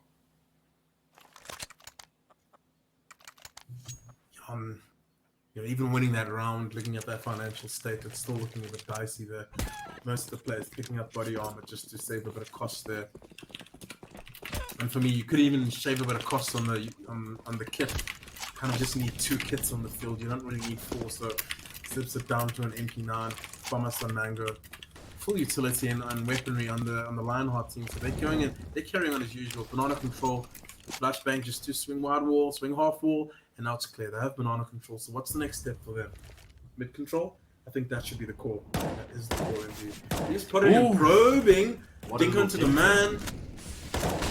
And that does bait out a lot of kits from GG. That flashbang was perfect. However, couldn't really move and they're progressing forward. Yes, I like it. They did the half wall smoke and the Molotov, but now the apps actually take. The MP9, someone zips it. He needs to get this kill here for ADM to be free, and he does. Sitting close range, walking in the apps. You don't really This see is that what I was often. talking about. Like, even though he did give up a few prices, when he has that AWP, it feels like even in the scout, like it was. I think Give it a scope and see Bar what Black happens. Poison. I mean, like to play against that AWP is it's very difficult. Like you start realizing the mistakes that you're making as a player only when you play against players of that caliber. You know. I agree, and that's how you kind of learn. You get punished by an AWP like that. You're gonna change the way you play the game. You change the way you play the game. It's for the betterment of the team. Banana control forfeited by Lionheart. I think they're gonna head straight up into middle here. Or counter smoke comes just in time. But if you have a look at the radar, they're setting up for a bulk burst. It's down to Zips Up and Mango, who's sitting fit and what's sitting inside. But GG are aware of it. The smoke does come out to give them an early warning signal. They're going to jump up. Mango Mango's in is trouble. gone. He's going to smoke there. Gonna They might even surround him. Lovely pick up there. They're going to spray him down at the Benedict, like we mentioned earlier. And again, he's just a turret in this pitch. You can't get him out. Yeah, it looks like his body stuck's there. Just there. The man gonna pick off these unwary rotators there. Definitely should have cleared that corner, but now idea blitzing up, gets the first frag, confident wide step, knows his teammates in ditch to support him. Bomb is down. This is quite aggressive, over aggressive from the CTs here. I mean, they are stuck in between both the terrorists. Beautiful shot coming out of ADM. He's just not missing now. It seems, and the last player is just all the way back. That lurking roll, moving towards that apartments now, again, with quite a bit of time on the clock to work with, though. Yeah, Again, stuck in a clutch situation, the man. It's It's gonna work out for him, but as I say that, it does. The white peak always works out for him. Love the white peak, big fan. Big fan. The white peak always works. Especially because like you build up momentum, like a lot of players don't really know how to white peak. You gotta really build up that momentum and just get that, I don't know, max velocity they call it. MF. Into the crouch. Into the crouch. Into the crouch prawn maneuver. Max velocity into the in the prawn crouch. That's it. That's it. That's how you go about the white peak. That's Explain white peak right there and 101, page 72 for those that are or do have the CS textbook with you. Oh, I like what Slayer is doing, going for the aggressive pick. Oh, Not even he's catch gonna a player bash out him, of he ways. does. It's exactly what a lot of He players does. do. I just felt the flashbang should have came in to prevent that. That's why you kind of do it with 3 players, right? You always have 2 players going there and the third player to throw a flash over to prevent that kind of peak. It's about the timing though. It's like you got to be aware at that. Like I mean, I think you spoke about it the last class that we did. Where it's like certain pathing allows for certain things. You can only do X when you know Y, and there that was too much time. You knew that you were at risk at that point, and I think that flash came obviously a little bit too slow. Yeah, I think he threw the flash himself, in fact. So okay, so then still peaked another one is what you say. Yeah. Okay, so I don't know. Or just needed to peak after. So you're right. You just needed to wait for it to pop properly. Pop. Oh. I like the small readjustment. He's gonna retake the angle there. He pre-aims them. Oh, wall bang. ADM, balls of steel. He still holds the angle, no matter the spam. Nice support play there, just to clear out long, make sure nobody's there. The bomb isn't BC. They need to go back and get it. So Adam's in a bit of danger there. He kind of can't miss a shot there. I like this. They're gonna be split shot. They're gonna be split. Just looking at the mini map a little. So yeah. Wow, oh, pre-fired the man. Told you he's dirty. So they're going to go back to the A side. They're not going to be split at all. Zip zip. I feel this angle favors the T's with the creep because you kind of do know, but the B split is coming. Oh, this is such a good decision. Lionheart are playing this perfectly. Adam needs to get 2 kills down all of them to win this. Oh, well done by Ninjas. They're peeking into the angle. This is kind of tough these days, so it's going to be a full save from Goliath Gaming, I'd say. Yeah, and 6-6 level scores, your tight match as we expected. Tools.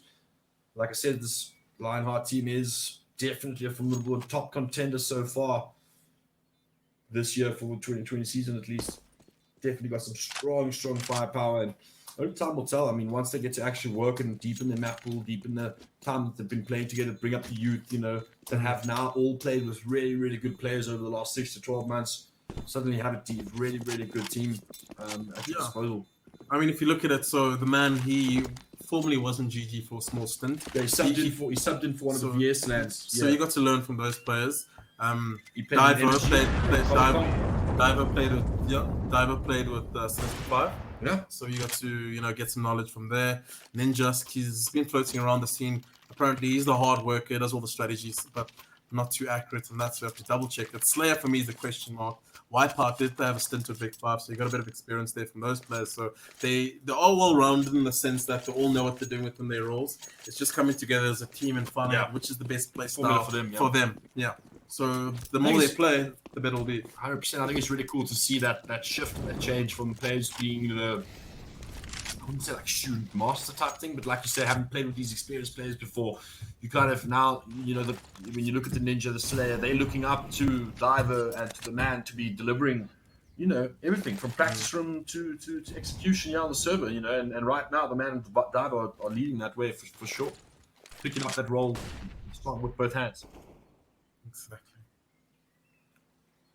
GG holding on to utility. They've struggled with banana control, so they've pushed back and opted to hold the site rather. They're going to probably put one on boost, double CT.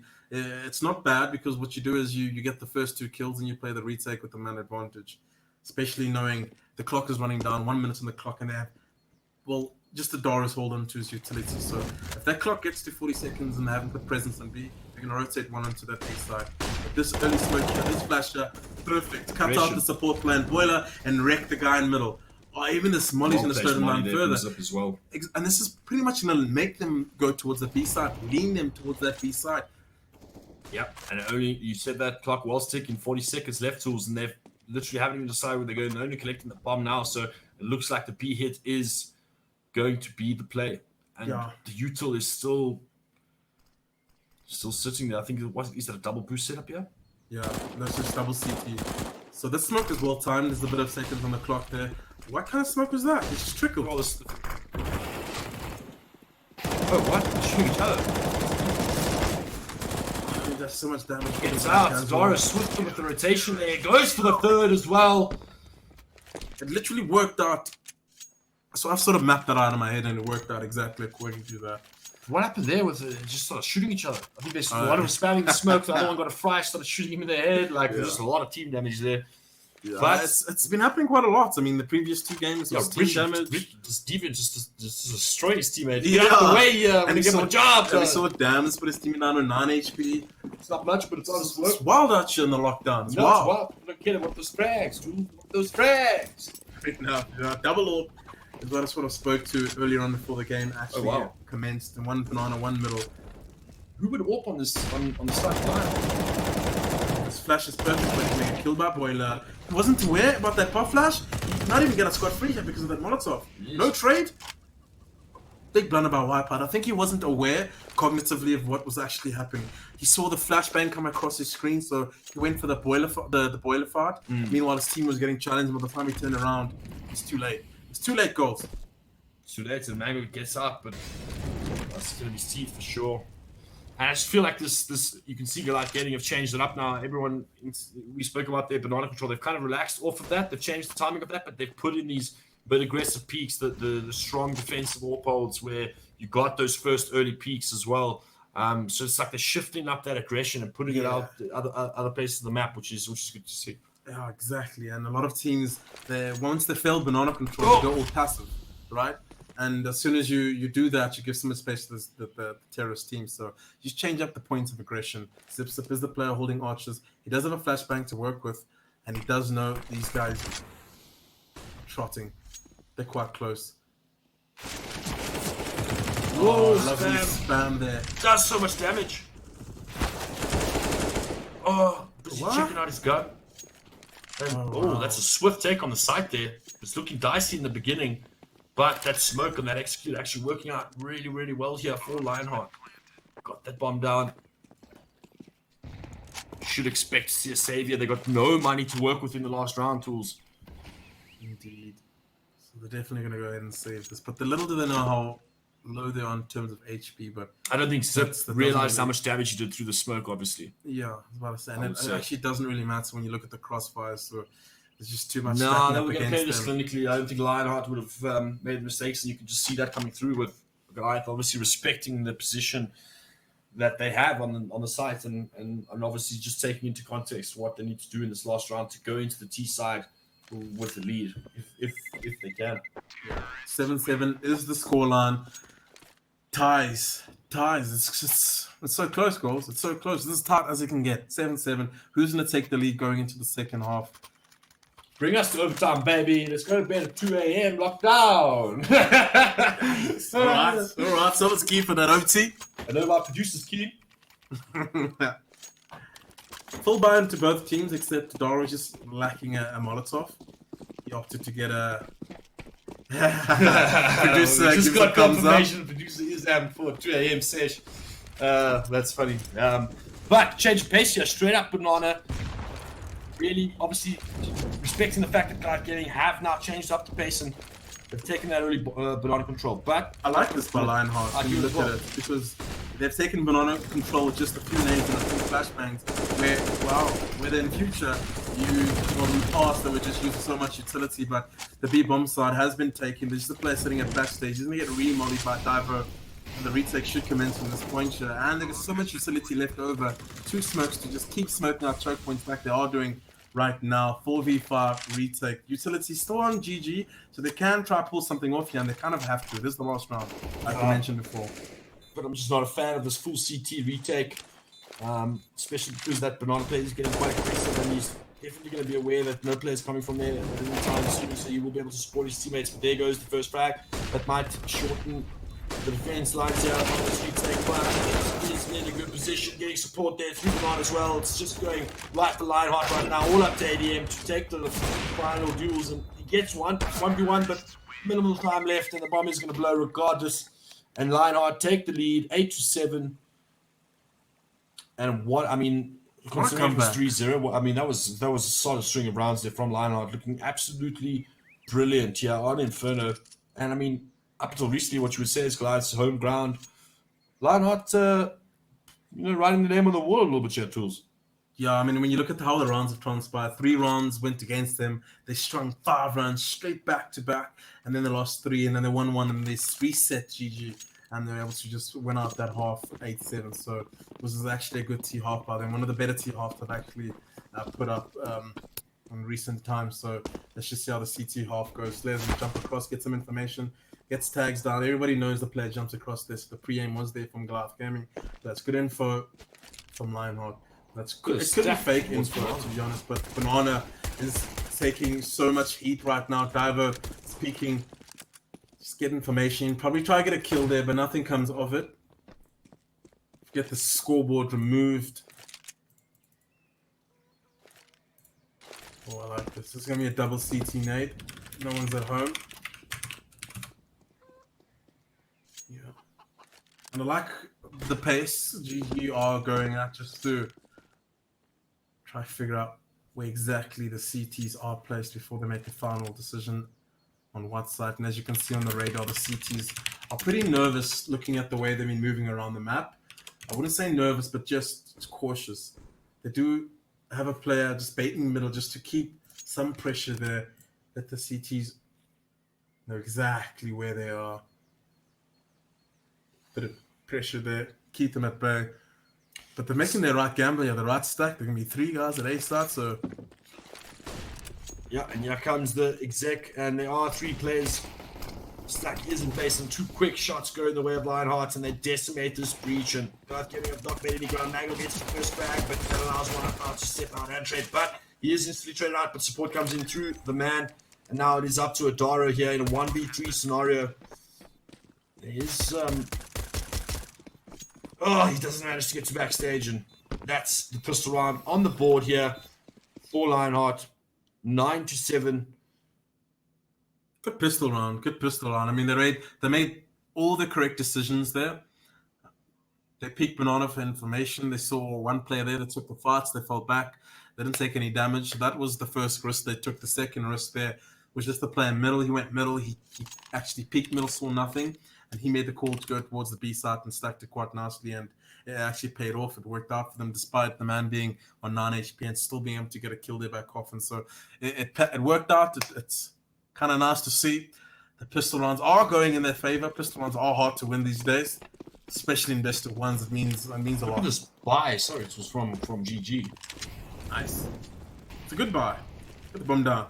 I like it. I like it a lot. Yeah. You just see the captain. Give me the guns. Give me the util. Give me all the stuff. Adaro, run for Deagle. There's the Hating Massacre there into low HP, so perhaps he's gonna trade out that gun with Zip, seeing that he is on 58 HP. Yeah, we should can't do it at the moment though. He's pretty much stuck there until the smoke dissipates though. So, Lionheart stable at the moment. They've used some utility. They've got some sort of information to work with, but the spot flash just to allow them to proceed and take banana control. They could just walk it up as they are doing now. Probably the burst towards B is called spot flash. Spot flash. It could be everything or nothing. Oh, good smoke there. And that's going to force some rotations out. And there's still some time to work it. 50 seconds on the clock. Some cues have been given, and so I'm not too sure if they will regress. Is there a flashbang to regress? Maybe another coffin flash, because setting 2-2s is pretty dangerous. So I think these 2 players are going to go back middle, try. Create a ruckus. Yeah. But Lynch's... Oh, he finds Massacre just walking up middle. But that's going to allow teammates to get some sort of position there. Going to spot the apps here. Nope. All the players are coming back towards A. All this...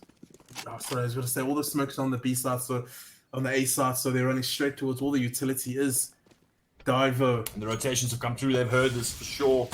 Now the breach is coming in. Mango comes in first. Divo's holding the sides. He's blind and trying to get killed, but Adaro gets the better of him. And now the ditch player is playing just like Mango did, making it really difficult, but ADM gets the better of him. Now 3-2 proved to be a better decision, but they need to hold on here. At the moment, weapons definitely in favor of Garth Gaming. ADM with another pick there. Slayer playing close by, gives his position away with those pot shots, and that allows Zip to retreat into the site. That gives better angle to his teammates, and now this is a really, really tough and difficult situation. So they almost just get up with his head on. I think, never mind, take the head off of the Daro. First step, second step, and now it's just left up to one more player. But Zip holds the line, draws it in the sand, and Goliath Gaming getting 8 on the board at the post. Lionhearts 9 rounds. I like the buy that Goliath did there. They got the bomb. They got the bomb down. They got a few kills. So when a situation like that, when you do get let's say 2 or 3 kills there, you can actually force buy. And in retrospect, you'd have a better buy than the CTs in terms of the riflery, the power. You're buying a Krieg versus an MP9. We saw the Krieg got a lot of the kills there. The AKs got a few kills there.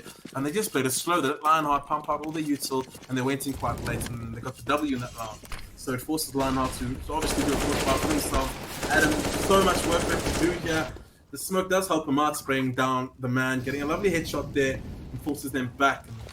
For me, that was all in play from Lionheart. They kind of needed to win that battle for this round to go the right way, you see. 100%.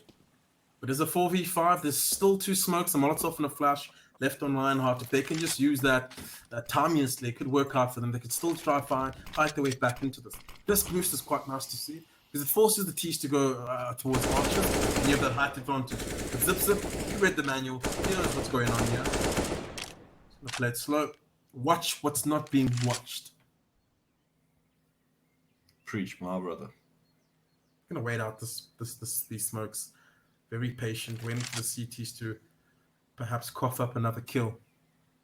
Wipeout is holding that long lane. We do see Slayer or Diver pushing to middle here. Oh my gosh. It's disgusting. That's the potch fight. Another Oh one. my. Another one. Oh my. Another Give us one. another player. He's looking. Mango had a bit of the shakes there after he saw his teammates fall down so swiftly. Another player was these Deagles. This is that, you looked at all the games you casted before this. We saw these Deagle purchases not being that useful. Deagle ecos. But these guys know how to use them. Yeah, I mean, if you're not chill. a shoot, you're not a shoot. Yeah, it's not much to do there. Smolly's gonna make things a bit sticky for GG. Good smoke to just diffuse a little bit, so I'm sure he knows about that. Oh man, his game sense is so high.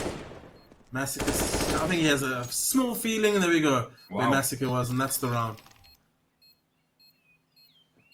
That's the round, goals. Yep, that's the round. 10 rounds on the board for Lionheart. Obviously, some decent comms coming through from the team. They're just giving him. He's in the smoke! He's in the smoke! He's in the smoke! He's over there! That's pretty much what the comms are pretty much like. I don't really know about matchmakings and bugs. It's just like that. It's just like that. GG, do they opt to full spy behind this, or they're gonna... This looks like a couple of Deagles. They're gonna return the favor. Yeah. They're not buying armor. They're not gonna force them to. Just the deco buy. Massacre with the majority of the util. Full buy, 2 flashes. Smoke and a Molotov. Interested to see where that's gonna go.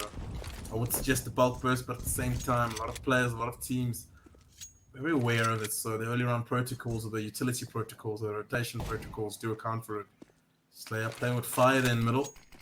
Opts to smoke off right in the middle for his teamies or for the opposition. Very odd place to put that smoke, but I guess when pressure does mount, things like that do happen. That's the...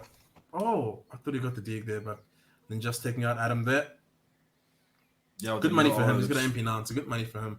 Diver playing anti-flash in case the flash does come past. And how the B players doing over here? I was about to ask. They got full utility, so it's even going to be a mountain to climb going towards that B side.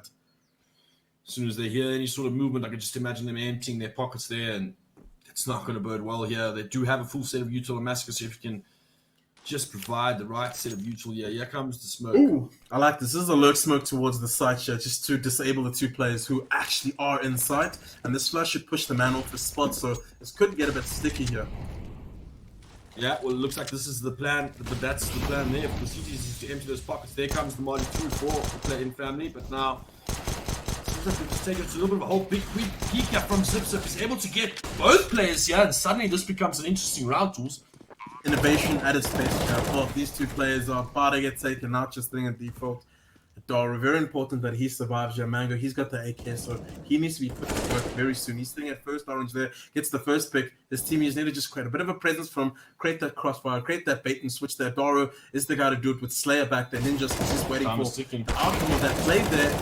Oh, the spray doesn't work out. Drag. It's all up to Mango now. Well, I mean, Zip he gets more, but there's enough time for them to defuse. 15 HP. He's gonna watch this game and be very sad at that. It was a valiant attempt there. I like the innovation as to how GG went about that. So generally how that would work is they would smoke CT, do the flashes over, but that's very obvious. They're going to molly the lane. So if you do that smoke that lands in front of the site there, you have no information to work with. And even if you do put that molly down, you can still get through to 20 ticks of damage, but they can't see you go through with CT. And you're able to wrap towards the wrap. You can wrap towards that backstage part. I thought like that molly got put down, and I thought that like kind of stopped the breach, but it actually wasn't the case. All the players were waiting for Zip to get all the way around, into the back into the back line. So very expensive around there for Lionheart. Some nice innovative stuff coming out of. And to me, that's a strat. Ooh, I like that. That's a good spam. That's pretty audacious to go for a peak like this, considering this smoke right here is placed in front of rocks. You can't really contest on. Gee, that's going on now. It's Battle of the Smokes, Battle of the Smoke spams. Yeah, is the middle burst. The smoke is pretty big. If they can maybe wrap around it, I think they can pop that. This just saved Ninja's life and saved Adam's life. Oh, Slayer, overzealous there. I know exactly where Ninja is, and that's the open bomb site for Lionheart. I just wish that's a different approach. Yeah, I wish Slayer didn't swing out like that. I rather hoped he pulled it back and peeked behind the double box. Not in front of the double boss. Yeah. I think that would have aided him a bit more because he had to go down the stairwell, then take the fight. It's a bit awkward. But Lionheart will save their guns. We'll fight another day. 9 rounds on the board. Sorry about that for Goliath Gaming. 11 for Lionheart. And this is a CT-sided match, so GG should be sweating at this point in time. Definitely sweating. But also relieved that they're able to, bring a round like this together with 4 people alive. I just got flashbacks of that funeral meme. A funeral meme is the best. Did one of Doja and eating pit. Brings a tear to my eye. Yeah, and a tattoo on the wall there. Graffiti. Can't find a tattoo on the wall.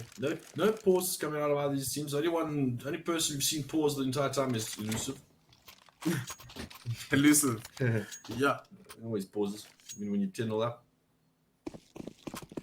I'm gonna stay focused if you're playing with that guy. Yeah, you 10-0 up, you miss the smack, pauses and tells you. Yeah. It'd be like that. Oh, wild peak coming out of Abster, and he's stuck in because of that molly. Tough play from there, and wild drag there from Mango. Just pulls that mouse down. Now, these kids know the spray patterns by headache. And obviously, the man advantage here. He wants that gun. Why is no one posting that gun? Oh, blew up in there. He's like, no, God. Banana control about to be established by GG. Still 2 players sitting in that B side. Pretty sure the man was sitting with full utils still. So, what did he just use that? What? You kind of want to use utility like that to win the round if you get not win the round, but late round to stop the T's from going in. But you're gonna use it quite early. GG are just gonna wait it out like they are doing right now. And if they do the due diligence, they should be cleaning out Divo and man. Oh, Divo! We've seen the story before. He's been here, done that. He's been there, done that. Divo. We saw him do it in Boiler. Now we see him doing it in Banana. And that's why I did say he's the power player, but the A side is being hit right now. Can these players hold their own? Can they stay strong? Dora picking up Ninja's there, and the pit player gets taken down. My Mango. Smoke to cut off the rotations. Was that a medium throw? No, it bounces off the wall. Jump through. Oh, we're gonna push it. Mango with the spray down on a Dora there to clean up towards the end there. Yeah, that's like you jump. I need to watch some more games, dude. I'm just seeing so many smokes. Like, what are you lining up for, dude? I was shook as well. But for me, that smoke's a bit dangerous because you land on the pot plant, you're still exposed and you have to jump through it. Where if you're in pit, you can do the pit. It seems super fancy for no reason, dude. Like just throws. Which to get the perfect lineup, that's the smoke you gotta throw from that angle. Otherwise, it won't be perfect. Everything is about precision and Counter-Strike. Dude, that's one of the ones I saw on train. That train went from I've been junkies. humbled. That train went from junkies blew Oh. my mind. It busted my brain. Yeah, who threw that one? Junkie. Junkie. Yeah. Shout out. I'm gonna go drop him a DM and ask for the lineup. Yeah. Swing notes. Oh. Yeah, I actually want to look into that smoke a lot more. But upset up here. Do they clean their angles? There's a player there in the corner. They haven't cleaned them out yet. What is going on? What is going on? Hello, hello. You tried to knife him, Slayer. Your brain. Why? Why? 2v4 at the moment. Davo is deadly with that deagle, man. So glad he's playing well because we said he would. Yeah, yeah.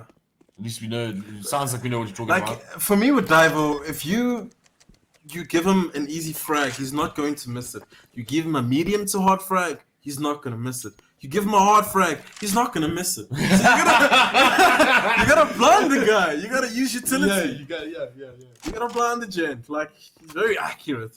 And he knows, how to get into these nooks and crannies and put himself in a good position to get those multi-kills. So I feel like his awareness of like, especially playing against like the better players as you go up, as you get further deep in a tournament, for example, it's like his awareness of the second player coming in as a trade potential. Like, he's very aware of when and where it's coming. So like he almost commits to that fight before he even knows it's coming. He knows that like the players aren't gonna just stand there and the teammate dies. So and if you can make that work for yourself. Yeah, that's great. It's kind of like what I refer to when you look at these other teams, these overseas teams playing stuff, and whenever someone goes overseas, it's always like, oh, they could have done better or whatever. But the reality is, like, one, it is so bloody hard, and it's like two, for those players to be, stomping each other the way that they do is so incredible because it's so difficult as it is. And I mean, that's just kind of, I would say on like a local scale is what Divo is kind of doing. But anyway, I'm just rambling on. Mid burst is coming about you. They're gonna wrap towards long. There's a player sitting there. It is down to Slag. Gets taken down. The A star. There's only one man. Ninjas. I mean, not Ninjas. Ninja. Ninjas. You're just too deep, dude. Yeah. You think you're being sneaky, but you're not. It's like I'm gonna hide right here, but then your ass is sticking out or your gun's sticking out. Yeah, stuff. But this round, we'll go to Goliath Gaming. Right now, they are on a hunt. I just He's gonna knife him. Man, he's gonna knife him. ADM, you're gonna knife him. Oh no, not Diver again. He's back, guys. He's back on our televisions. You want to knife him? Knife him! I guess you can get the money from the Mac 10. It's good money. Yeah. It's not much, but it's honest work. Yeah, it's honest work, dude. Diver, at least he's get himself a Krieg. Is he able to survive though? I mean, that's the key point here. Diver, look at him, he's nuts. Oh, well, how many kills is he sitting on? You said that you need to flash him, so. He's sitting 18 kills. He's got the most. No, he's definitely. I mean, he's picked up the last couple of rounds. Yeah. But look at ADM sitting on 23 kills. I wanted to just point out why I laugh like that so much was because like I've just realized what I looked like all those years fighting in the smoke, dude. You see young Golds chilling in the smoke there. He's like guns sticking Guys, you out. found me. Meantime, I'm sticking out the side, dude. Yeah, but like I was just mentioning, ADM is the IGL and is carrying these boys, putting them on his shoulders. I wouldn't say carrying, but doing the most part of it. Flash is going into the middle. They're going to burst very soon here. Diver's going to be presented with some kills here. He doesn't miss those. There's no backup. There's no support. So potentially it was a fake. I'm not too sure. Nothing established from all that rockets, pretty much. Flash coming through for Banana. He's on the half wall there. Do they clean it? Audacious. That molly burns him on that half wall. So I've been in that position, but he didn't realize that your CT smoke coming about the play. He's going to wrap towards coffins. And he's going to try stop the attack coming out from Goliath Gaming. Wipeout. Oh, he's even smoked out, so... Oh, takes a nade. He just wanted to get them down, and it takes a nade for his efforts.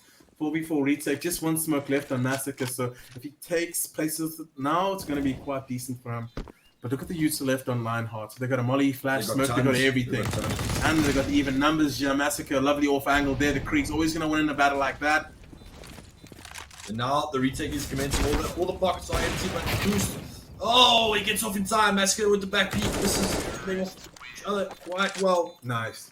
That was some clinical stuff there. You can see they have a plan with as the retake comes in. Yeah, so a lot of teams or players on the retake, they would sit banana and they wouldn't expect the CTs to actually smoke it off. So, I mean, I like what Goliath Gaming did there to actually prevent it. They boosted above the smoke, and that's one of the ways to deal with it. I mean, as they missed, they also disengaged from that boost, and that's why the player, when he realized the boost was getting shot from a boost, when he took the pre-fire, the player was already gone, and they could actually, and then that's at that same moment, then Massacre's like stepping out from the back. It seemed very well coordinated. Yeah. Like if this then that, I don't know what the term is for that, but it's that.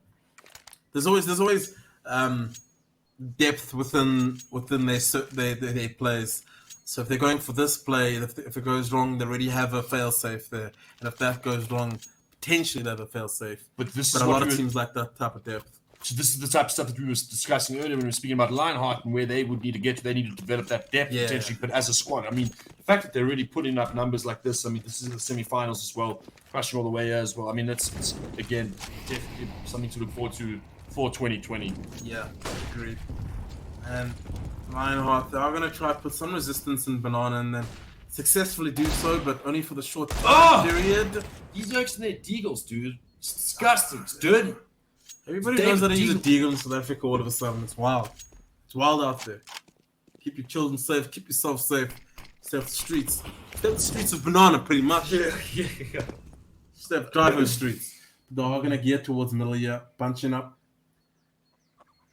Stay close for that trading distance here. I have lost the numbers, so you can respect why they're heading towards the A side. No one's really going to pick that.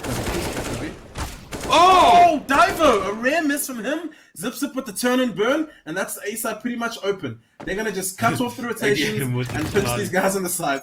Eddie with the smiley face there, Massacre, BMing the man, going for that repeat here. The player in pit and a player in Sacha, down to a 2v2. He's behind the mid boxes here, Mango. Box him up. But no! Does Wipeout get another headshot with that? Oh, he does! Down to a 1v1. Adoro, that smoke is just the GG smoke. He doesn't hit the Wipeout, so he can actually wait it out. Jeez, those bullets are scary, dude. That's very scary. That's the issue. But all he does is giving away his position here. That's my problem. Adoro, he wanted to reposition, but he's going to stay behind double and use the off angle really well and secure the 14th round for Goliath Gaming. Very dicey, very tensuous. It's quite wild that David missed that frag and like it ends up like because he didn't get a triple, like it ends up like leaking. He plays into the site and they cover the round. Yeah, definitely not. We just heard him in the chat, Divo. We've all been there, player. We've all been there. We've all been there. So I basically take back everything I said about Divo. What? That's toxic. You can't whiff like that. Nah, we can't. We spin after you said that he I'm being too harsh. Yeah. JK Divo. JK. Nah, he's disgusting. He's a demon. Come on. Can't get around that fact. At least Lionheart was able to mount up a buy. They've been sitting in ecos for the past 2 rounds, so I mean, even considering that, they've done so much damage to the economy of Goliath, so if they're just able to reset it just a wee bit, they can claw themselves back into this. Goliath moving up towards that abs area. Lionheart opting to forfeit banana control, as we can see there. Want to play straight sides. Perhaps most teams feel comfortable that way. Conserving that util though. But Goliath Gaming not really going to have any of it just yet. Oof. Divo doesn't look like he knows where that was a decent flash. That's all I'll say. Yeah, that was a good flash. But mode control established now. Banana control yet to be cleared by the CTs. Not much information, just a casual pop peek and weave there on the coffin side of things. But Goliath Gaming content with just holding that mid control for now. But they are looking to sequence themselves into some sort of rapier tools. Mango! Big zip gets that double at him, trades out the player in archers, and that's how the cookie crumbles. All 3 players deceased on that A side. They needed to make a play there before they got wrapped. Just a Juan tap. Juan. It was clean. Very clean. And they're definitely hunting this last player, right? Have to. There's loads of economy, lots of rounds left. They're even getting fancy with mollies here. Look how thorough they are. They're making sure this player does. No one's at family. This first orange. Now they know he's backstage and on the hunting game as well. This is going to be too hard for Wipeout. And that's round 15. That's match point. 15 rounds, 2 Goliath game. Lionheart, their money isn't looking too good either. You can see Slayer already opting for that. But all they need Scout. is We are the Deegs. We are the Deegs, boys. Yeah, they just need a deagle, man. That's all they need. Oh, the FUMAS often does betray you, like we've seen in past broadcasts. Actually, the Scout goes to the man, so he's usually the banana player, so I'm wondering to see what's his take on this. Where's he going to go? He's actually going to go towards the middle. They're going to solo B with one player, Wipeout. He's got full utility, so do you understand that they're going to push down the middle? They're going to throw a span in the range. They're going to throw a span in the works. Like, I will not be expecting this at all. Crazy position already. Now they're going to spot. There comes the first frag, but they quickly recover, and that was close, Tools. That was almost a disaster. That was a bit of a Hail Mary. That is just pretty much this is where we want to win around here and there. Ninja at least picks up a kill there in Mango, but there's 3 players hot on his heels. Lionheart, 1 player at A, 1 player at B, so Ninja, he needed to do more there for them to stay in this, and because potentially this is the last round. GG's already been called out by ADM. A lot of belief in himself and a lot of belief in the players there. They got 2 Molotovs, 3 flashes, so there's no way Bypass should be able to clutch this round, but it is not impossible. We said a few mistakes coming out of GG for this to actually happen. Another Molotov, another flashbang. Oh, it's disastrous. He's so blind, he can't do nothing. That is GG. Goliath take the first semi-final, 16-11, give themselves the second grand final of the Inkosi Super Cup. They did win last week's one, and they're looking to replicate their performance. And now I'll go up against Energy Esports. Energy Esports did manage to to beat Edge. Their game is already complete, so I imagine that was a little bit quite cool that Edge made it through all the way to the semi-finals. But with that said, we do have ourselves an El Classic Goliath Gaming and Energy Esports final. Yeah, looking forward to it. Yeah, I mean, just looking how Goliath played that game, they had quite a rough T start there, a lot of small mistakes seeping through their game, as well as the CT side there. So for them, they're going to be just brush up a little. Energy Esports, yeah, we did watch their game earlier. It looked pretty clean. But for now, guys, just stay with us, and when we get back, we'll take you to the grand final. Energy Esports, first Goliath Gaming. Don't miss it.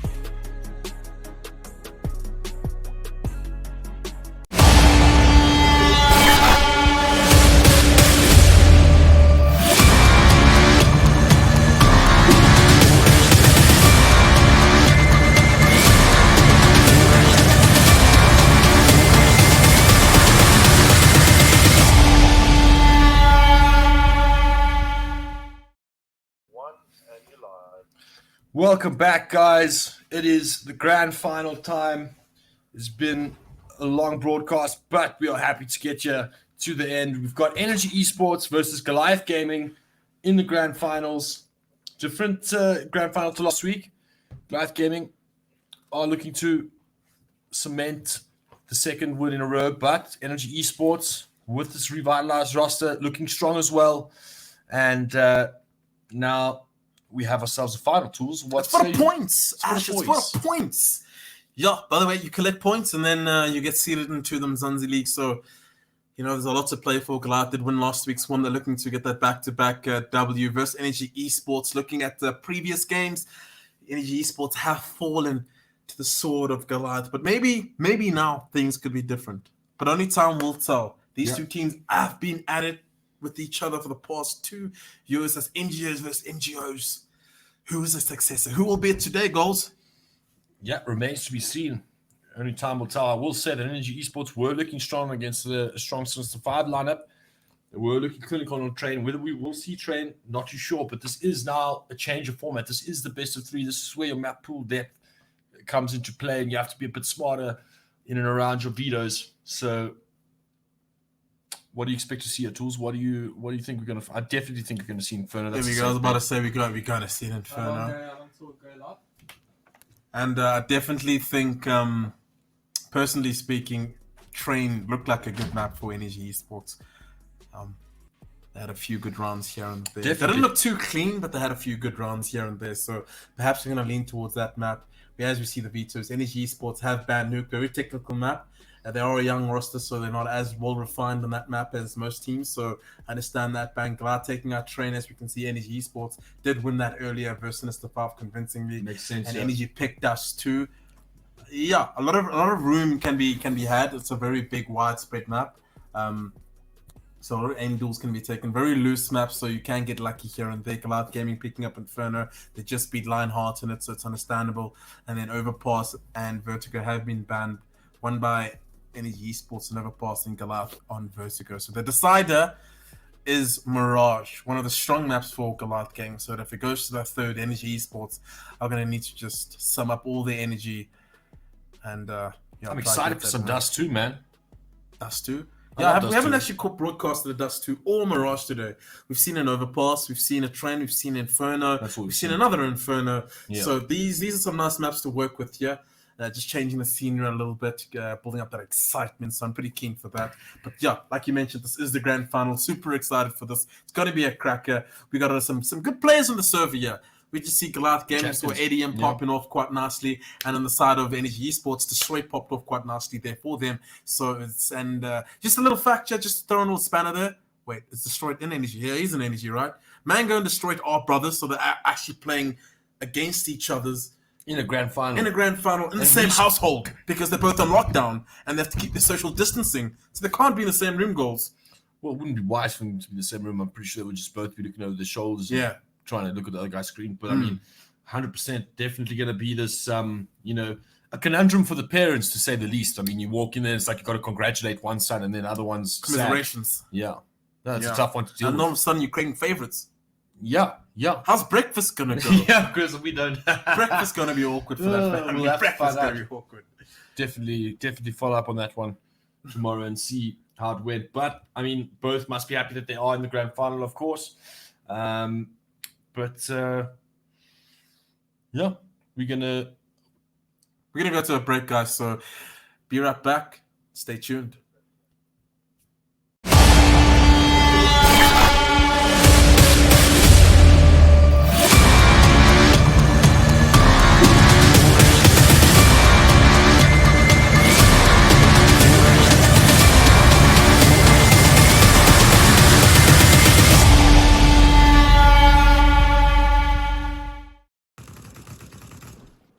Welcome back, guys, and we are getting into this Dust 2. We are waiting for one last player to join, and I'm pretty sure everyone will quickly ready up and we will get going. But this is Energy's map pick. Yeah, indeed. And with a map like Dust 2, a lot of avenues of attack. You got the long region. You'll see a lot of pop flashes going over to long if the terrorists have good spawns, it's quite easy for them to take that. There's the middle area. It gets quite contentious because to get to cat, you have to get through the middle. If the CTs have an AWP holding that cat, it can get pretty dicey. So you'll see a lot of the Xbox smoke going down to allow them to move through that path. And towards that B site, as you can see, they've opened up the B skyboxes quite a lot, so you can pop flashes over there, and you get your usual window flashes at B to allow you to get through that choke point.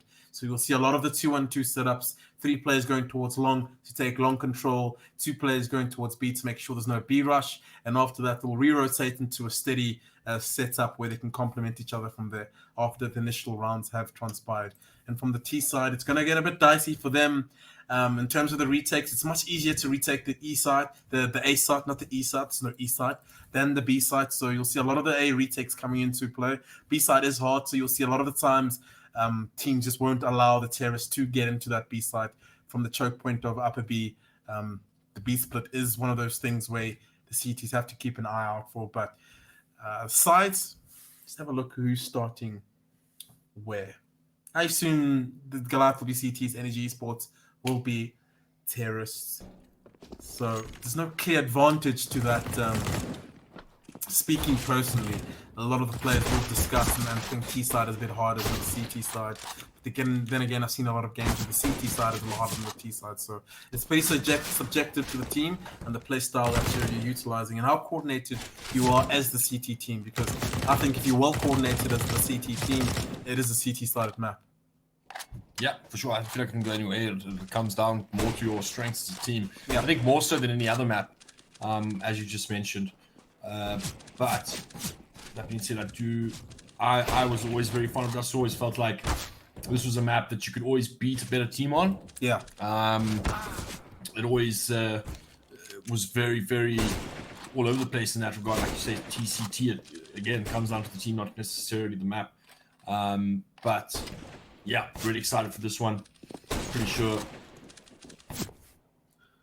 Yeah, and Energy, they have qualified for the monthly cup. So congrats to them. Bigs up. I'm gonna put a little clap here. Not too sure if you can hear that. Both these teams in the monthly cup. Both these teams in the monthly cup. So another clap for Goliath Gaming. Here we go. Nice, boys. Yeah. Oh, and Quite ready. So Dams is in here. Isn't Dams and Nadara best mates as well? yeah, they're best friends. Dams and Nadara best friends. All we need is like arch enemies, and we've got ourselves a hell of a match coming up here. We just need ADM to just throw in a bit of beef with maybe a Lich Lord or something like that. Panda. They're both from ADM Durban, and Panda maybe? going at each other. That would be jaw. But ADM wins that any day of the week. So didn't ADM win Comic Con with Panda?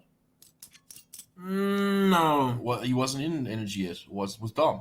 It's with Dom. Yeah, Panda won it with Dom. Yeah. ADM wasn't in Energy yet. Yeah, ADM won it the next year with them. But guys, we are jumping straight into the match. It is live. Freeze time has ticked down. We're going to the stabby stab, so we'll just tune down the excitement a little. Knife rounds are quite important. Like for me, so Counter-Strike, you got to look for every competitive advantage you can get, right? So for me, if you can practice doing your knives, you're going to win your knives 9 times out of 10. Goliath, pretty much, I wouldn't say practice their knives, but have spoken about it. You have the Wall of China, and then you have the Zulu Bullhorn. Those are the 2 techniques I like to use. Which one was that, Tools? Was that the China Wall? I don't know. That looked like a Wall of China there. Nice. Well, now that you've given away all the nice strats. Definitely see some. I suppose one can know what Zulu Horn is, but to put it off is a different story. It's a different story, yeah. Execution is key. You can always have the formula, but if you can't execute, it's gonna be dicey. It's gonna be tough. There's 2 players left to ready up Lich Lord and Massacre before we commence with this grand final, this cracker, this banger. Guys, thank you for staying tuned here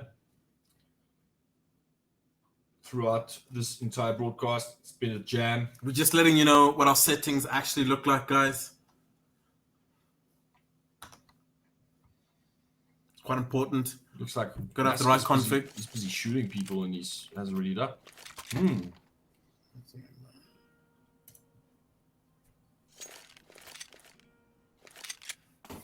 Alright, these 2 teams are locked and loaded. P250, flash smoke into Dams. Double flash, smoke onto Panda. He's leaning towards that B side, looking at their spawns on the mini-map. I mean, that A side, looking at the spawns on the mini-map. They are going to try contest long, perhaps. As you can see, they are leaning towards it. The player's going out towards long with the flashbang. ADM is there to spot it. He's going to fall back, get that free information from him at the very least. And the reaction is to push Cat in the form of Mango solo. There's a player supporting him. Zips up there by double doors. 2 players sitting on that B side there. And it's going to be an A fake B hit. Interesting. There's going to be little to no information. So Block that smoke. there's only one smoke as well. So he's going to tell the players at B to just stick and stay strong. Massacre has a lot to do. There's 2 players sitting back flat. That's the bomb. Those are their headshots, and that's what the setup is for. Mango, you need to finish this kill. Dasso went down. He had no armor him, so it was a bit easier for him to get that kill. That aim punch was there. Panda tries some risky plays. Pays off for him onto Eddie Yemia. Destroyed. He needs to find this kill on his brother. Don't kill your brother. Don't kill your family, man. He belongs to you. No! Destroyed gets the better of Mango there. 3v2. Flashbang onto Zip, so potentially they wait for the players to get close. He flashes over B-wall to get that kill. We'll see. Oh, he is the player peeking with that flashbang. Well, flash coming in from Banner, enabling Destroy to get to the side. He gets the first dink, spots the second player on the side as well. Gets another one, and Destroy is just opening it up here. Gets another third dink as well. But it's not a lot of damage. He could have actually fooled him there because it looked like it was dink tools.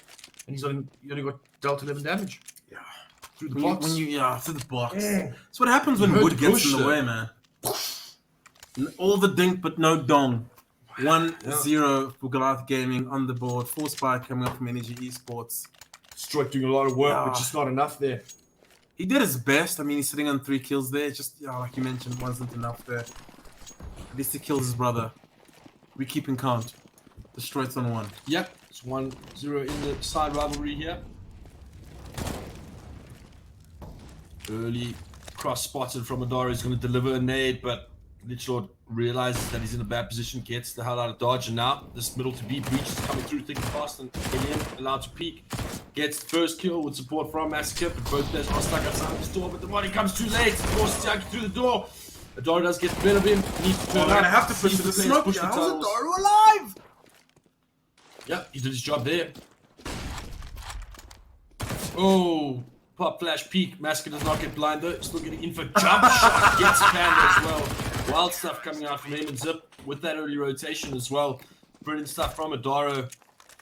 That Molly, despite not being on time, and it forced that player to push through the door. It forced Adaro to take that fight and then push into tunnels, and he gets those frags. So a very close round, tools. I felt like that was too close to come for an equal round. Felt a bit dicey there.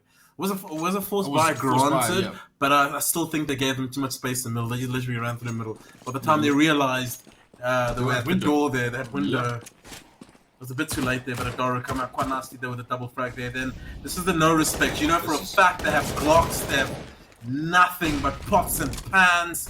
No Soviets with their meals as well. They can't afford anything.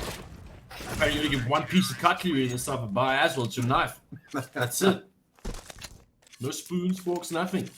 But see, now it's a bit tough. So what decision do Goliath make? Do they upgrade those MP7s? Surely. Or do they change the way they play this T round or the CT round?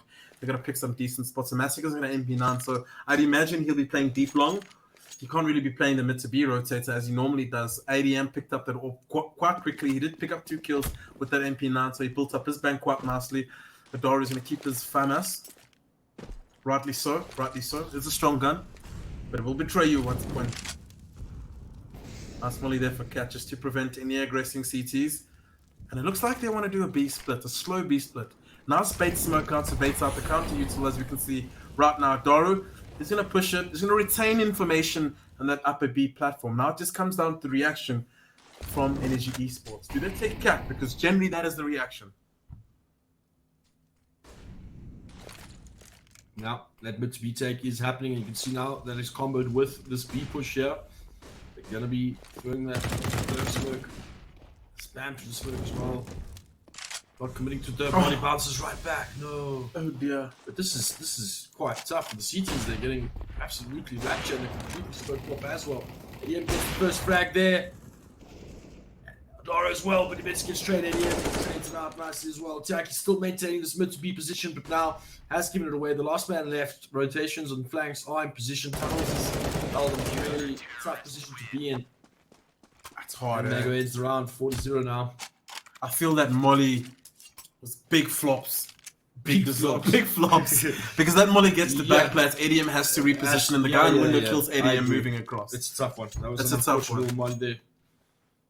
Grand final, Judas coming out from Dams. I'm pretty sure it's his first one. First grand finals indeed. For sure. Nonetheless, Bless 4 up, rounds, bless up, good bless start from Goliath Gaming. Energy Esports reduced back to a force buy. Oh, some aggression. No respect. No respect coming from Goliath Gaming. They don't care for what their plans are. They don't care for their dreams at all. They're just gonna fight them mono on mono. Oh, that's the I used to love doing this. I used to love getting super in their face in these rounds where you know they're economically disadvantaged. You play in the mental game as well, so you start putting pressure like this. One, it makes like the opposing team more wary about the util and where they need to clear, how much more they need to be worried about these aggressive pushes. Yeah. And then two, it's just these people getting up in your face, not even letting you get to your plan. Yeah. So that was what I loved doing, and also that was the impact that it had on the opposing team, right? But for me individually, like I used to love just doing it because it gets you that momentum going. Yeah. Like even if you've had a rough map, rough tournament, rough whatever, if you put a player into that position, you kind of just allow him to be free and do his thing and push up and just gets them on the board. So anyway, back to this round again. Yeah, for me, everybody has a plan to get shot in the face. Yeah. And that's what happened last round. But this is the gun round. ADM does have an open middle. Pop Flash coming through middle. That's a free kill for him. Is he going to get out scot-free? He actually can't. He has to kind of stay there. Scaffolding. A Flash has to come out from his team, from support at the very least. B has been focused on from the energy for quite some time now. They keep insisting and going towards the site. At least Dams have to pick off Massacre, and Lichlord does quite well there to kill Adara. Just one player stuck in the middle there. It's a 3v3, but there's 2 players on the side. Do they go in before the rotation from the low B player gets there? The Smolly's going to make it a little bit harder. I think they might just wait for the post plant. They might wait for the bomb to go down. Oh no, that flash wasn't too good. I think they expected them to be gearing up for that plant, whereas the second one a little boost comes through. Oh, nice. 2v2. And there's a flash still left from Mango for them to work with. There's a player in tunnels and a player sitting at Xbox. So how does this actually work? Zip, zip. Where does he drop? Left or right hand side of double? Flash catches Zip there a little bit. It's a little bit high, it seems. But Dams gets the frag onto Mango. No, it's all up to Zip. Okay. And Dams gets him as well. Caster control. Bliss. First time on the board for Energy Esports. Well done for them there. Their persistence did pay off towards the end. Continually focused on B. I mean, the eco round, the 2 gun rounds, they've been going towards that B side, something part of their game plan. So let's just see if they continue, or do they switch it up and add that as a fake earlier on. Or Mexican standoff here in middle. Yep, ADM is aware of that. Stop quickly as well. Mango gets that quick frag and nodded out early. Another one pushing even further back now. So that quick top control quickly negated here, but obviously by the same thing, quick top control from the CTs. You can see both teams forfeited long control to try fight for top, and it's getting quite intense. Massacre putting a bullet in Destroyed's forehead over there. Nice smoke to slow down play, and that just basically nullifies that Molotov. Eventually you're going to have to re-Molotov that or go in dry, which makes it a bit harder. Massacre's going to be setting up Mango with the flashbang when the smoke has this. Oh, he chooses to play in front of it. Yeah, that's good info at the very least. They know they're not hitting that A side, so the B players are on their toes right now. Oh, Daro sneaks through the smoke. What a champion, but he doesn't let the ball go through. He gets it, but he makes the frags. That's what you needed to make it work, because that was the risk. Use the teammate, but get the frags, and he gets all 3. Clean up on ILB. You're kind of banking on yourself to get a double there. If you're going to push that smoke and isolate your play on the site, you kind of have to get those 2 kills. There's just no negotiations for that. So he did his job. He did it quite right. Then Energy Esports back into an eco, I presume. That won a round, lost a round. It's never good for the T's or for the CTs. It's not good for anybody. It's not good for the world. Yeah, 6-1. Another force by here, and it does look like B is the name of the game. I don't think they've even seen much of that A bomb site this game so far. And a lot of success as well, a lot of bomb plants, and well, getting entries into the site. Caught in transition. I was literally waiting for that, and the smoke isn't going to be placed. ADM is at least there with an AWP, looking for another at the very least. There we go, and that's his job pretty much done. Kind of just has to wait for his teammates to come into play, but no, he's going to persist. Losing that off, do they pick it up? If they do, it becomes a lot harder, because Dow just straight becomes the man to look at. He's the necessary guy to get that entry flag. With this gun. Yeah, he does have the skills. We've all seen it. Dams, you need to stay alive for your boy. Oh, here come the mollies here. This looks like they're setting up for something retake. They're waiting for that tunnels player to get into a better position now. Destroyed. And as he does, here comes the util. Molly onto the site there. Pushing Dams all the way out. First frag goes the way of Mango as the tunnels pressure comes in, and it's just too much. Too many things in the pockets, tools. Yeah, 1 for 1. Mango 1, destroyed 1. Oh, is that the tally? Yeah, cool. tally. Just gotta keep the viewers updated. Yeah, no, for sure. Brother rivalry. All in the name of that awkward breakfast. 1-1. Hopefully it's a draw. And they can all just wishful thinking. Friendly and eat scones and tea. Be chilled. Yeah. But 7-1 here. Quite a solid start here for Goliath Gaming on the CT side. At the moment, Energy Esports got to look for some sort of gap that they can take when they have looked to pressure A. It has been unsuccessful, but B is starting to become a little bit of a brick wall as well. Goliath Gaming. Mango getting a bit sizzled over there. Tion taking a bit of damage over there. Good pop flash, and Adam is in the no man's land. Oh, they almost caught him there. They're going to continue to the B side. The continuous B split is relentless from Energy Esports. Yep. And they're getting destroyed by Eddie and triple off kills from him so far. And the reaction is just better from Goliath at this point in time with the B side. But they let it slip once, but only once. But I felt like there, that angle that ADM had, or like the angle that he was getting flashed off of, I feel like at that point, if that flash lands and you're committing to it to be, you commit. It's a free because kill. At the end of the day, if your flash is good, it's good, and you get the kill. Like that's what the point is. If the player's not there, your flash meant nothing anyway. So there's no reason to pause it. And I felt like ADM got 3 frags. And he shot like when that flash popped. There was oh wow, okay.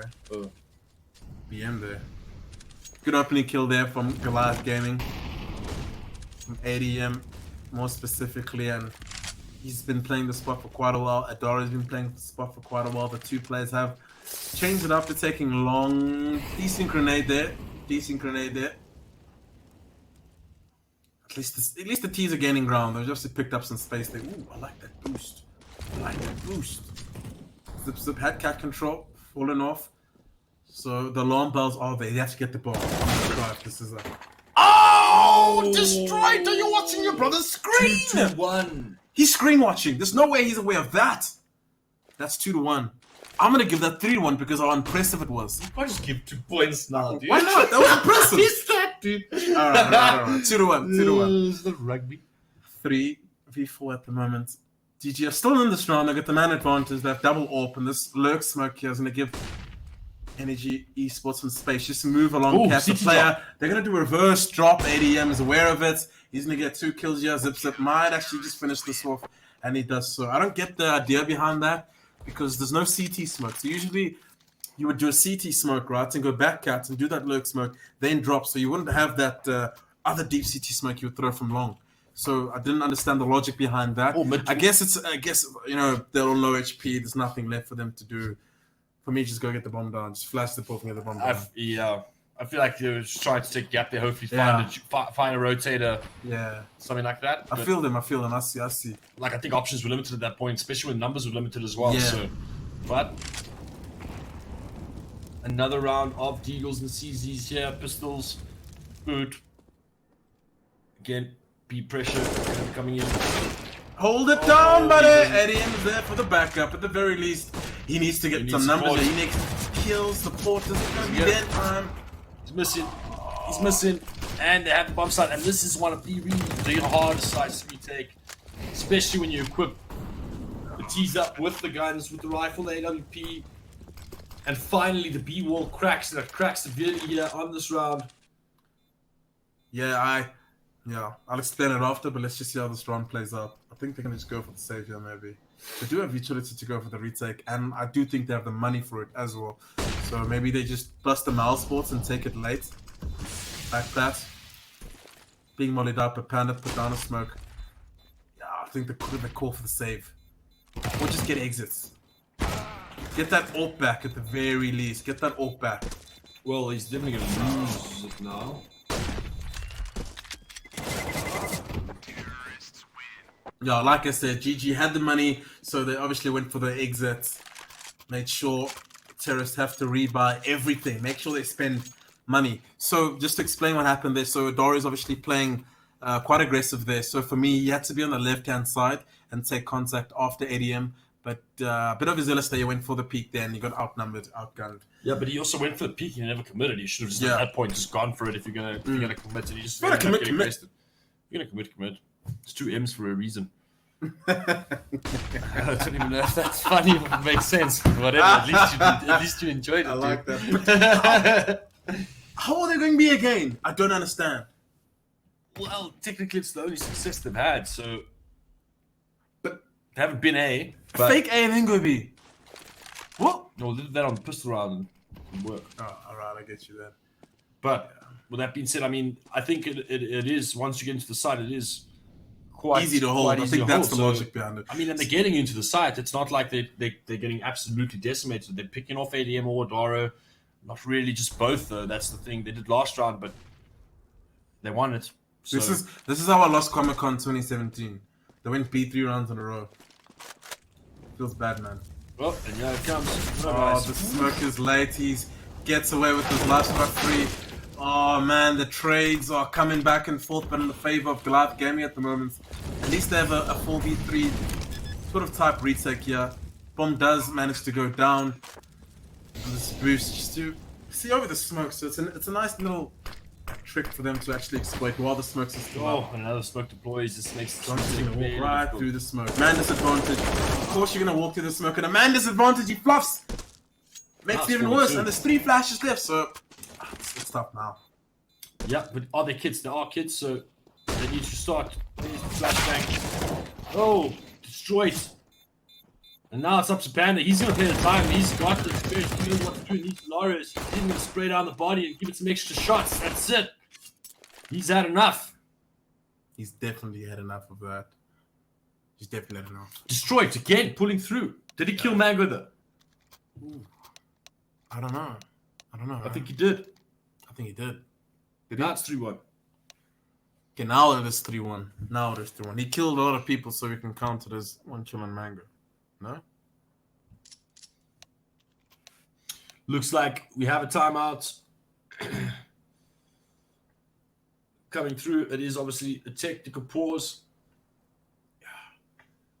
I want to see how resilient Energy esports are and heading to the B side. I think there's a vibe in that team. I don't think they're down at all. I think they're going to come back here and they're going to hit the B side again. On the board, yeah. All right. Yeah. I think they're going to go look at what A looks like and they're going to net around. Yeah. Well, I think they might go back to the B side towards the end, but what I'm seeing right now is there's a player with a good A spawn to head towards long air to take that shot there. Did you read what Panda said there? Yeah. He says sorry, because like they obviously used the wrong pause. Yeah. And then he said, I'm really sorry, we're not used to the swift adminship. Yeah, I must say, So Strong has been providing us with servers. They recently touched down in South Africa, and it's so far been pretty bliss, eh? I haven't played on it, but I've heard from the players that they sound silky smooth. Silky smooth. And then obviously with swift adminship, I mean, what more do you want? Yeah. Yeah. Quick tech pause to sort out some issues. Both teams are looking ready though. Countdown is going. Round number 13 here. 9-3 in favor of Goliath Gaming, but Energy Esports have responded here and responded well. Oh, soccer ball, let's CSGO on it. What? Nobody knew. I don't even know. Maybe my Razor's cuck in game when I play, but I've never seen that. Oh, that's exactly what needed to happen. Adam, I mean, Panda picking off Massacre towards long there. He had a really good spawn there. That worked out there. Zip gets the first kill. Yeah, can he get out of dodge there? Looks Almost as if he wants to go for the repeat there. Yeah, I think he believed there was a player hardening his heels to trade. So Yeah. expecting to have to take that duel, but in the end doesn't have to. So kind of a reset here, 4v4. HP obviously going in the way of, in favor of the T's at least. But now the rifles, 2 AWPs left though. Exactly. So basically, Energy have conditioned GG onto that B side. 2 players are sitting quite hardcore, making sure. Even when they're man down. Even when they're man down. So Yeah. you can see how that psychologically has worked on GG and worked. Especially after knowing that, they still fail. They still let them into the site, you know. So now they've overcompensated. Now this early pick means they've got A absolute lead, and now they're going to get onto the site. Dams making good ground. They're not able to. Ooh. Mango, well played there. He knew he was getting pinched from long, so he had to shift in and get that kill. Back to a 3v3. Oh, there's a gap in that smoke. Oh, Mango just tags Dams down into 47 HP. The bomb is about to go down, so post pump will commence. There's only 1 flashbang left, so I assume they're going to use that quite wisely towards the end of the retake. They flash top instead of splashing towards the side. I guess they needed to clear that angle. Oh, ADM picking up a player there towards Carl. One more on pit. Oh, they spotted graffiti as well. Oh, the double shot. Janky doesn't make it happen. Destroyed but there. Destroyed is there. I felt that second jump was a bit ambitious. Definitely. Bit ambitious. 4 on Energy Esports side. Is that back-to-back rounds now for them? Yeah, no, they bought. I said they were going to go here. They're stringing some rounds together. Get the round. They're stringing some rounds together at the very least. And I think for them, they need to just kind of force GG onto an eco, which they have right now, to get that free round, if you want to call it that. If they rush B, I'll be sad. Not against an eco like this. This is what I love about Counter-Strike, man. It's development of the game, and they're still going B, and they prepared that they're going B. Another team's still comfortable going B. Observer B! Go to B! Observer B! Oh, the stack! It's not working! The players are in the side quite fully. Trades are quite even at the moment. Now, Zip, he's going to get that AK. And for me, that's the big one. They're going to re-rotate out back to the A side. Adam, he needs to beat them there. He needs to beat them up that slope. The big revolver. Oh, no, he's not going to go for it. I thought he was going to try to beat him and try to get into that A side, but he has been flushed out. He's got no HP. He doesn't want to burn. Oh, I will cry right now in front of you. Oh, Destroy takes him out. I'm sorry, that's so ridiculous. It is. I swear. If you, in the old version of that gun. Okay, this is it could work out. Both players have rifles. Mango has armor on him, so it could work out. Dams low HP, so he picks a headshot angle. Nicely played by him. Good flashbang that they picked up. They used Destroy. Just gonna keep them up there. Lovely 2 flashes. The bomb is sticking too fast for them, so it's become harder and harder. Mango versus Destroyed. Okay, cool. They won the round though. They won the round. So what do you? Well, we're measuring duels here. This is a duel. You won the duel. It's 3-2. 3-2. I'm pretty sure courtesy of So Strong could be able to check the matchups head to head per player as well. Yeah, we're definitely gonna have to check that out. Statistics. Check the statistics. I think we're accurate. Yeah, we are. Yeah, well, let's see if we're accurate. I'm just saying that it will be available afterwards. If we end up forgetting, it's not a train smash. But that's not the most important scoreline. 9-5. We have ourselves a game here. Tools, Energy Esports bouncing back in quite a fashion. Oh, pretty sure Daru did spot that play. And surprise, they go to B.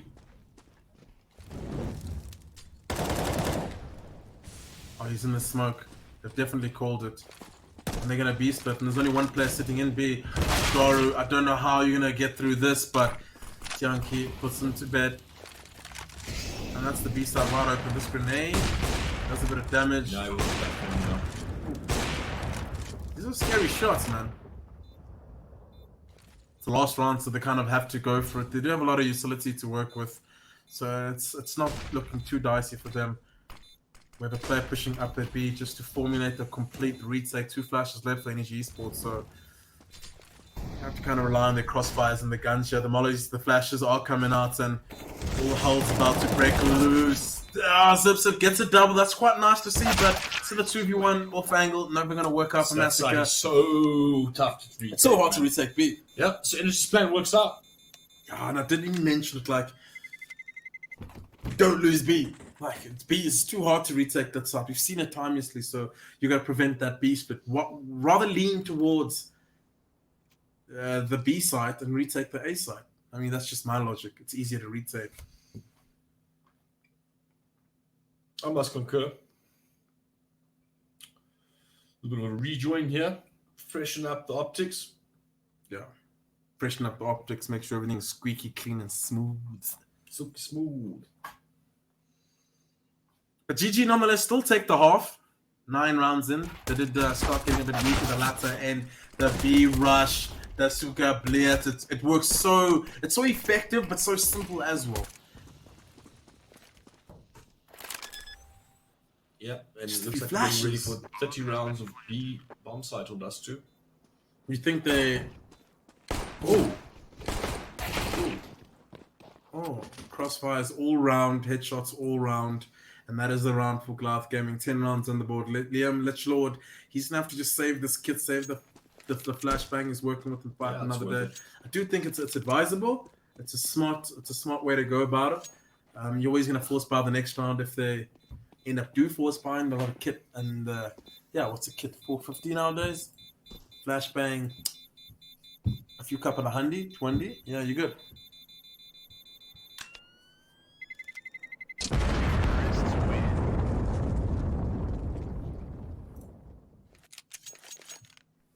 Ten to 6 now. Oh, man. Goliath Gaming in the double digits as they start their T campaign.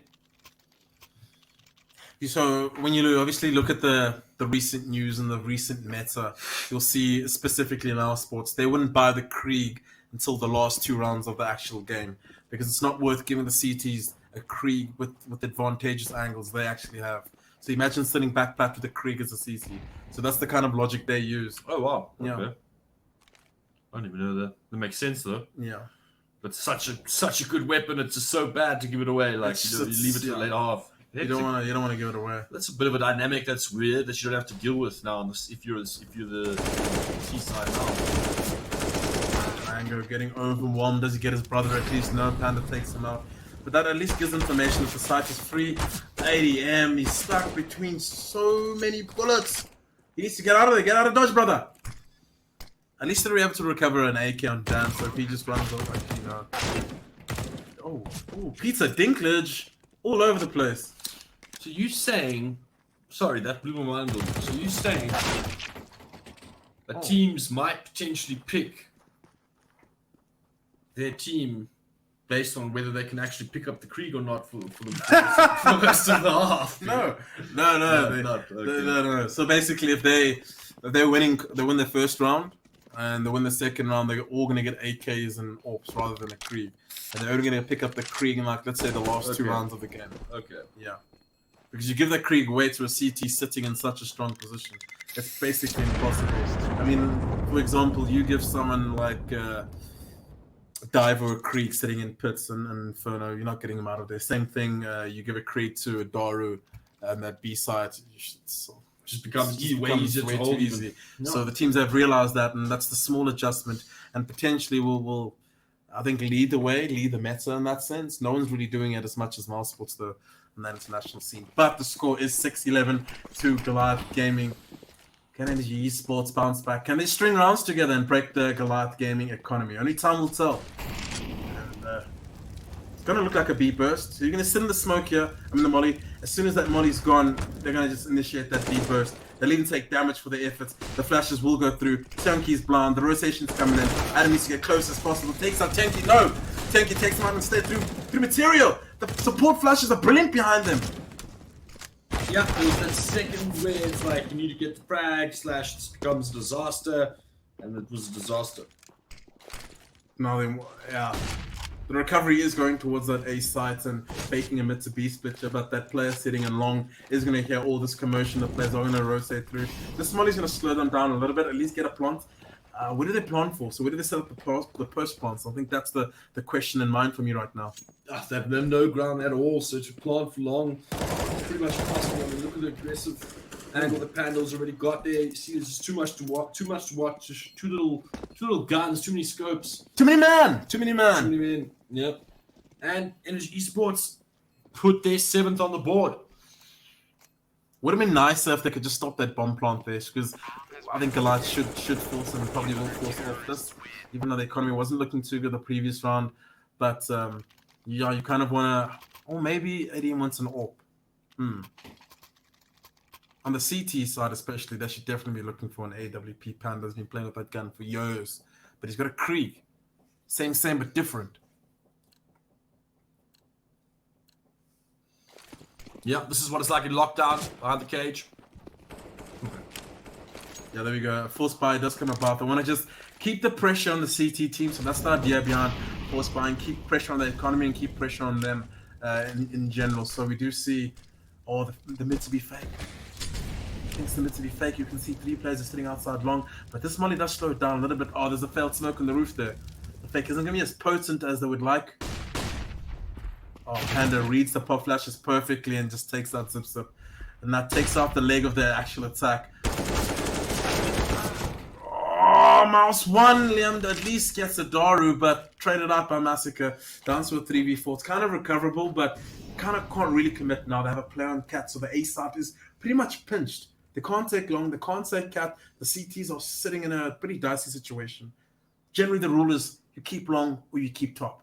You don't let go of both. Yo, and Mango and Destroyed are going to get into a little bit of a duel here. A little bit of a tussle. An altercation, they would say, back on the 6. Yeah. Altercation indeed, tools. But stay patient as ever. I think they're waiting for CT to slip up here and there, give away a sound cue for them to work with. And I think that's the sound cue they're waiting for.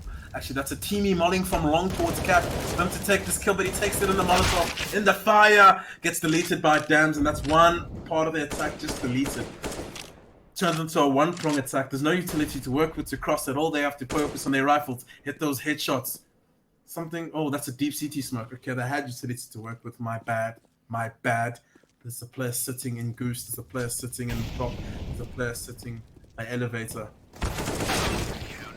Oh. Clean peaks. Yeah, clean peaks. Rushed and beautiful patience there from Energy Esports. I mean, they've just forced them to make a move, and ultimately they're just in positions that, without that flank on Cat, they just had no chance of clearing out. So, put another one on the board, puts obviously Goliath Gaming in a very precarious position in terms of economy. So, I felt that molly that the terrorists did from long actually disabled Mango more than enabled him in a situation like that. Because they threw a molly and then they threw a flash. I think they just threw a flash where it worked out, because you couldn't really go and get that kill after the flash, if you get me. But straight into an eco. 2 flashes on ADM, potentially a B pop or a mid pop. There's a player sitting quite aggressively in Cat in the form of Destroyed, so I think he'll be the only guy to slow this down. Pop flash does come into middle and Destroyed. 3 kill on him. They're gonna go Cat. They're gonna overwhelm him. But no, the Krieg is too strong. But they do give it away. 2v4. No armor on these terrorist players, so they're a bit squishy at the moment. And already they are on the flank, Panda. But they're going to put a deep molly. Janky getting aggressive as well.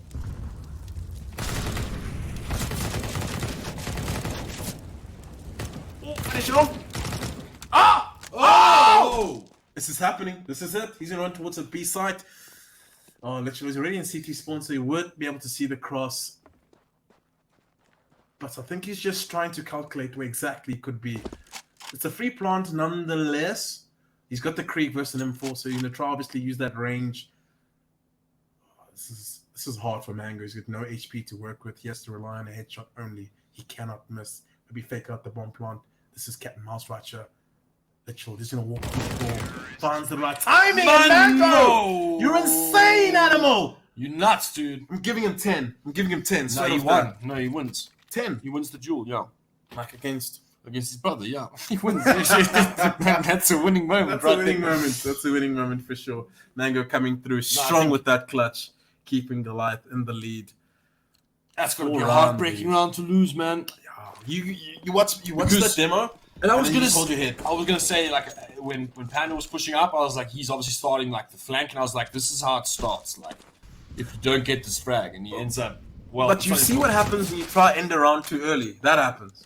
You get wrecked by a mango, a fruit, sweet fruit. Oh, Panda picking up Massacre there. He's gonna retake for another kill. They're gonna bounce through middle. Zip does take out his teamie instead of Panda, and that's a feel bad moment. That bullet wasn't meant for you, son. Oh, Panda gets mollied out, gets smoked off.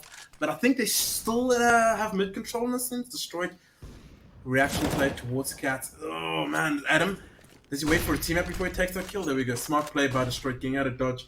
Nice mechanical play by him, using the map architecture to his advantage. But he's gonna sit his left flash is left. So he, yeah. I don't know, man. I don't know about that. Well, there was nothing else he could do. I mean, there was not much more he could do. No. That was the flashes. shot there, Panda. Oh, was another shot. Yeah. And no util to help out either. Yeah, and he gets taken out by a crazy Adoru. I guess the deep CT smoke didn't make him make that play. Didn't enable him to make that play. But 3v2 play coming out along in the form of downs. He does have a creek, so this could work out from as a kid on Tianki, so it could play out in their favor. Oh, nice shot there by Dams. I think the call has been made that both players are top, so he's still going to go for this.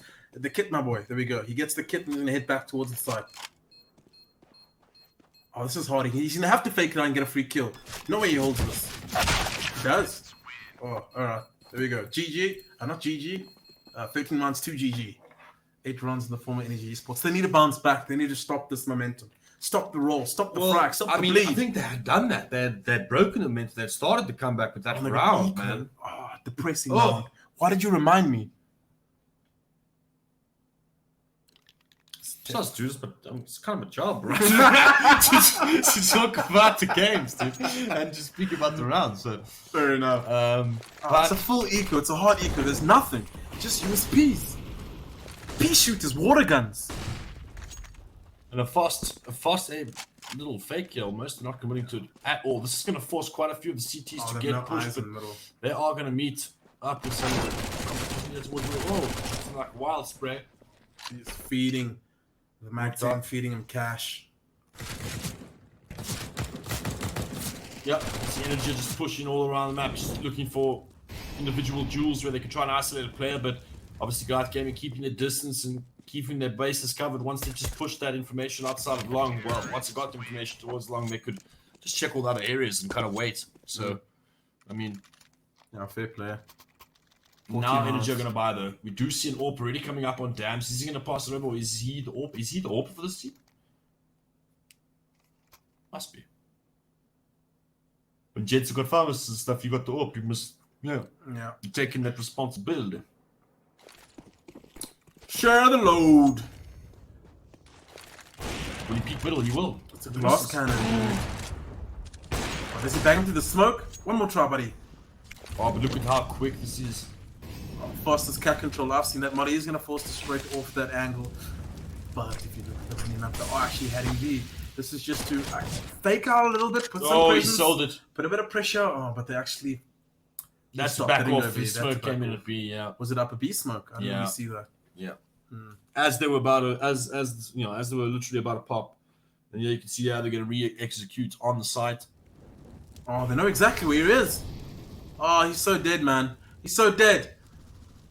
But Dabs with the LVP now needs to shine. He gets the flash, bang kill, but he's forced to the back inside. Follows flash, catches him, crouch, fraud peek from Zip. Oh, he dinks him. He tags him.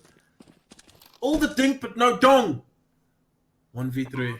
Literally. At best, he picks up a gun and saves. I think that's the best he can do for his teammates right now.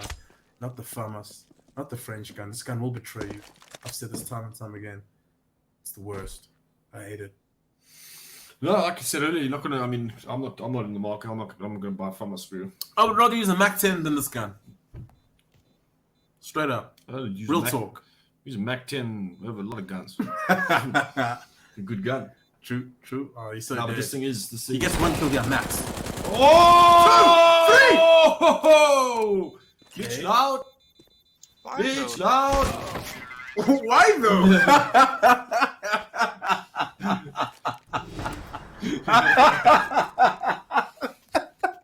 Who said that? Idiom. Why though?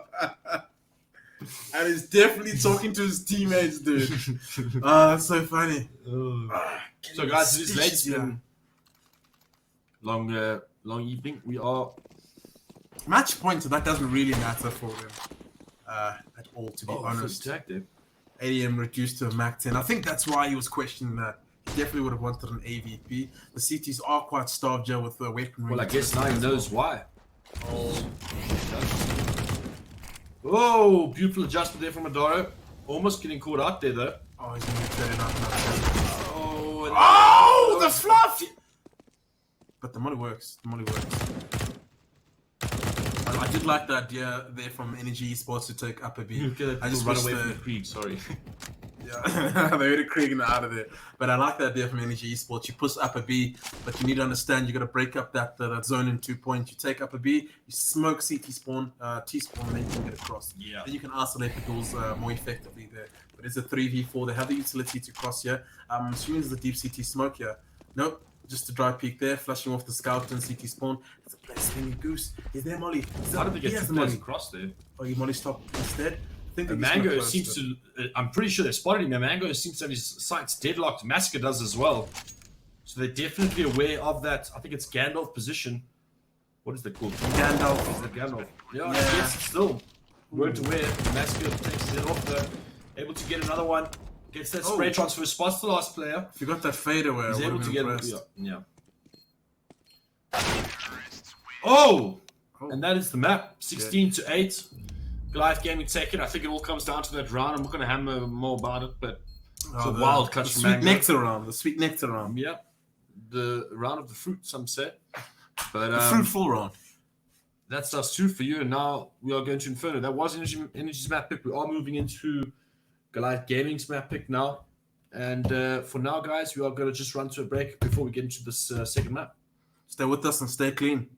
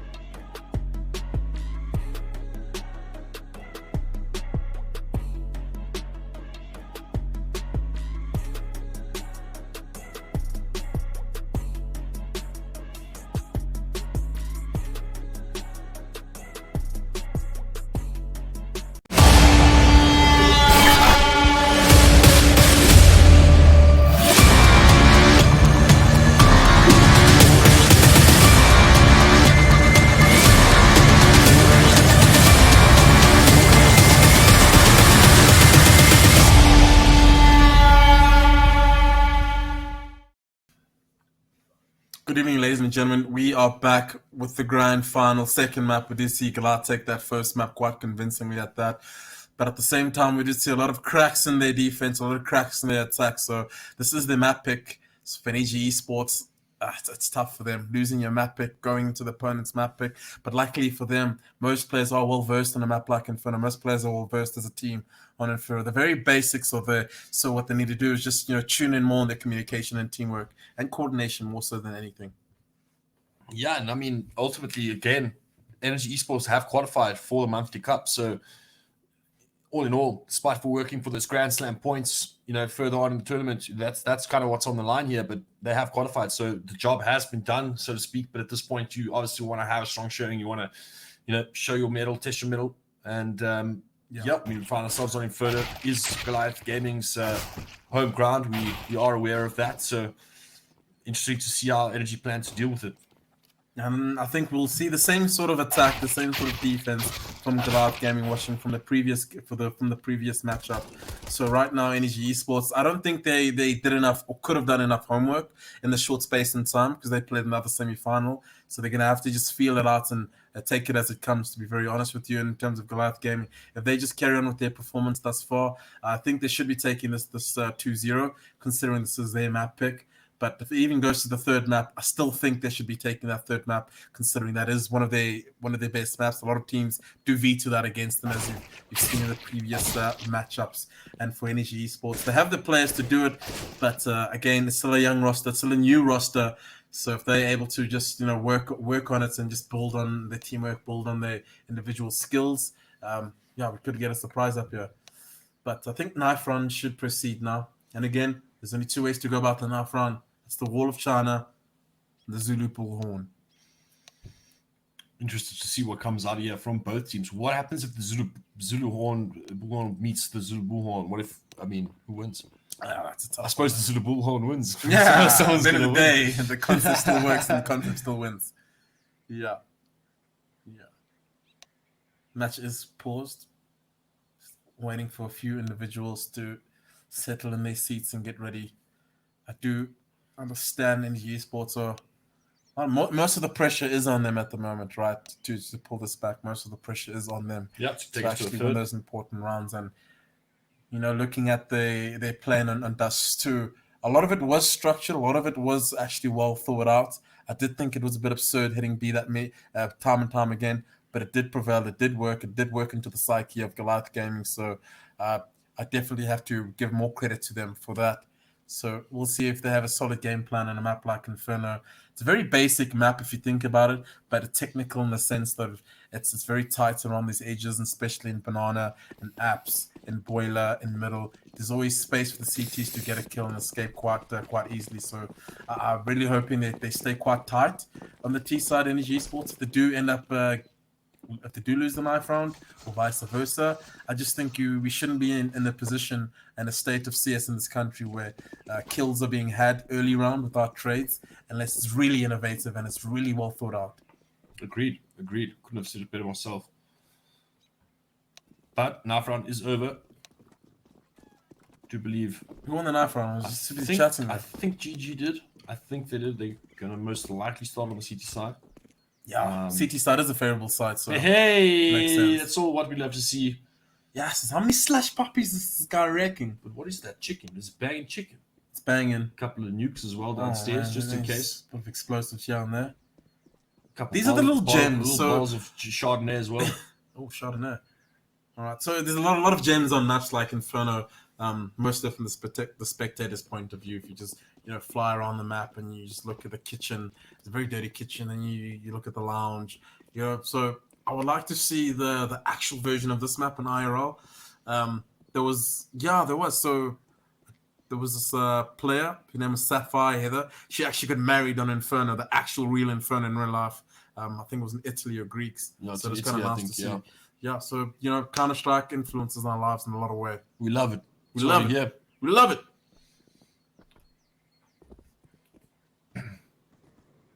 It's a really nice lounging kitchen. Well, you said the kitchen was dirty. It's not too bad. Well, from this angle. It's all about the angle. From this angle. Well, fridge was a bit messy, but... I hope they stocked up for the lockdown. It looks very empty for a fridge for a kitchen for lockdown. Yeah. But we are getting into the match now. We do see Goliath Gaming starting on the city side, so I'm sure they did with that knife round there. Interesting to see. Do they stack? Quite a bit of util picked up on the T side. Yeah. It leans more towards a B hit. You know, smoke off and smoke CT. You got 4 flashes to work with. But there's the smoke and zip zip. They're going to go for the banana peak right now. Just to keep some information. 2 players on the B side, 3 players on the A side. ADM taking some pot shots. Doesn't hit any kills. Doesn't damage at the very least to the util player. If he went down, it would have been a disaster, to be honest. Daru is forced back towards the A side. Majority of Energy Esports are lurking towards the palace area, towards. It's going to be a fake. Yeah, I think they're going to actually initiate on this. They have 3 players with the A side. Mango picking up a lovely headshot into Tianki, and he's going to stay alive in pit. The ADM, he's a linchpin here. Zip Zip helping him out there. Oh, man, this is such a crunch. They're falling one by one. Lovely setup by Goliath Gaming. Lovely headshots. All headshots, in fact. And that's the first round. Beautiful setup. Again, like just a lot of depth there in terms of the duels that they're taking and where they're taking those fights. Yeah. You see Zip's just literally waiting. He's got the cross. He's got Mango's most dangerous point. Mango's got his most dangerous point. So crossfires. And I call that the triangle of death over there. You put one player in by graveyard there by the stairwell, one player in pit, one player sitting by sort of the murder area, and you give the T's very a hard time just getting in towards that side there. Banana control needs to be established. Flashbang, grenade. Oh, the money's raining through. There's a force by So Massacre and a Daru. Oh man, they can't hold this B-side. They drop like flies. 3v3 at the moment. ADM opted not to pick up a gun, so he's on the R7. Yeah, it's hard holding Banana control against the rush on a force buy, especially being bombarded by utilities, but dams. For me, it's on this fight here. The retake was on this fight, I'm afraid. There's a player sitting by pool. He's about to get flashed. He pushes CT spawn, but there's 2 players backstage. He sits in the smoke. Does he wait it out? He's aware of this, and that's the cleanup crew coming in real hot. what's up with the revolver buy on the second round? That's very greedy. I think it's not good, purely because on an eco round, you're more sort of open to getting swarmed by the terrorist, right? Just like in Banana. For instance, if Adam wasn't Banana, it would have been a bad time for him. Even though the Banana players had rifles, automatic submachine guns, and still got wrecked. Yeah. I think he's just trying to save money to get an AWP up quite early. I think that's the idea behind that buy. Do you swap out the Deagle for the revolver, or what's the vibes? Not really. I just you got second round when you win the first to buy a revolver. Yeah. I'm saying in general, when you load it out. Oh, no. I take Deagle, dude. So, yeah. Oh, no, Zip. You need it? Yeah. They're very squishy. They were very squishy, so he was able to survive there. Different day, he doesn't. Different day, for sure, he doesn't. One player has at least body armor, and that becomes die, but I see the idea behind that. Let's end the round nice and early. They have nothing to work with but pistols and no armor. Easy cleanup for them. There's 2 Deagles still left. Deagles are hectic. 1-shot headshot. You don't get caught up on one of those bad boys.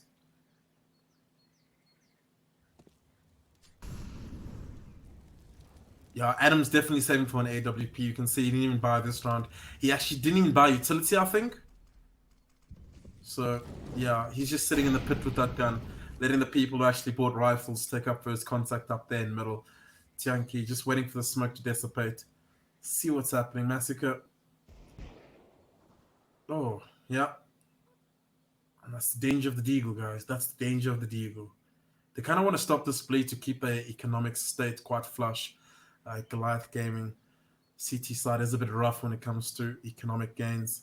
Rifles are a lot more expensive. You have to buy kits, ADM. That gun pays off. Deagle vs R9. Let's go. R8, not R9. Yeah. Stock standard cleanup there from Goliath Gaming. 3-0 on the board. Now comes the juicy part of this matchup. The gun rounds. My favorite. AWP and ADM. Blessed with such a decent spawn as well, as you can see from there. Definitely going to look in the middle, yeah. And I don't think the T's out. No AW. Wait, there we go. There's an AWP. It's a long gun there on his back. AWP on Panda. I definitely assume that. So for me, does Goliath read the economy like that? Does ADM anticipate an AWP? I'm not No, it sure. doesn't even take the peak, so it's okay for now. Oh, it's in DC. Ah! Oh! There we go. Panda picks up the first kill down ADM. The AWP was not anticipated. In fact, the player getting 2 VC was not anticipated. Panda did take 10 damage to get there. Perhaps that was hard. Oh, the Molly needs to come out to save Massacre. Massacre's gonna push forward. Beautiful flashbang. Does he peek off it? No. It's just to hold the T's back. Give him some space. Oh, touchdown! Kubebe! Not a Kobe, it's a Kubebe! Well, last time they got punished for this and they're gonna get punished again. Keeps the advantage for Energy Esports at the very least. Yeah. Punished. Daru, this is a hot spot if you're playing solo, to be honest with you. It's a one and done, that's how I'd like to classify the spot. You get 1 kill and you're definitely getting traded out. Whereas if you're playing at family or dark, you can at least buy some time for the rotation to come in. As you can see, it's a contact playing towards the B side. Yeah, this is smart. Oh! Quick headshots now, and the support should be ready in. He's going to take a wide peek, but Tianki gets a bit of him, but it is a 2v2 scenario here. Zip has got the AWP. Shot there. At least the Daru gave them an opportunity to win this one shot. Backstage pusher, Zip. Very lucky to be alive here. This Molotov is going to make his life even more incredibly hard. There's a player moving towards Sideshow in the form of Mango. He does have a smoke and a flashbang to work with. Both players are sitting backstage. In fact, he's going to... I think... Does he know? Could he know? I don't think so. I don't think he... No, he doesn't know.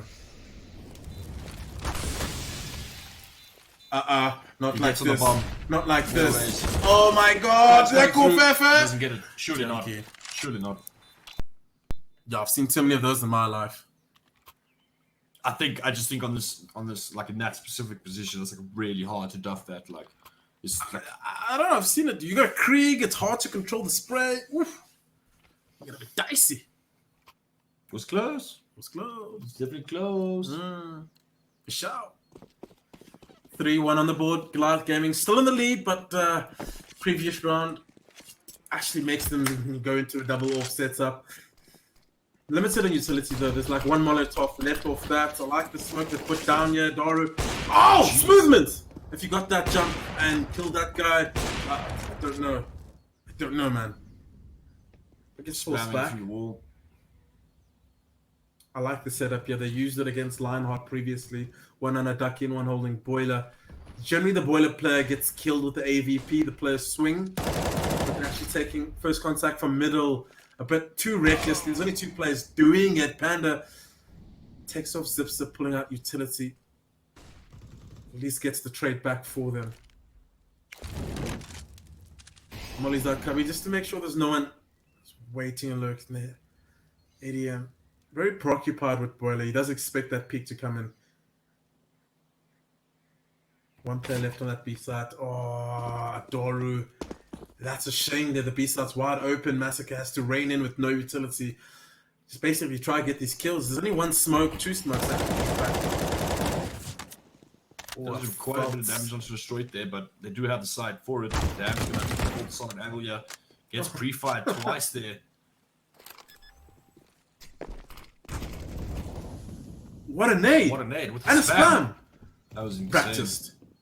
But still retains their man advantage, Dams. Once again, there's a player holding him from Banana and Famine. ADM, okay. What is Smoke even?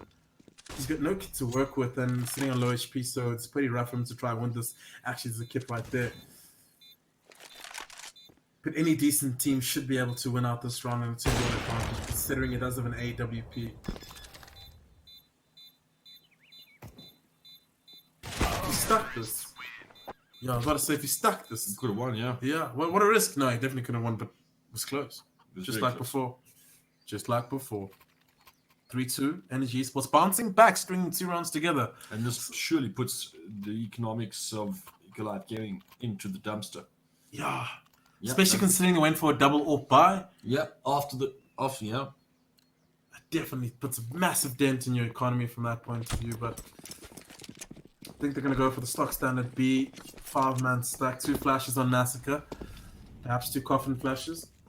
In the esports, I think he's going to barrel up middle. I think they've seen this movie before. I just don't like how it splits up here. Look, if you're looking at the minimap, I guess that is the Mac 10 running around fishing for information, but Yeah, the Mac 10 player does the pick up that molly could go quite bad. I think he's going to fish around. Everything sort of hangs on Tianki at the moment. All the decisions are based on him. He's going to walk around, call things are clear, things aren't clear. Teammates should react and play off that. 2 pop flashes going towards Banana. The CTs are barreling down, but nobody's home at the moment, so it's a pity. It's a pity. Yep, another stack met with no real opposition, and Energy safely get the bomb down on the A bomb site. So Goliath Gaming going to go and do a huddle in the corner somewhere, set up in backstage, and perhaps chat about what they're going to do in this gun round. Yeah. So the good thing about this is, one, you don't give Tianki all the money from the Mac 10. And second is you don't give Energy Esports stats. No one wants Don't give away them stats. Nah, not for free. Not for nothing. Don't give them eeks. Don't give them eeks at all. Everybody loves eeks, though. I'm a big fan of eeks, personally.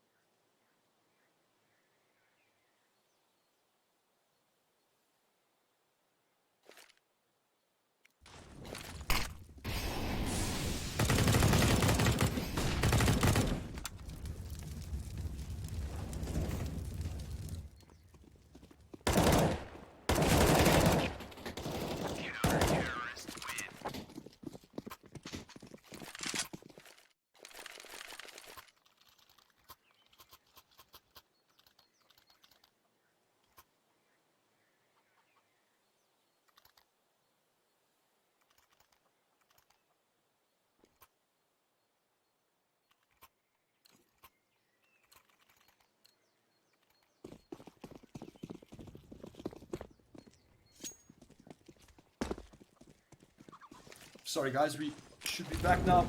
Live gaming. Managed to win the round. Super aggressive here with that. Out of ADM.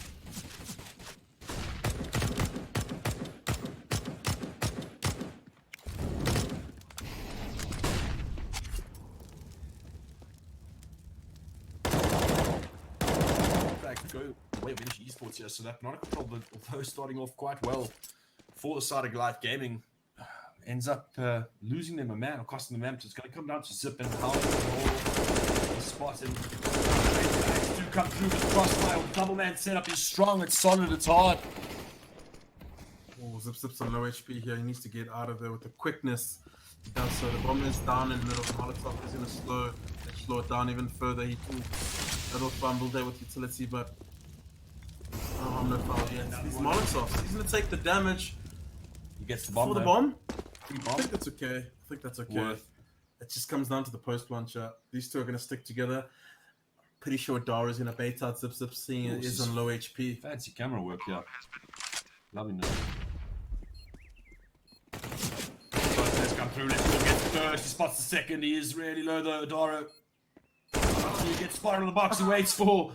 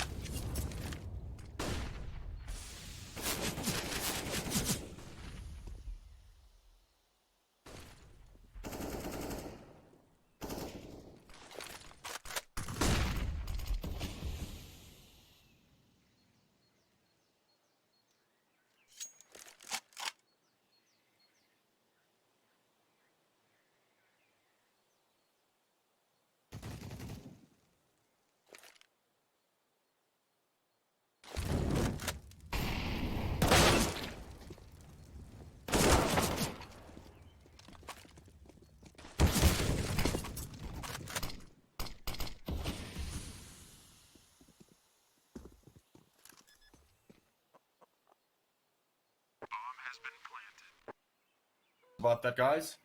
We should be back. Jumping into this round. Suddenly, it's a 2v2. It was a very unfavorable position here for Goliath Gaming to be in. There were 2 men down, and they've managed to draw it back, but low HP now, and very little group. Graveyard player has been spotted, so he's going to now hide, make it very, very difficult. Daro is moving on to the site, and that's where Destroy is going to pick him off, and now it is all up to Massacre. Throws out a sneaky flash, he gets off the site, and he gets the better of Destroy. Does he have time? I don't believe he does, no.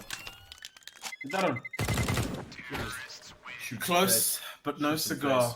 6-4, Energy Esports.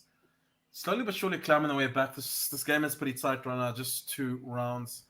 I think that resets GG, even. I don't know, maybe, yeah. They're going to force it up though. I just saw a player by full utility. And I think considering no player survived on Energy Esports, so their economic situation is pretty low as well. So we do see the force buy. They're kind of chasing the economic game at the moment, more so than the game itself, just to make sure who can reset who first. Both these teams on the verge of an economic crisis. As is the world. As is the world, yeah, that's true. Straight facts, really.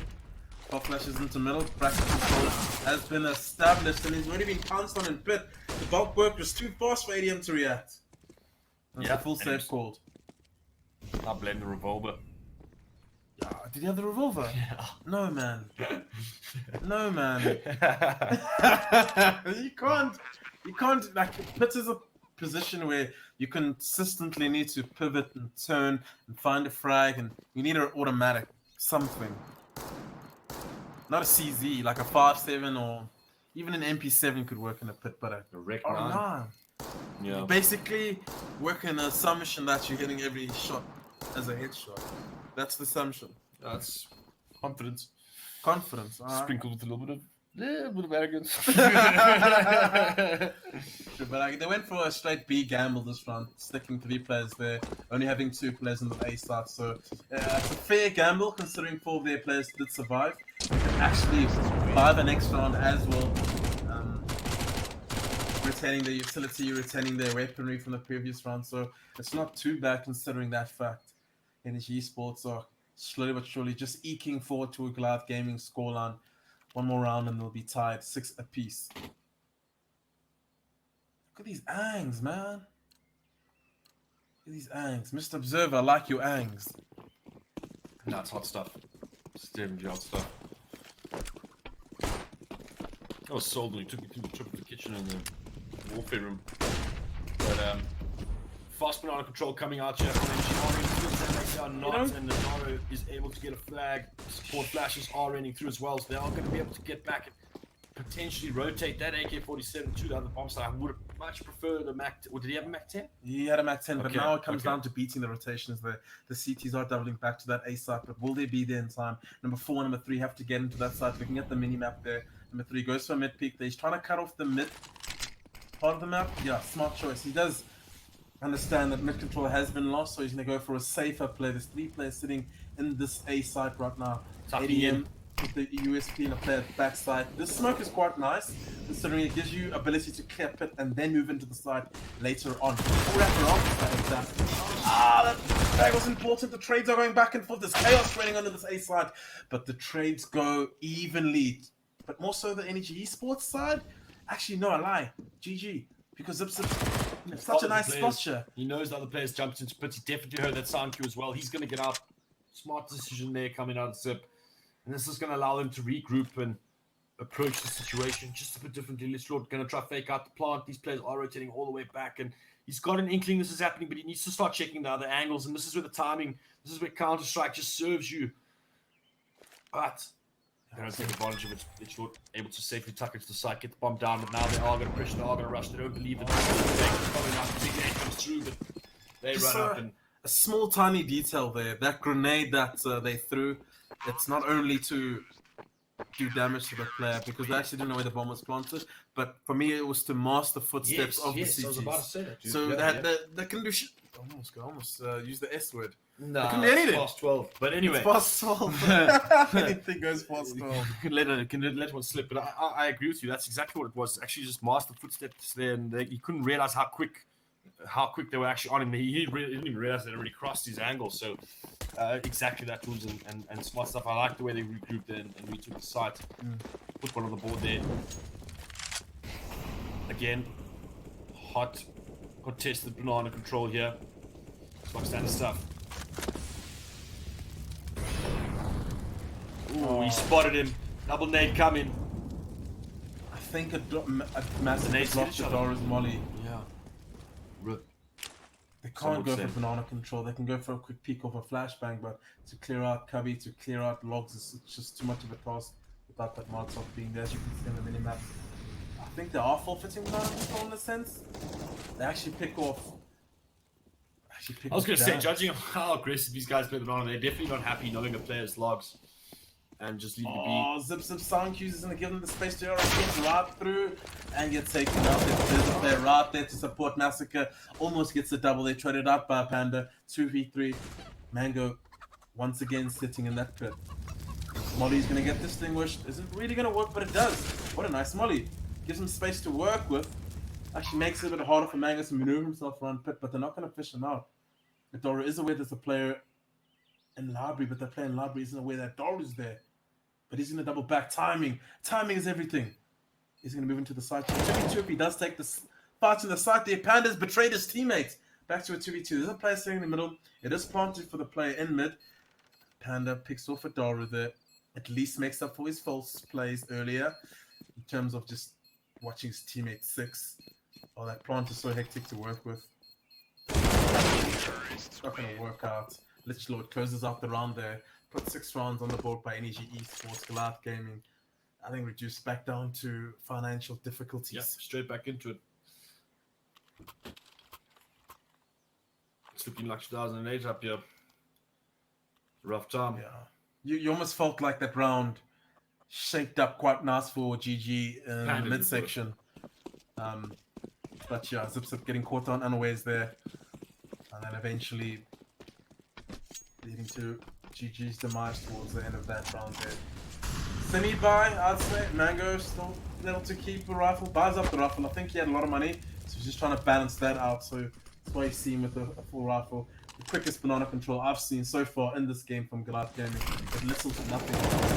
Oh, false bursting, Mango. Is he going to survive? Fit Zip Zip there. Right time, right place to support the teammate. Oh, the R8 comes in right time. Gets the assist as well. Ah, God, that gun's going to trigger me. I'm not going to lie to you. I'm 100% having a chat about it after this game. We're having a discussion about that. What is the deal? But there you got a kill and an assist, Joe. So, Fair. doing damage. 5-7, I'm just saying he gets 2 kills. I'm just saying. 100% converts, eh? Yeah, 100% converts. I think it's just a phase. A lot of players go through these small phases. I had a phase once with the galley. I was thinking I should always buy the galley, saving money. It has more bullets. But I'm just thinking, okay, why? I went through that phase, man. I can tell you funny at phase. Oh, the B rush is coming in hot pursuit. The rotation should be there at any point. The rifles are winning so far. The sewing machine gun comes into play. The Krieg is just too strong. So I'm saying, you can't give the CTs a Krieg. 9-6 is the half. So the phases. The funniest phase you've ever went through, dude. You've tried everything but the kitchen sink with CS. But the funniest thing I saw was when I came home that one day and you swapped your keyboard and mouse around. You're like, but Ash, I'm left-handed. What if I've been playing wrong the whole time? And I was like, dude, no, but you practiced 10,000 hours you've got playing this way, dude. Yeah. Oh, then I just watched and you tried so valiantly and you put so much effort into playing and you were just getting destroyed by absolute noobs, bro. And they were just like, it's a matter of time. It's a matter of time. Switch back to the right side. And eventually you gave up with that. It was what, 3 weeks playing left-handed. I was making progress, but it wasn't enough. My stats were in jeopardy. Horrendous. My stats were in Just had jeopardy. to find another casting partner. Stats alone. Buying up 2 smokes, 4 flashes. And no kits on Energy Esports. Panda's following that B site. I do understand why. He got a full kit, but he doesn't read this right. Oh, if that bursted B was dead, the round was lost. So But look at this aggression coming out here from Energy Esports. Lich Lord, the call has to come through. They're all going to rotate towards that B site. We need to make a call quickly though. Oh, junkie. Spots have been made, and that headshot might pull them to that A bomb site, but This could still work against him. This execute doesn't come in the next 3 seconds. Lich Lord gets a free kill. Mango after the smoke. Ah, my God, doubled up. 2v1 there. Good defensive smoke down put there by Panda, and it's just falling apart for Goliath Gaming. At least Adara was able to stop the bleed. Destroy, pushes through the smoke, takes out ADM, and they're gonna push backstage. they need to clear it out there. There's no chance of them really planting the bomb either, so He's a 9 HP! Oh, nice Massacre's turn. Oh, he's so low! Tianki showing flames, jumps in with a little bit of TV there. Nice double by Chunky there. He actually saved him after getting gooshed in the middle, so good recovery from him in that sense. So pistol round being picked up by Energy Esports, something they desperately so did need to keep themselves in this game, I'd say. Full save, they're going to buy next round. Yeah, smart decision. On Dust 2, we did see Goliath actually opt to buy the Krieg, etc. But it's only because they got the bomb plant down. Yeah, no cash, not enough to work with here. No money, no honey. Yeah, that's it. Big aggression coming out of Ian. Panda, quick to take the head off of the Dara there.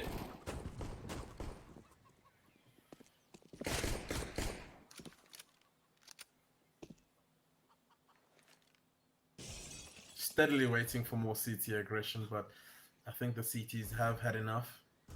taking some damage there, and Panda go back to more neutral setup, a more neutral defense. Dams is holding Arch side with that MP7. He's going to forfeit mid control, pull a bit deeper into Arches, and then, ooh, that dig shot almost caught him. He's likely to be alive. I guess that's some grace going his way. Panda 42 HP. I think he wants to peek off his teammate if need be, off that flashbang if anything, but he's too low to carry on with this fight. Oh, this is so tough. It's so squishy, so I do think the kills should obviously and indefinitely go to PUBG esports, especially considering how many numbers they have still alive. Oh my god! One more for the people! One more for the people! One more for the public. Pay him. Pay him. No. Destroy. Takes them out from the 6, and that's 8 rounds on the board. Energy Esports. Yeah, 1 round difference, goals. They're still in this. They're still in this. Again. Seems like they got a bit of grit and a bit of grind still left in the tank from Energy Esports. So 100%. I'm interested to see how far they can actually take this, potentially to 3rd map. To take us to Mirage, and we know that Panda loves the map as well. Yeah. That we did speak about. Seen some big plays. Some big plays, man. But I do believe that obviously the mental or emotional advantage of bringing this back, going into a 3rd is... Ooh. Rough nade, son. A few of those there.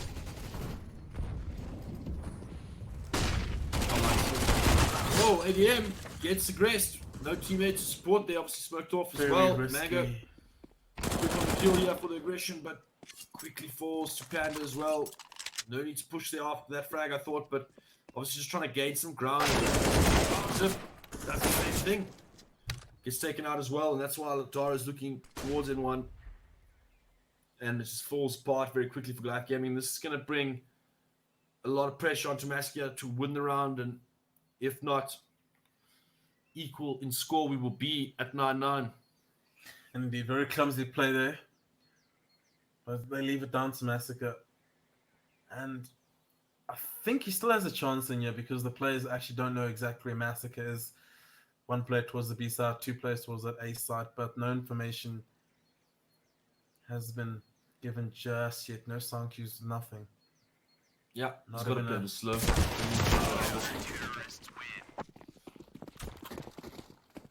9-9 is the scoreline. Energy Esports. Yeah, stringing some good rounds together. Punishing all the mistakes made by Nodwin Gaming. And rightfully so. And if they can carry on with this, they can keep pushing through. Keep the economy suppressed. Yeah, thumbs up. Thumbs up. 100%. It's been a really tight match, despite the previous map ending out in a kind of a more distant scoreline, but rounds were certainly close up until the backbreaker. But Inferno a lot more equal here. If so, I mean, you could say both teams on a level playing field here for sure. Playing really, really well. Indeed, some utility brought up and Zips and Massacre, perhaps as a plan for that. 2 players just jiggling middle, looking for some peeks here towards any careless CT players, but they don't present themselves. They're playing some nice tight angles, smart angles at that.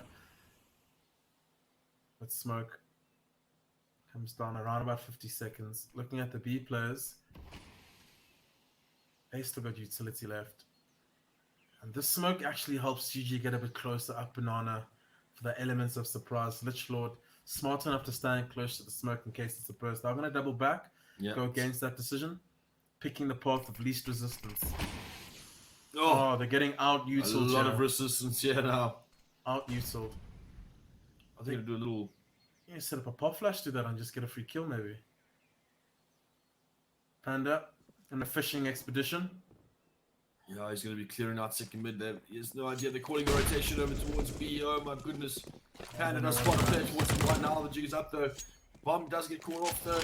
But they have the sight. Can they get one done? They can now. Zoro gets a shot, but Panda with that rotation, he lets him through, but he deals the deal later on in the round. At least comes through for his team there, killing the last 2 people and puts Energy Esports into the lead at 10-9 as they begin their CT campaign off with a flawless start here. 10-9 tools. Are we going to Mirage? They take the lead, eh? They take the lead, for sure. Nice. Nice. Chicken playing noughts and crosses there with nobody. Practice. Getting Molly. ADM able to get in front of it. A lot of aggression coming through. Mango gets the spam through the smoke, and the Molly just tickles the rest and does the job. Beautiful nade coming through there from Dams, just doing a lot of damage now, putting a lot of those players on headshot health, headshot percentage there. I do like the play they're going for now. Let's just try balance out the numbers in the middle. They've actually re-smoked left cap. Oh man, the counter spam. They're not going to be aware of this guy in the cubby. They're not going to clean cubby. This will be a field day. That's 2K. Really, really well. Daro is able to collect in though. 3-2. Beautiful trigger discipline from Dams. We spoke about him being a new addition to Energy Esports. He's really showing his worth here. He's, you know, I mean, you got to balls. Grand final. You got to, you know what you're doing in that sort of situation. Beautiful the flashes, flashbang giving the players space. How funny is the destroyed same position that Mango is as well. Exactly there with the support. Both players down and Oro unable to do anything as well, and destroyed hold stitch just as well as Mango does, and puts another round on the board. 11-9 now for Energy. And I feel like they're starting to force errors out of Goliath Gaming. I feel like they're starting to force these cracks, put pressure onto like a. Well, it's definitely it's looking different. Tools. Yeah, they're falling over their laces at the moment. They're tripping and losing a bit of composure there in situations like that in those 3v3s. There's a lot of time on the clock, still opting to go towards that A site, knowing there's still a player there, unbeknown to the second player. But they're going to go for a semi-buy here. Force banana control, force their hand. Energy Esports seem to be steady, seem to be on the right track. Some bullets being traded in middle. Just a bit of damage done to a few players, not much left. Oh, Mango's trying to just catch a player rotating back.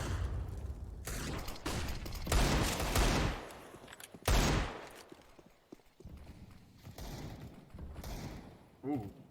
Panda's just waiting for his time to strike, waiting for some reckless players just big weaving around the middle here. Good counter. Get back that control. Insanity, Panda. Isolated play now. There's a 1v3 onto this A side. They can get a motor smoke down. If the rotation's there in time, it could be okay. But so far, the rotation is there. Right time, right place. Oh, Massacre. Lovely chance to destroy it there. Motor smoke. Place down, 2v2. They can collect some guns here. He's going to look for a gun, maybe.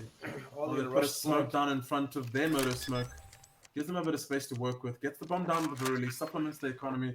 But now it's time to clutch out this round. Time for the W. Oh, this is hard. Massacre gives away his position. Gets taken out by the floor. Leaves one player. Oh, man, this is a hard player. But he knows where he is. And Kianki comes to the rescue. Throws a bit of BM his way. And there's 12 rounds on the board. Couple extra bullets, pop. 12-9 now.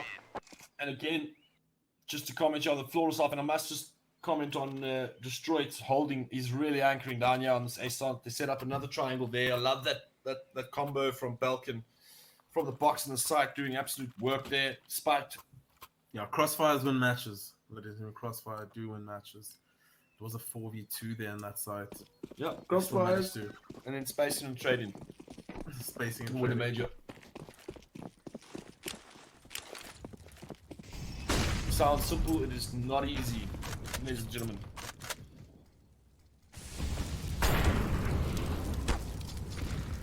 Oh, Glad Gaming getting served a little bit of their own medicine here. Getting taught a lesson in Banana. Bombarded with utility in Banana there. Slow, steady play thus far though. Counter-terrorist. Early run protocol has played out mid-control. Molly Ducky, Molly Lane. Just to assure you kind of get mid-control there, making sure no CT can kind of repeat behind the Molly as Lane. safe as it gets. But that's what I want to see out of Goliath here. I want to see that methodical takes. I want to see the textbook stuff. You know, not this over aggression that we haven't seen, or this forced hand, it feels like. Yeah. just individualistic plays, to be very honest with you. But there's 45 seconds on the clock. A decision has to be made. They went dark to wait for any aggression. As you can see, a good fake towards that B side to pull a player off there. And that was the fake. And now they're going to potentially hit the wrap. And that's segregates the two sites there. Mango picking off an aggressive destroyed. And that's 11 for Mango and 3 for destroyed. Because of that 10 clutch. Because of that crazy... Oh, Sip with the timely flank. Gets picked off by Dams does ADM, but Bomb is already in the side. Sip. Bomb aggressive position here.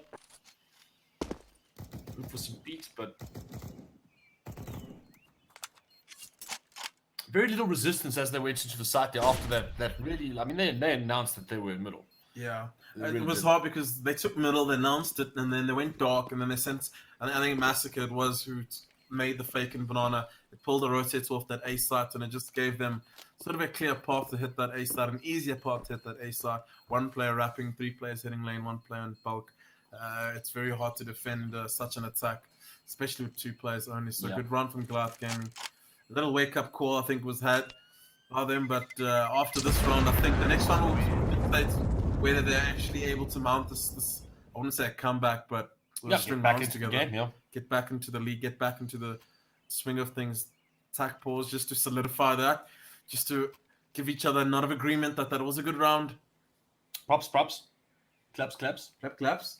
Have a drop there. Walking with the bowler. Yeah. Show your hands. That's it. Bowling, boy. We're good. Catch it.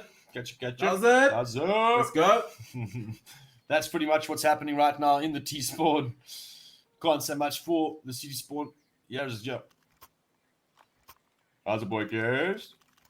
How y'all doing today? It's the only round we lost, boys. We can bring it back. We're in the lead. Let's take it to Mirage. Let's go, boy, guys. These guys are bloody noobs, man. You throw a flash at me and I get the first kill. Yep. Look, I'm not super certain about that, but it's all we've got for now. Aggressive peek here from Panda. Oh, super aggressive peek from Panda. Me, Love to see it. But is he getting spotted? He definitely... No, he didn't. Gets out safely. Wow. Yeah, very risky plays there.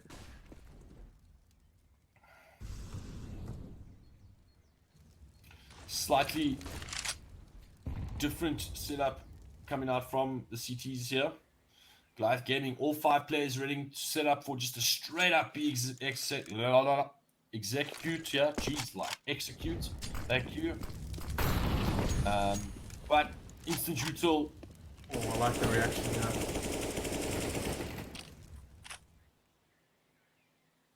And that was a good reaction play. They lose half wall, immediately set up the boost to catch any aggressing CTs. Usually after the pop flash, the CT would swing all the way towards Sandbag, so that's where you would actually catch them. But the CTs have kind of expended a lot of utility in Banana. So as you can see, they're both doubling up into that B site, either a boost into family, a boost into first orange, but they need to have some sort of plan there.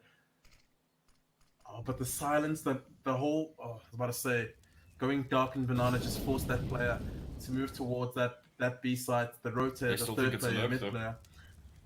But now they're leaving the bomb. Oh, that's risky. And now they're convinced. Now they're rotating back. What's the clock like? The clock's 20 seconds. They need to hit somewhere. They must be feeling like it's air. The CTs are moving back towards the spawn now. Nodwin Gaming are hitting this breach, but there is smoke in there. Gets blind though.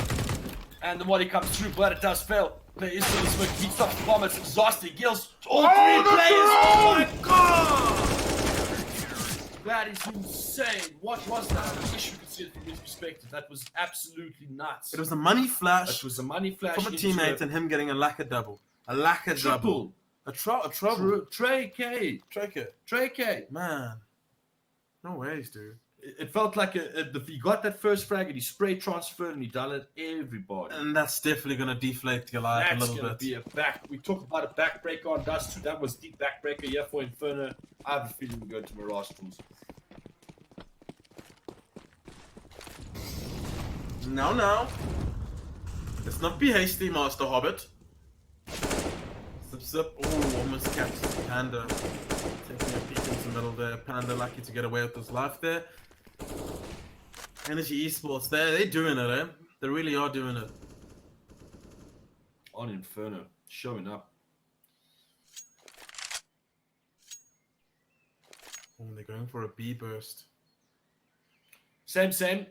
This will solidify the mentality. They're going to go for a similar breach, and if they can have success and they kind of feel that was some sort of luck involved there, and they can convert the round the same, I feel like that'll help.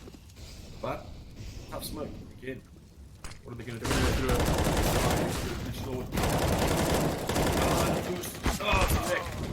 lost the blood. First player goes down. And that is able to swiftly move to backstage though, so they haven't got time coming on this side yet. And that's mostly why a lot of players actually do play double CT just like that. You always get your 2 kills, and you're always going to get your advantageous trades. But now it comes down to the retake. Now it comes down to the 3v3. 2 players sitting by. Oh, he picked up that smoke and that molly. That was quite fortunate. That molly's going to force that CT going forward. Oh man, he gets a double ADM. A player has pushed the smoke. He was shooting his teammates. It was, and he got picked off. Now did it? Oh man, this is hard. Could it be banana? Where could it be? Did he push that smoke? Oh, Mango! Ooh, once again, he comes Mango! Oh, he shoots somebody as well. Man, his adrenaline must be pumping at the moment. Hyped. He must be hyped. What's When the he CT? heard that, when he heard the diffuse happen again, I feel that you could my just chest see dropped. my heart stopped. We almost lost the classes for a last time. But yeah, I Oh mean, man, wait. This is dicey. The CTs had to make a decision. Do we force buy and keep the lead, or do we save? and they're force sport tools. And they force buy. So if they lose this round, they lose 2 more rounds after that because of the force buy. Yeah. And for me, that's a very inexperienced decision to actually make at this point in time. But let's just see the pace off the Mac 10 destroys Vander. Swift movement there, jumping headshot, flying Wolverine. I don't care what you call it, but it was crazy. Mango. The brother off is what This you would is call it. the brother off here in the house. Who has more composure? It seems. Oh, yes, composure, but the brother has the aim. Whoa. God damn. You know what I mean? How is breakfast going to be? Stuff like that going on. But Tanky trades that frag out early on, but quick rotation here. All 3 players are swiftly into that B-bomb site. Chicken as well. They have to save. Yeah, I was about to say they have to save considering their for sure. financial stake there. I mean, just like I was talking How about do you win moment. that angle? Sorry? No, well, I mean, that was just, I think, a change up of his gun, and he lost his focus there. I used to struggle a lot with holding certain angles. I think, like, I mean, I couldn't hold more than 2 seconds. But I mean, even that, like, I always felt like no matter what, I would always change up or lose my focus. That's how I'd always be, rather than just moving, keep it moving. But what I was trying to get, sorry, I was going to get you with the whole mentality shift of the game. It's like even that clutch was a rough one for them to lose. Do you think ADM shooting through that smoke, despite like hitting his teammates or whatever, do you think kind of sold the CTs that he was not there in CT? I don't know. Because he was spamming through the I smoke. think that was the long con. That could have been the long con. ADM spamming CT in that clutch round. That's a super long con. That's a crazy long con. And a super close con. It's a super close con. Almost lost. He was almost shooting his head. Imagine he thinks him. This is a casual. This looks like the Harry Potter car. The flying one? No? No. I don't have the magic to actually fly there. All the capability. Do seem to have a technical pause, but apparently being resolved pretty swiftly. Obviously, with this admin ship going on here, everything gets resolved pretty smoothly. But now you see, so now just to talk into the economic game. So when I mentioned that Energy brought up that last previous round, and if they do lose that, they'll definitely lose the 2 next rounds. So them saving these 2 rifles actually helps them in a bit, but counterproductive in the sense that saving those 2 rifles would put them in a false sense of security to force a game. Yeah, they feel compelled to force the game. Yeah. And not save. So it could. So therefore, they're not going to have the full utility, the full weaponry that they actually want, and it just makes it a lot harder for them. I'm not saying they're not going to win the round or they can't win the round. I'm just saying the odds are less in their favor. Yeah. That's the way. But exactly that. You put yourself in that position. You don't really look. You're not looking objectively at the odds. You allowing the 2 guns to change your mindset, which shouldn't be the case. It definitely shouldn't be the case. But let's just see how it works out. Maybe they actually know what we're talking about, and they're actually going to implement it. They That picked was the up reason 2 why they have the AKs. server and Actually. we're not. Oof, it's more of a reason to force behind it. But we're going live. They haven't forced, it seems. Why is it to it? I like it. I like it. That's experience coming through. A lot of teams will be compelled to buy a situation like that. Oh, he's going to push down the middle. Oh, man. He's going to risk it all. Oh, I don't think no one's done this, right? In a while. Oh! But he spots the gun, surely. He spots the player and calls it. I mean, I saw Panda's gonna die, I see the adjustment, but now that opens up the rest of them. Oh my goodness, it is a disaster. Oh, wow. Destroying them in the middle. They don't even need a force by tools, they're just getting aggressive and wrecking them regardless. What happens when you don't do your due diligence? Yeah, I The think players in second middle had to clean that out to be Rios, that cubby. And Dara walking backwards towards apps with no information. Also pretty dodgy. I think he was pretty focused on the middle wall, trying to pay attention to the communications there, but Massacre down on his ace. He does spot that player. Maybe he could use that to his advantage. Yeah, he needs to get in and around deep here if he wants to try and get this right. Oh, again. It's weird why players aren't looking where they're going. Super weird for me to see.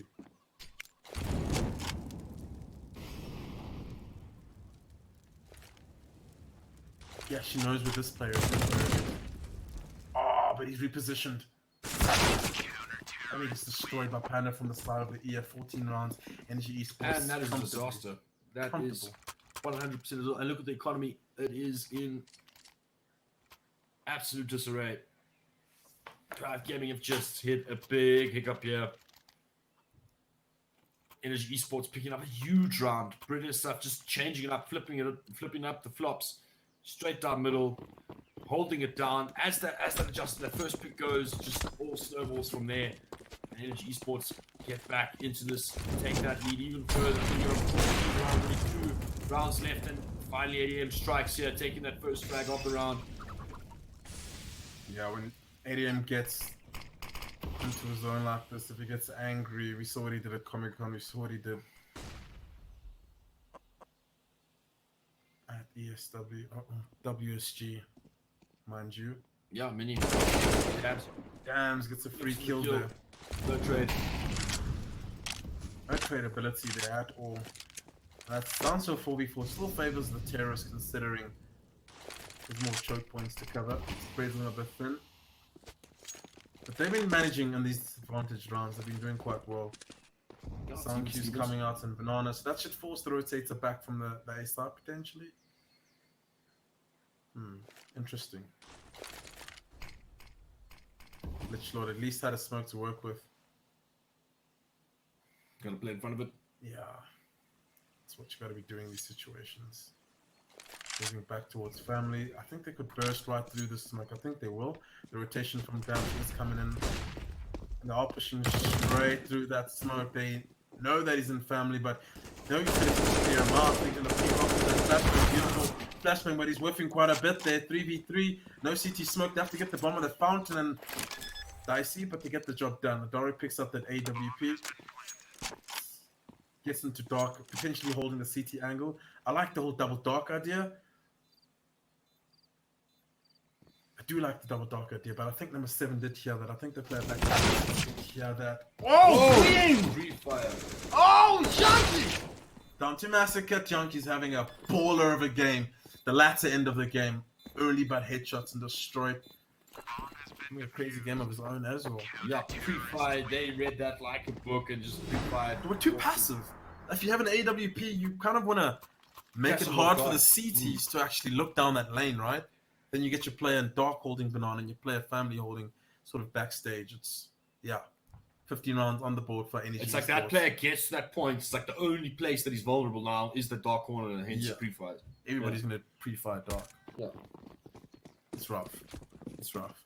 Yeah. Energy Esports looking to take this to the 3rd map. They do have it in them. A lot of steam in their tank and capitalizing off mistakes. That's the name of the game right now. Hitting some really good shots. Yeah, destroyed especially. God damn. Game. Very composed as well when you look at that. Yeah, no, for sure. Oh, tons of damage getting done here as well. Getting destroyed in Banana's like getting in their home turf in the street.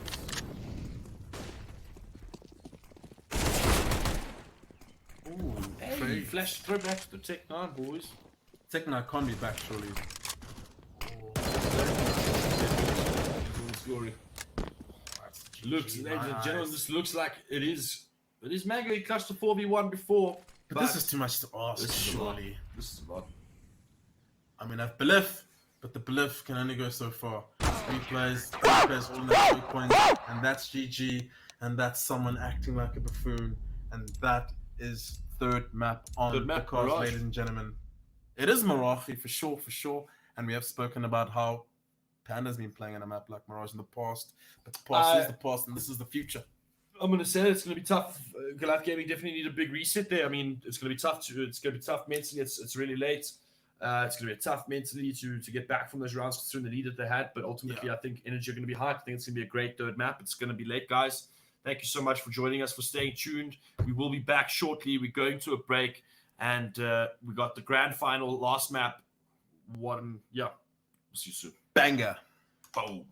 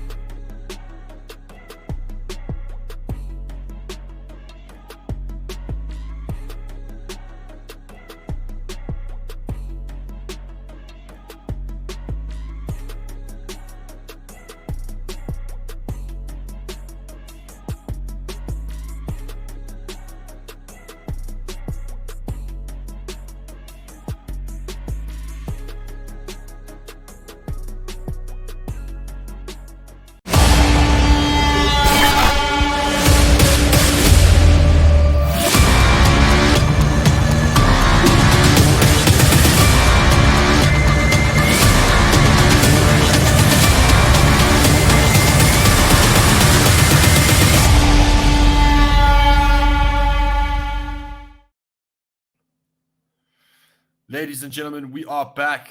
It is the final map of the grand final match of week 2 of the weekly cups that leads to the monthly cup of the Inkosi League. And it is goals. And next to me is Lighters. We are jumping into Mirage here. Goliath Gaming versus Energy Esports. And what a spectacle it's been so far. Very close match. Both maps really tight affairs. And now we go to the deciding map of Mirage, and we saw Energy come to life there at the end, just mixing and matching it up with some real aggressive strategies, just completely decimating the defaults of Goliath Gaming. And now we go to Mirage, where I must say that sort of, versatility or sudden movements or adaptability in your gameplay is going to definitely favor you. And if you get picked apart like that, it's going to be looking around for Goliath Gaming. But that said, this is also a very strong map of theirs as well. Also have a lot more time spent together on it. So, yeah, Jules, I mean, what's your take on it? It's been quite the show. It's been quite the best of 3. It's been quite the series. And this is the grand final, and rightly so that we get to the third map. We get what we wanted. We're going to dive into the knife round here to decide who plays which side first. But yeah, Mirage, one of those maps that lends its hand to a more puggy style of Counter-Strike. The avenues of middle, ARAM, Palace, the timings you can get in those are quite crazy if you think about it. A lot of times people they're prepared, but they're not prepared. CT sitting up system. And obviously your B at, of course, on your lows. You'll see a lot of fights from mid control, from the terrorist. Mid control is quite important. But we tried left and right. It's so hard, man. We had practice doing this.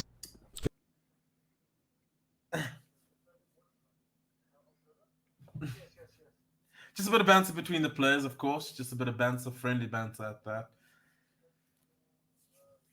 But where was I? I was discussing mid control. Mid control is quite important for the terrorist side, mostly because it just allows you to split the A side, split the B side, cut CT rotations, and ultimately set up your loca to do some of the Lord's work if need be. CT team, it's going to be tough for them. It's most people say it's a CT sided map, but I say nay. Back into the pistol round, smoke kit onto Zip. Smoke, or 2 smokes, 3 flashes onto Energy Esports. We're smoking CT spawn. Perhaps this looks like a Palace burst in my eyes, but we do see a player lurking at B, so a double fake perhaps? It does look like a double fake. I like what I'm seeing there, but these 8 players, they move at the wrong time, but Adoru saves his teammate there. But there's a player under ball. Commando composed as ever, gets 3 crazy headshots. Mamma mia! Last player who actually... Here we go again, Mango. What kind I wanted to do is set up a fake and be like, guys, I gave you all the space to work with. Like, just so easy for us. Lol.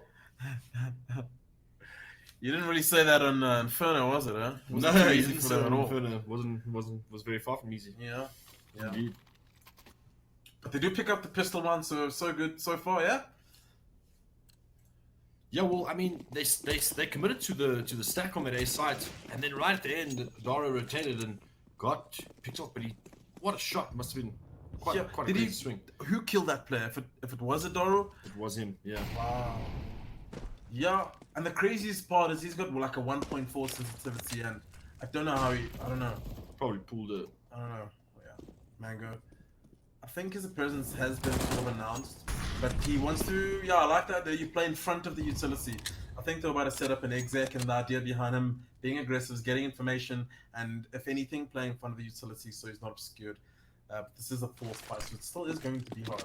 The speed breach coming in, getting fast now. Mango back at the back of the start gets one. Got support. They're already in form of Massacre. Mango gets another one as well, but Bomber is still stuck deep in the apps. This wrap on Cat could be effective though. No. Gets out.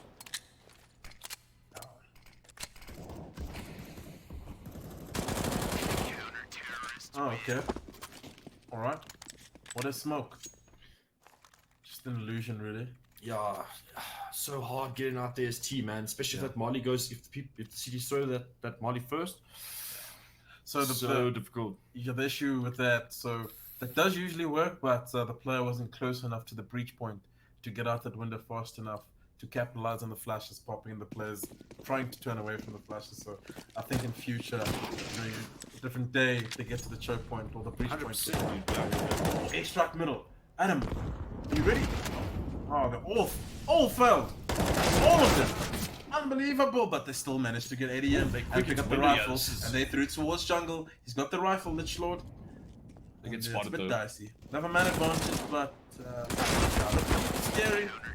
Looked a bit scary. But this is what I'm saying. How is that 1.4 sensitivity? 400 DPI. Talk to me. Yeah, that is low. 400 DPI. Yeah, his wrist, dude. Like, surely that's.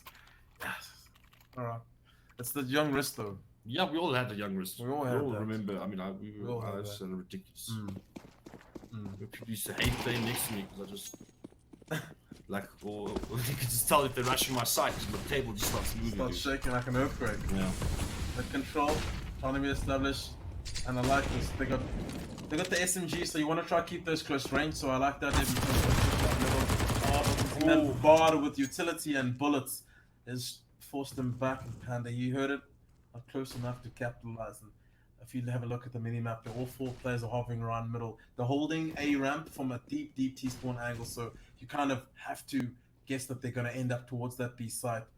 But obviously, depending on information, it kills that could change.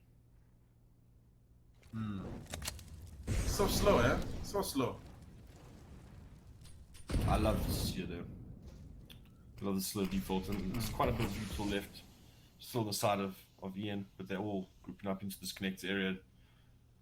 Like Gaming have weakened weaponry, and when it gets to these long range duels, they've cleared out all the close pieces of mid and connector. Oh, this is gonna be nice. Oh, no. I was upset. That's just contact plays. This is insane. That crossfire wasn't set up right, but they do move into that B site there. Mango, lovely util usage, defensive util usage at that, playing around the smoke there, giving his place time to rotate and butt. He's about to be swarmed Panda with the lure. So many flanks going on. Energy all over there.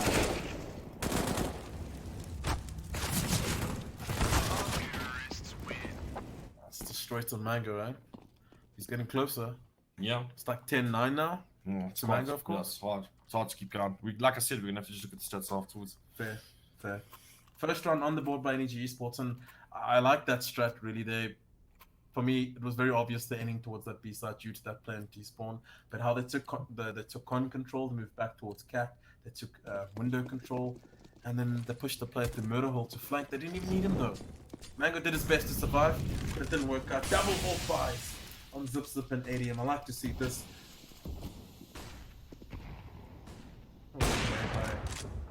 What? It clips him. It doesn't. No, it didn't. Energy back to their slow, methodical play. Again, focusing mid first. Pushing GG out of all these key areas of this middle connector short.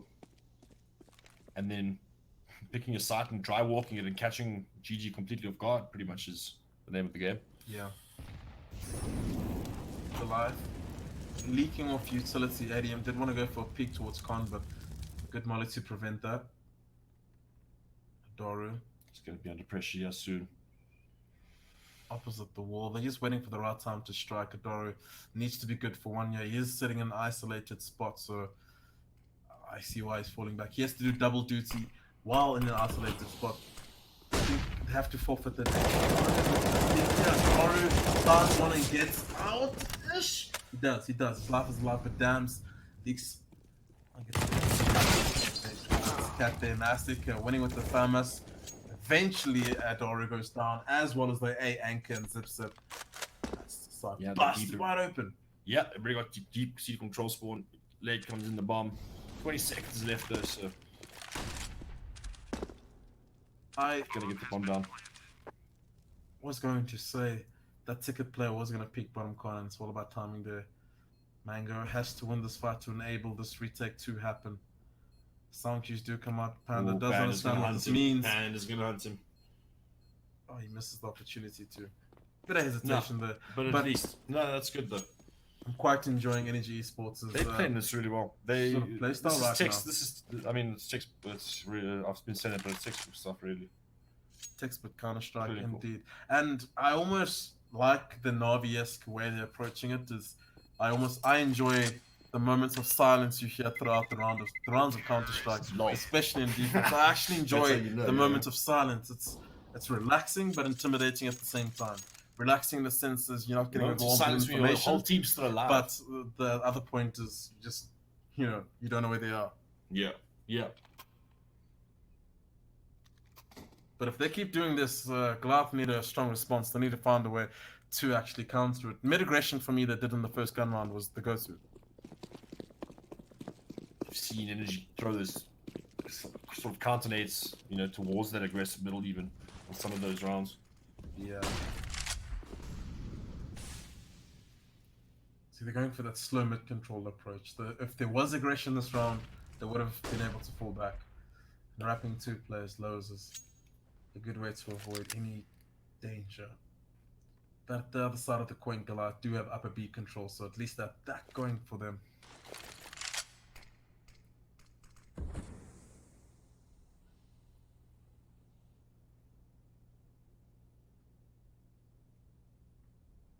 Almost the 1 minute mark on the clock. Should start hearing some information being passed back and forth. Molly assuming his window. Just slowly choking the CTs out of map control. Mango has to win this fight, but the timing. He still wins that fight though, but there's another player there waiting to trade him out there. He'll use it. Traded out by Lich Lord. Nice pressure there from you, and they're backing it up with multiple players there moving towards B as well. Again, just picked an area and I think they're not mobile enough. Oh. They're not mobile enough, Goliath Gaming, in the mid-round situation, right? They're setting up crossfires at some points, but the crossfires don't complement the setup. And in a situation like that, I think, you know, just playing a bit tighter into the sites, letting them play that slow style, holding out your equipment, and that's when you got to utilize it. That's how you counter sort of a slow, methodical style like this, which sort of starves you of information. ADM needs to save this all for the next round. still haven't seen much contest middle on these gun rounds.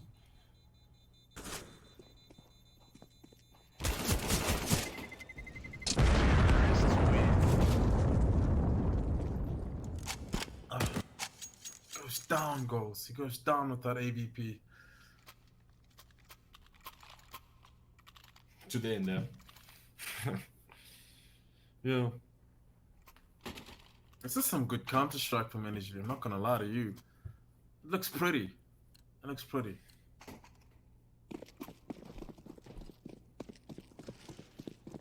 Now, finally Goliath able to mount up a formidable buy, but lacking a bit of utility. No AWP, couldn't afford it. It's rough out there in the streets, it's rough. Yep. Again, that's that slow mid control. So they do well to avoid damage in the mid control, but at the same time, it takes a bit of time to actually establish mid control.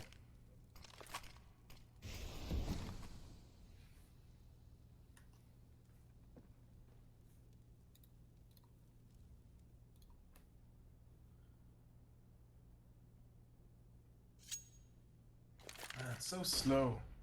And this is when they need to find opening kills, because that slows it down even further if you Goliath Gaming. Esports, they found that. Trying to find information, double kill there, spacing and trading, perfect.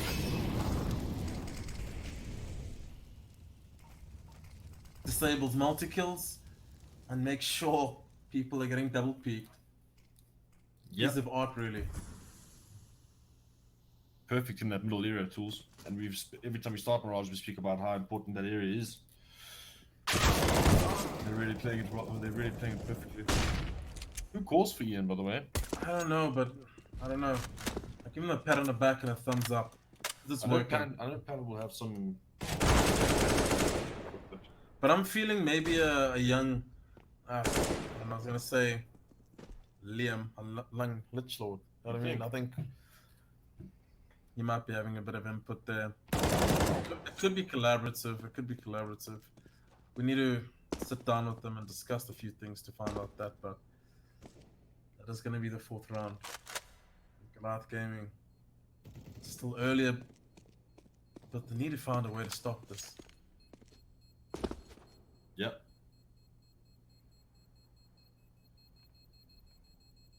I mean, it's not even all their 20 plays. yeah. It's not a. It's a combination of everything, right? So all of their players are doing things perfectly right. They're stepping the right way. Utilities landing.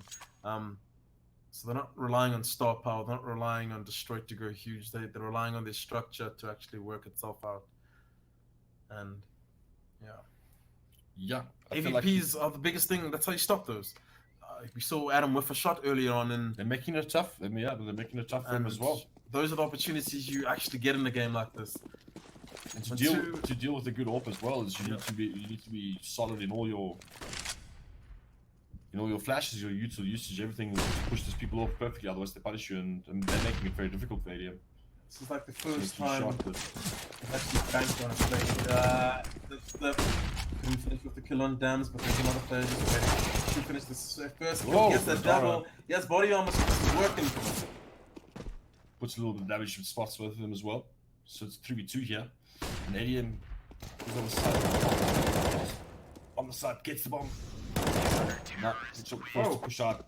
Solid shot, but MVP of the round there is Adaro. Zip with the bait originally forces them to push after he gets flashed in. And So for me in that situation is why change what's working? They went away from mid control. They went away from the default. yeah, They yeah. went straight into an A exec gamble. Didn't really work out for them. Yeah, this So- timing happened to be on when it was an eco and GG had to make a play as a unit, so that was the commitment there. So yeah, no, you're right, 100%, and you'll probably see them revert back to mid control now from that, There we go. or at least the presence. They're done. The smoke cats and a smoke into window. Did he block it? It's so hard to block those smokes. I Yeah. feel the only way to do it was with the Molly. Molotov like I did earlier. Okay. But you can jump into the window and block it with your body, but then you're in the middle of nowhere, which is hard. But I seen it. I've seen specifically ADM try and do that many times though with pretty much all the maps as well. You'll always try to get in the way of things. Yeah, it's a good mechanic to have and a good awareness to have. It just foils the plans of the enemy in the bread basket. Just catches that.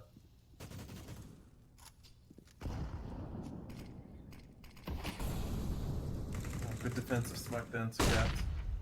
Good flashbangs. They slow down the defaults a lot further. So this is what they kind of needed to be doing, is use utility and slow them down even further to out map control, and then save one or two pieces very late round. That's when MG esports like to finish their rounds into a site. As you can see, they're trying to get a play into connector, then they're going to rotate off back to the B site, it seems.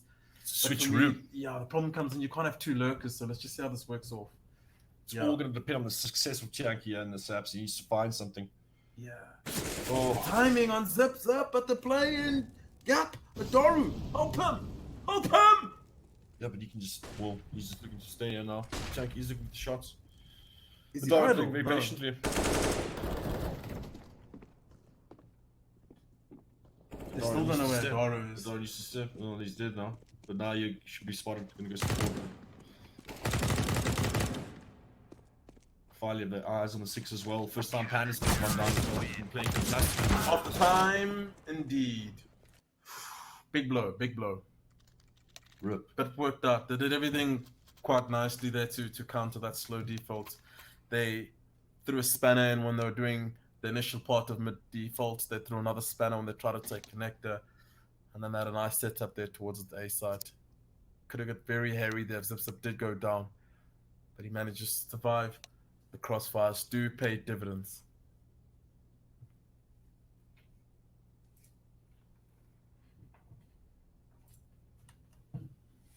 It's a bit of a tech pause. Seems to be a problem. We'll be fixing it, just seeing who actually has the issue. Yeah, so it's all online CS. It's bound to be, you know, issues that pop up, connections. We want to be playing optimal conditions, so sort it out. So,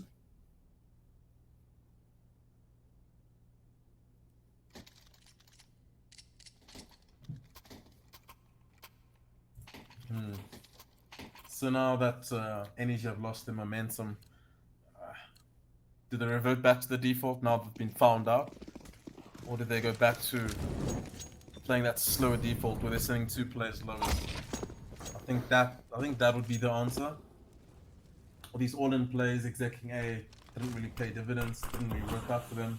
Yeah, I just think The there was just no default one. and the default has been found out. So this is when you try tear the layers off Energy Esports, find how deep their playbook actually gets. Yeah, and they're just doing that, I think, very defensively, like kind of inviting them into the side, not taking any jewels, but there, Panda gets one. Quick pick off there from out, peeks out. And you got Panda as well. Oh, Panda bot gets dinked, it's all falling apart. Good defensive smoke, keeps him alive just a little bit longer. Perhaps he might just want to get out of there, get back to CT spawn, play a safer position. Maybe swap guns. Energy Esports, small blood in the water, though. They're moving all the way here to the save bomb side. They want to exec. It's still recoverable considering looking at the armor, but they can't lose any more players. They can't get Juandi. They have to get that entry and play the retake if need be. But looking at the minimap to see if the defenses lean towards here, they are going to push up before the smokes actually do land, and this is the opening for ADM. Being able to get that kill. I like this. It's innovative. Good comms there. But now they've lost jungle, so patience has to be administered. No, for sure. Massacre picks up Tianki there. Gonna be a quick flick from Adaro as well. Massacre deals with. You saw that, right? As well, I did.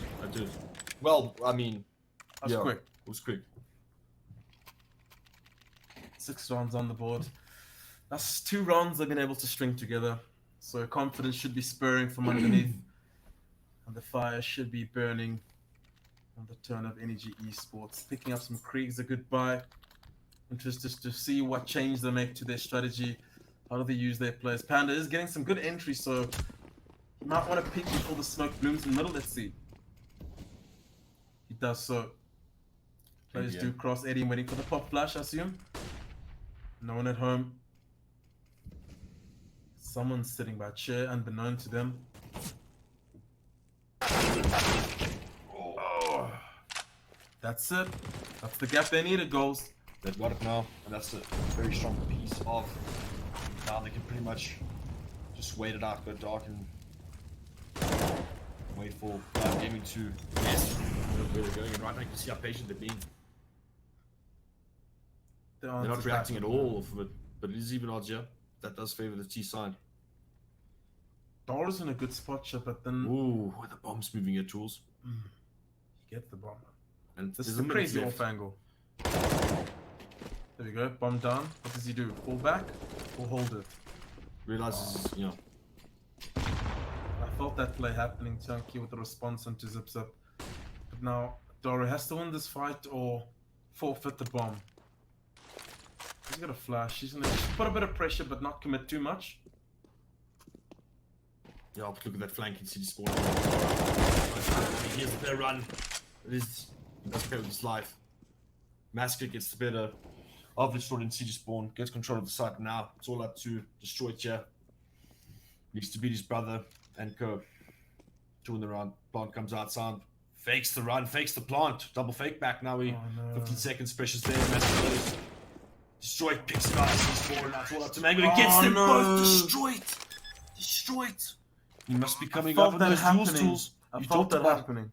As soon as Mango didn't jiggle pick there for information, it allowed Destroy to slip across towards Massacre. I saw his HP and I knew that could be dicey if he got that kill. And he did indeed. And he got a crazy headshot into Mango towards the end, actually. I mean, that was a crazy shot. I mean, there's not much you can do in Mango's perspective. You just got him. And he played it so well. I mean, he faked, he got faked, and then he went up and executed the only option that he had, and he followed up. For me, the only 2 ideas would. Oh, there we go. Good start to the round. Frag onto Destroy it there. But I was trying to say, a good start. Oh, another free kill there. There we go. Candy floss, sweets, given to them on a platter.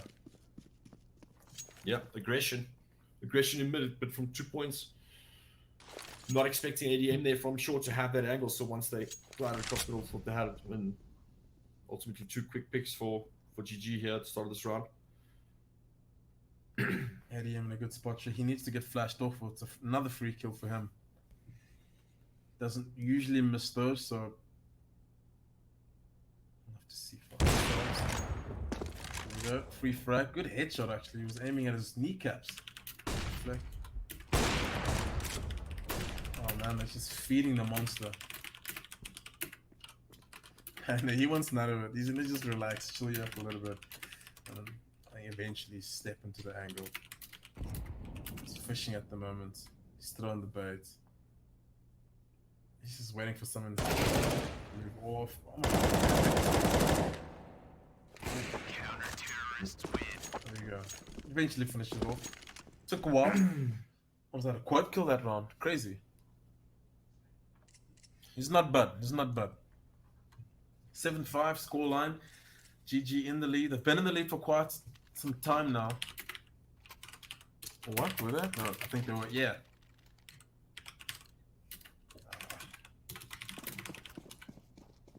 Feel the CTs are going to change up their setup. A bit more deeper into that A side.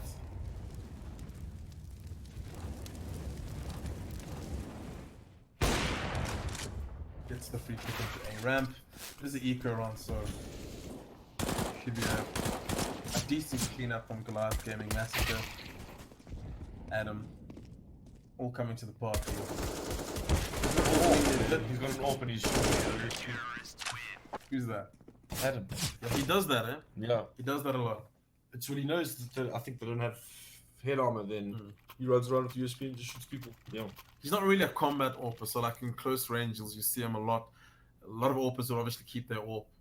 But he loves tends to. He'll definitely go close range, yeah. No, I'm saying he usually pulls out that deagle a lot. And he just hoys with that close range. And then goes back to the AWP. It's pretty crazy. But it does allow you more like, mobility if you just pull out that deagle. You pivot between points like triple, etc. I don't know.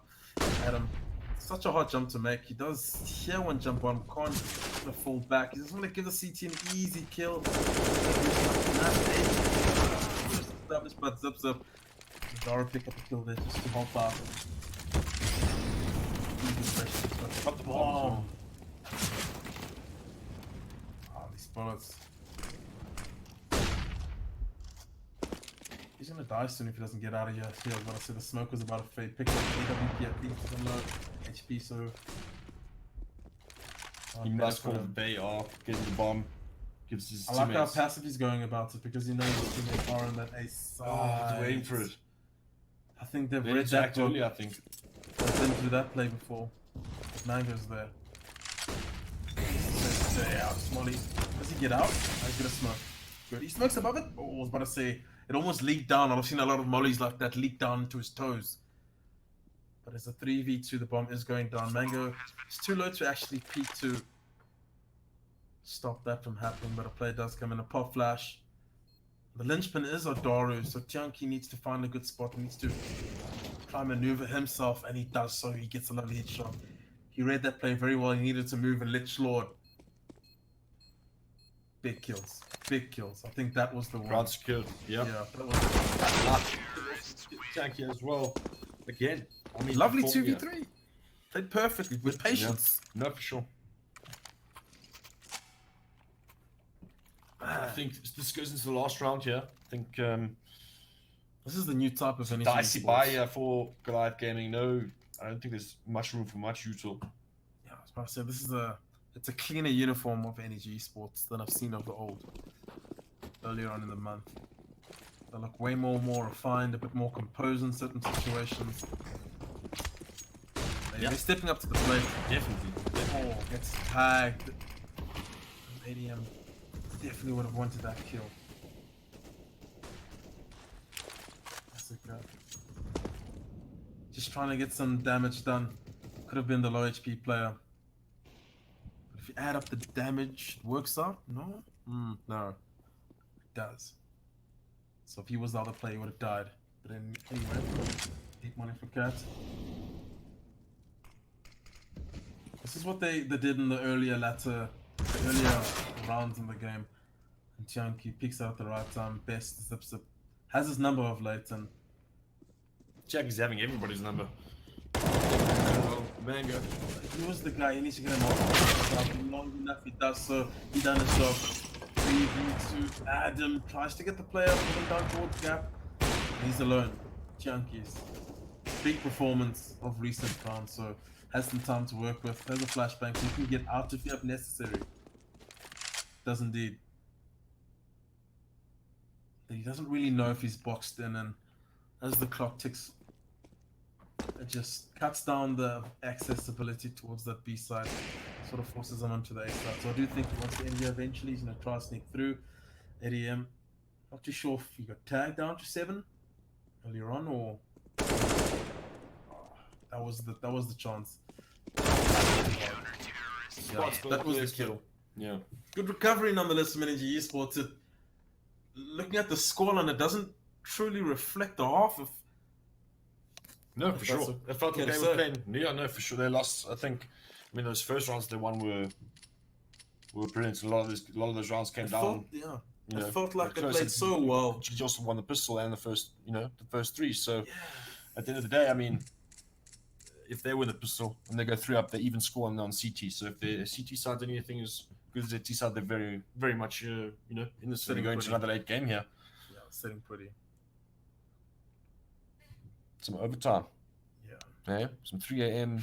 dirty CS overtime here. It's really getting dirty.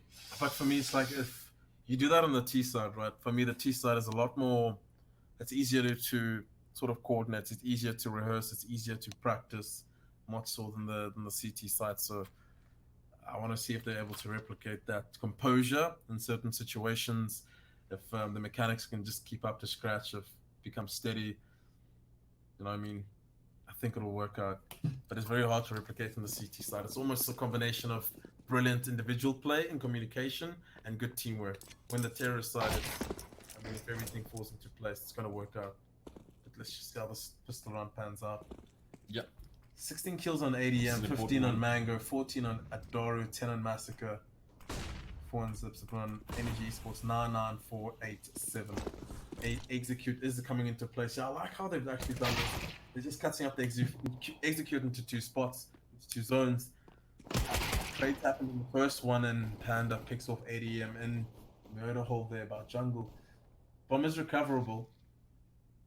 A Junkie just dishing out handouts over here. Forced to retreat back into T-spawn. I think they'll be heading towards the B side or middle. There's a lot of time to work with, so they don't have to commit to anything just yet.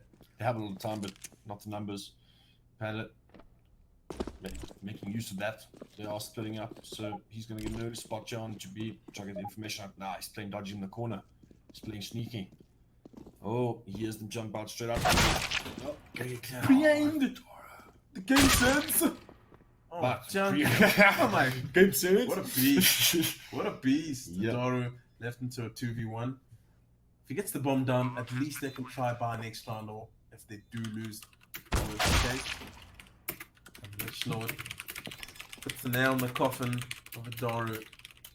Like you mentioned, if you take that pistol, could snowball, Yep.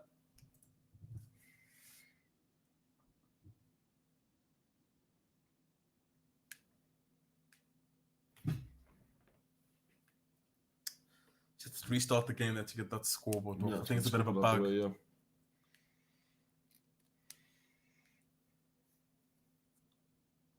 John, that's all about converting these 2 rounds.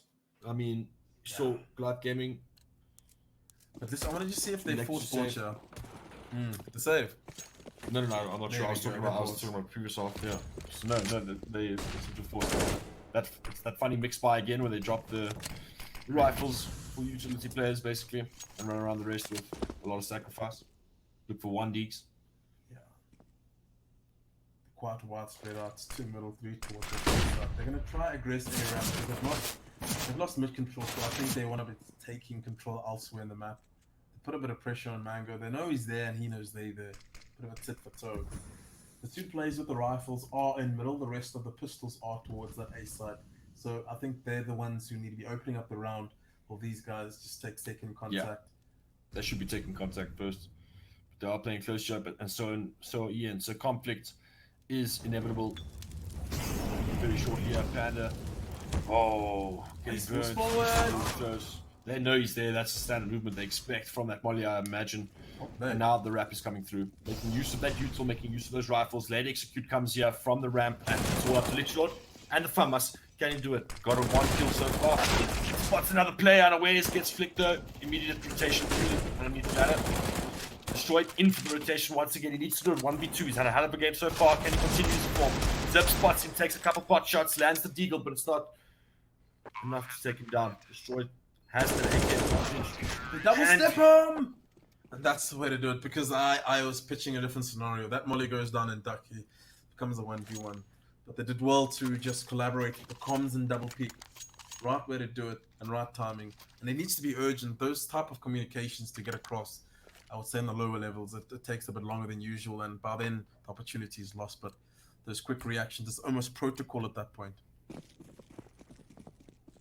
Oh, the force bar back. Oh, now they're playing a game of chicken. Financially speaking. Financial chicken. Yeah, it's a battle of economy here for sure. Been such a tight game as well so far. Whoever wins this round is definitely looking at converting the next for sure. No presence here on A. And it's not looking too good for energy. They have literally no utility. Smoke and a flash left. 2 scout buys. The scouts become redundant when the T's get close into those trade distances. Tons of neutral inside of GG as well. Destroyed. I like this. Now, if there's a flash, oh, he has the flash. He moves out. He's dead. Yeah. I was about to say teammate flashes, he steps, but we're starting that. Connector established, and it looks like a B split. There's a scout in upper B that does allow the third player enough time to rotate, good information. That Mirage. Scout takes another shot. There is quite a bit of damage being done, but no heads are taken. Finally, Litchfield gets one. Massacres in with the entry. 2v4 scenario now. Damn, it's going to get a quick scout shot under too much pressure. Falls down. It's all up to Panda. It's been reigning supreme with these flanks, with these lurks. On the T side now, the CT rotation. Doesn't land the first. Doesn't land the second. Mango gets a bit of him. Goliath land. Oh, dangerous. That round. That was dangerous. That was. But that was that B rush we're talking about. It's very. Yeah. It's hard. It's tough. But they caught Litchfield on that rotate. And, I think that was the one. And they had a lurk as a safety measure if things get dicey. But I did like how the scout was playing deep apps to get that early information. Gives your team enough time to rotate towards the B side to help out. Looked a bit dicey, but the recovery was good. They seem to stabilize quite nicely at this point.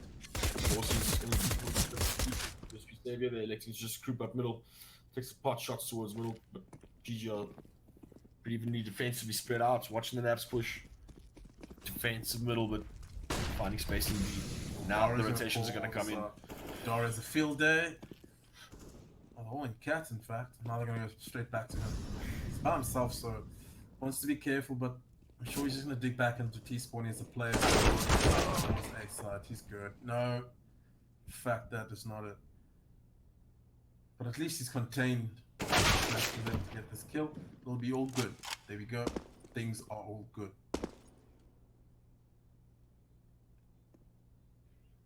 Maybe Zip goes and gets that gun quite late. I'm gonna have a look at the financial. Yeah, he's too deep. He's kitchen. It's too deep. But one of the team, I'd imagine Energy would like to get some AWPs up from the next gun round to come.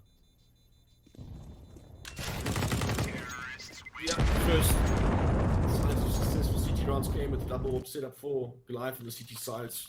If you've got 2 AWPs that can get the job done, two quick succession frags on opening sides of the map, which is what what or how they are spreading out. You could find 2 quick picks, and that's the round pretty much closed. Yeah, so sure, for something me, amazing from one of the players.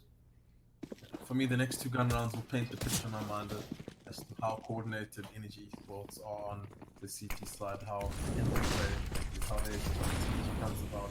I like the strategy. Rest of it, and they take a wild Adara out of the sky, but support comes through in the form of Medium, but he doesn't expect 3 players from me, and I like that response. But that triggers the response of Goliath Gaming here to push onto this A side. Now they are taking position of it. Nice little nade, it does a little bit of damage. Molly as well, that's going to displace them quite a bit. Flash going off the CT aggressive.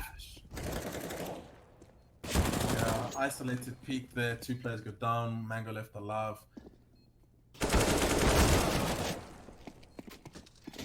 Yeah, that's what I like to call an all-in play, where you know exactly where you're ending off the round in the A site, and you're basing it off the mid players. If they get a pick, win the round. If they don't get a pick, it becomes a bit tough. Hail Mary, flash of CT, you gotta get 2 kills, Yeah. otherwise Hail you Marys, chance type thing. Yeah. take more risks at that point. And it was a good counter from the CTs, putting mid aggression. Of course, you can't really account for that happening every gun round, so it was a good adjustment for them, good spanner from them. And it's going to put food for thought into Galat's gaming mindset. Did they go back to the defaults? I think that had more success, or do we sort of stick with these sort of all-in plays? I want to say all-in plays, just with the definitive ending. There we go. I think that's a better way to put it. I'd like to go back to that middle control, just seal the deal properly. I mean, I don't think energy will aggress twice. Oh, get out, it's hot!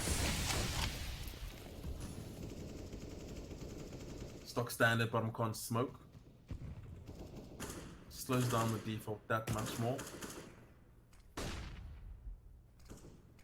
This is the slow methodical play, the slow methodical default. More traditional way to play the game, I'd say.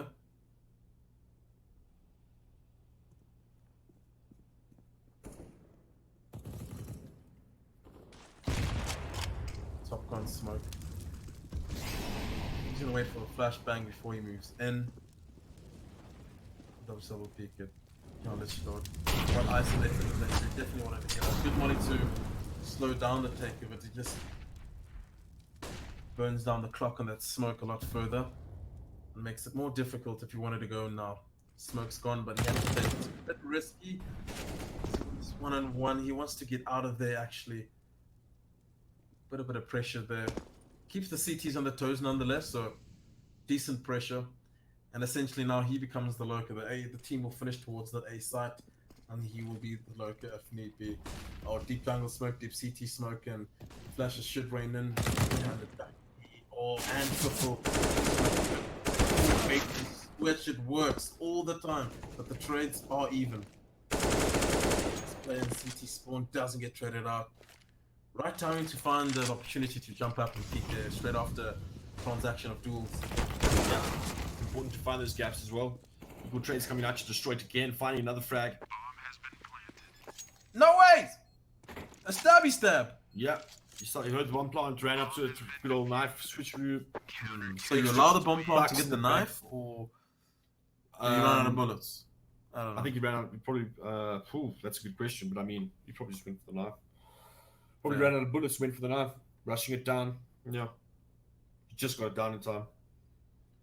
Galat Gaming still in the lead. I think they're trying to scrape up some bits and pieces. Decent force fire. They got enough to do something monumental. They got enough. As you can see, most players are heading towards the A, so I think they're gonna go for a basic A after just putting a bit of pressure in middle. Just to keep the CTs on their toes, just more focused on 2 points of contact. Like Litchlord is doing now. He feels like he needs to do double duty because of that brief pressure in the middle. The A exec is coming in. They go before the smokes of the deployed, yeah, they actually do. Massacre taking a lot of damage. The utility is good from the CT team thus far. I think the goal is to take Connector over here. Litchlord has a lot of work to do. Oh, they smell him.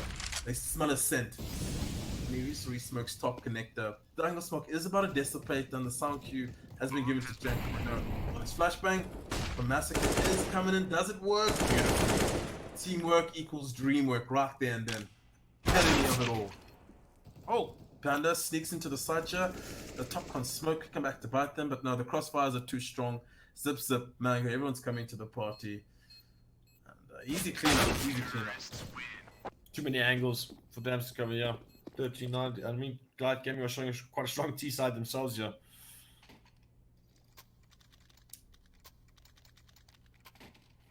Slowly running away from energy. Sort of feels like that at this present time. But they were able to show a lot of resilience on Inferno, and if they can just tap into that resource of energy, just push themselves further, could work out. And this force bar is very flimsy. Chunky at best. As you can see, the Eddie and they care for no mid control. Panda. They want to take these Plucked out the air like a duck, man. Shame. 4v5. They got like no util left. Once again, just a smoke and a flashbang. It's so, Yeah, it wasn't so much to hard. start, yeah. It's so hard to hold a site with that. Do you use it early or do you use it late? If you're going to use it late, you have to jiggle the choke points. If you jiggle the choke points, you're vulnerable to the Kriegs and AK. So what do you do? What do you do? It's tough for that sort of bucket. You try to look for a pick, Yeah. and then Money talks, bullshit walks, they say. you said, well, unless you obviously put yourself in this position with those pistols, but yeah, Bucks is benefiting right now. Destroyed doing what he can. He has been before, so that's the biggest rifle that they had that round down. Nodwin Gaming gonna just continue with their control and group up and make a decision. Yeah, go back to B. Yeah. Walk through, bulldoze their way into the site. Right now, they need a miracle to save them. Tanky is in a miracle position. It's just about whether or not he can clear it out. Will they clear it up? You're kind of relying on the CPTs to make a mistake at this point. Big A one. small mistake, and they're okay behind and gets them. Oh, there we go. They don't afford those mistakes, not at this point in time. I mean, business at the moment, everything's looking good thus far. It's looking clean. Have they? Yeah, no, I have one. Yeah. But I felt that immediately on the first gun round. It's very hard to replicate what you can do in the T side. The CT side takes a lot more than what the normal being would expect. Yeah. A lot more layers to add to it, a lot more reactions, a lot more protocols. Sort of have to put in more time than the T side. Yeah, and each individual maps, two separate teams, almost effectively, like, and at least all work seamlessly. Yeah. No, it's always been, I think at a high level, it's like most typical international competition. You know, I'm sure if you ask, you know, it's all about the T side that we mostly got. You know, realized, oh wow, we have no clue how to, you know, kind of play the match, and we also realized the CT aggression was basically like a T side on its own. So the way they used to call it, like, and it made us adjust a lot heavier to our T side. But I think once we kind of climbed the ladders a little bit more than that, I think it's kind of made us realize the side as well is something that we need large. You know, It's a different beast. It's a different level of, like you say, depth that you can get to. Hit him as a Glock. What doing? What going on here? Yes, he can pick up a gun. I think he chose to get utility down, picking up the first kill there. Some mid-aggression there, and a beat burst at the same time. Destroyed, gets the pick, but draw a quick trade with that Mac 10. Gonna push forward, gets the bomber, puts the breacher, running away is Dora, who got there in front, the bombing's down. Look at his He's support. left, he's waiting for support, but he's just so far He away. needs to survive, and they're gonna score him very soon. Oh, he does the Lord's work! Whoa! And he's gonna smoke. And this gives Massacre time for sure. He's gonna catch the flank and that's buy me time. Great, but Panda gets a cracking shot there through window now. It's up to him to keep advantage of the ball, and he does it with style. Panda showing up there, puts his E in double digits, and I think how's the economy of Nodwin Gaming? I think they're quite good at this moment. I mean, they won a few rounds. Wait, last round was bad. One guy had a Glock, Eddie had a Glock. So, Oh no, yeah. Sorry, we can't see this accomplished. so they kind of have to forfeit this round essentially. Yeah. No, they have to. They must. It must be They done. must. What? Oh, they're They're going One for of these funny buys. a shakalaka buy. that what It's it is, crazy. I don't know what it is, but the duels, the trades are good in middle, and the think AK that's the gets goal, recycled, and that's what you want to look for in a round like this. The gun's getting recycled between the players. The bomb is solo towards a ramp, so this is not something that's been rehearsed. Oh, smoothment. Now, what's Dam's thinking? I wonder what's going through his head. Does he know? Does he know he knows? But I think You just both need to exercise know, patience. you know, even if you don't know. For me, it just comes down to patience and composure in these situations. And timing. The good old Counter-Strike timing. Yeah, Massacre had it. He's out there. He's like, I don't want this anymore. Too much pressure. But I think he was just trying to lean towards Con, just to make sure he's able to get the trades going. I think if he stayed in there, Dams would have had to fish him out due to this exit coming in. Oh, Yeah, he wins the duel another D. anyway. Picks up the Krieg after the D. But did that Now slow walk contact play on A. Which Lord, this could be Mango gets a big pick on his brother. That brings the tally between them. I'm not too sure, but we will investigate and let you know on the Twitter. angles? That was an insane angle. But Just check the angle. The camera with that angle, damn. I mean, Junkies, it's impossible to get, trade pawns for a kill at that point. They can MP9. But the camera angle, the observer, has the 2 kills transpired once he despawned on a ducky. Yeah. Yeah, I don't know. Good work, man. Big fan. 15 rounds on the board. And again, the reset is strong. 4 spars like that do work, especially when you get such a round lead. A lot of teams would obviously opt to just save it out and forfeit that round, but Goliath went and forced it out. And I think they had a game plan, but Progression, yeah, but big. It is punished by Lichlon trading there, but allows him to pick up another frag. Zipsa picks up a kill lowers, and that just gives Yeah. so much space to the players in the middle due to the A aggression. So Adora has free space to roam. Sound cues, quite easy for him to get that kill. That's how the cookie 4v2. crumbles for me. 4v2, no kits, at least like 8k recovered on Lich Lord. Yeah, he needs to get something with us. He needs to go big. Gets the first job done. Loses a little bit of HP though, quite low. There we go, that's the first job done. Now, I like these repositions. We'll pull back, but Goliath Gaming grouping up together. Gonna stick it to the trade game, trading in space since the name of the game. for me, if Junkie can go cat and he stays here, it makes it a lot easier for them to try get another kill before the 2v2 retake. But if he pushes the smoke and gets the timing. Gets the timing perfectly, gets the bomber though. And that puts Junkie in the 2v1, but he has the 5 seconds pushing up close though. But the new seeing Mango gets the shot and Hello? That is the end. 16-10 is the scoreline. Energy Esports, a valiant attempt. They had a good showing on Inferno, half a good showing on the Terrace, half. But at the end, Goliath, composure and resilience always comes through towards the end, especially with the more experienced teams, especially with the more refined teams, as we can see there. Shaky Inferno from Goliath, but nonetheless, they close out this best of 3. They are, once again, your back-to-back Grand Slam champions. no well. The weekly cup Yeah, champs. back-to-back cup. Back-to-back champs. And Energy Esports obviously qualifying as well for that monthly cup where it is on the line to get into that Umzansi Super League. But for now, guys, thank you so much for joining us on the throw over to Jules. Any last words there, sir? Yeah, guys, thanks for hanging in there. It's been a long day. It's been a long day of casting.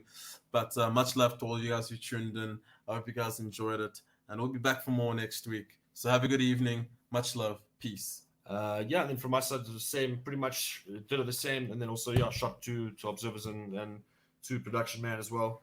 That's just, sick evening. And thank you to everyone for tuning in and bearing through the whole thing. It's really, really means a lot to see a consistent, amount of people just tuning in and watching like a local CS.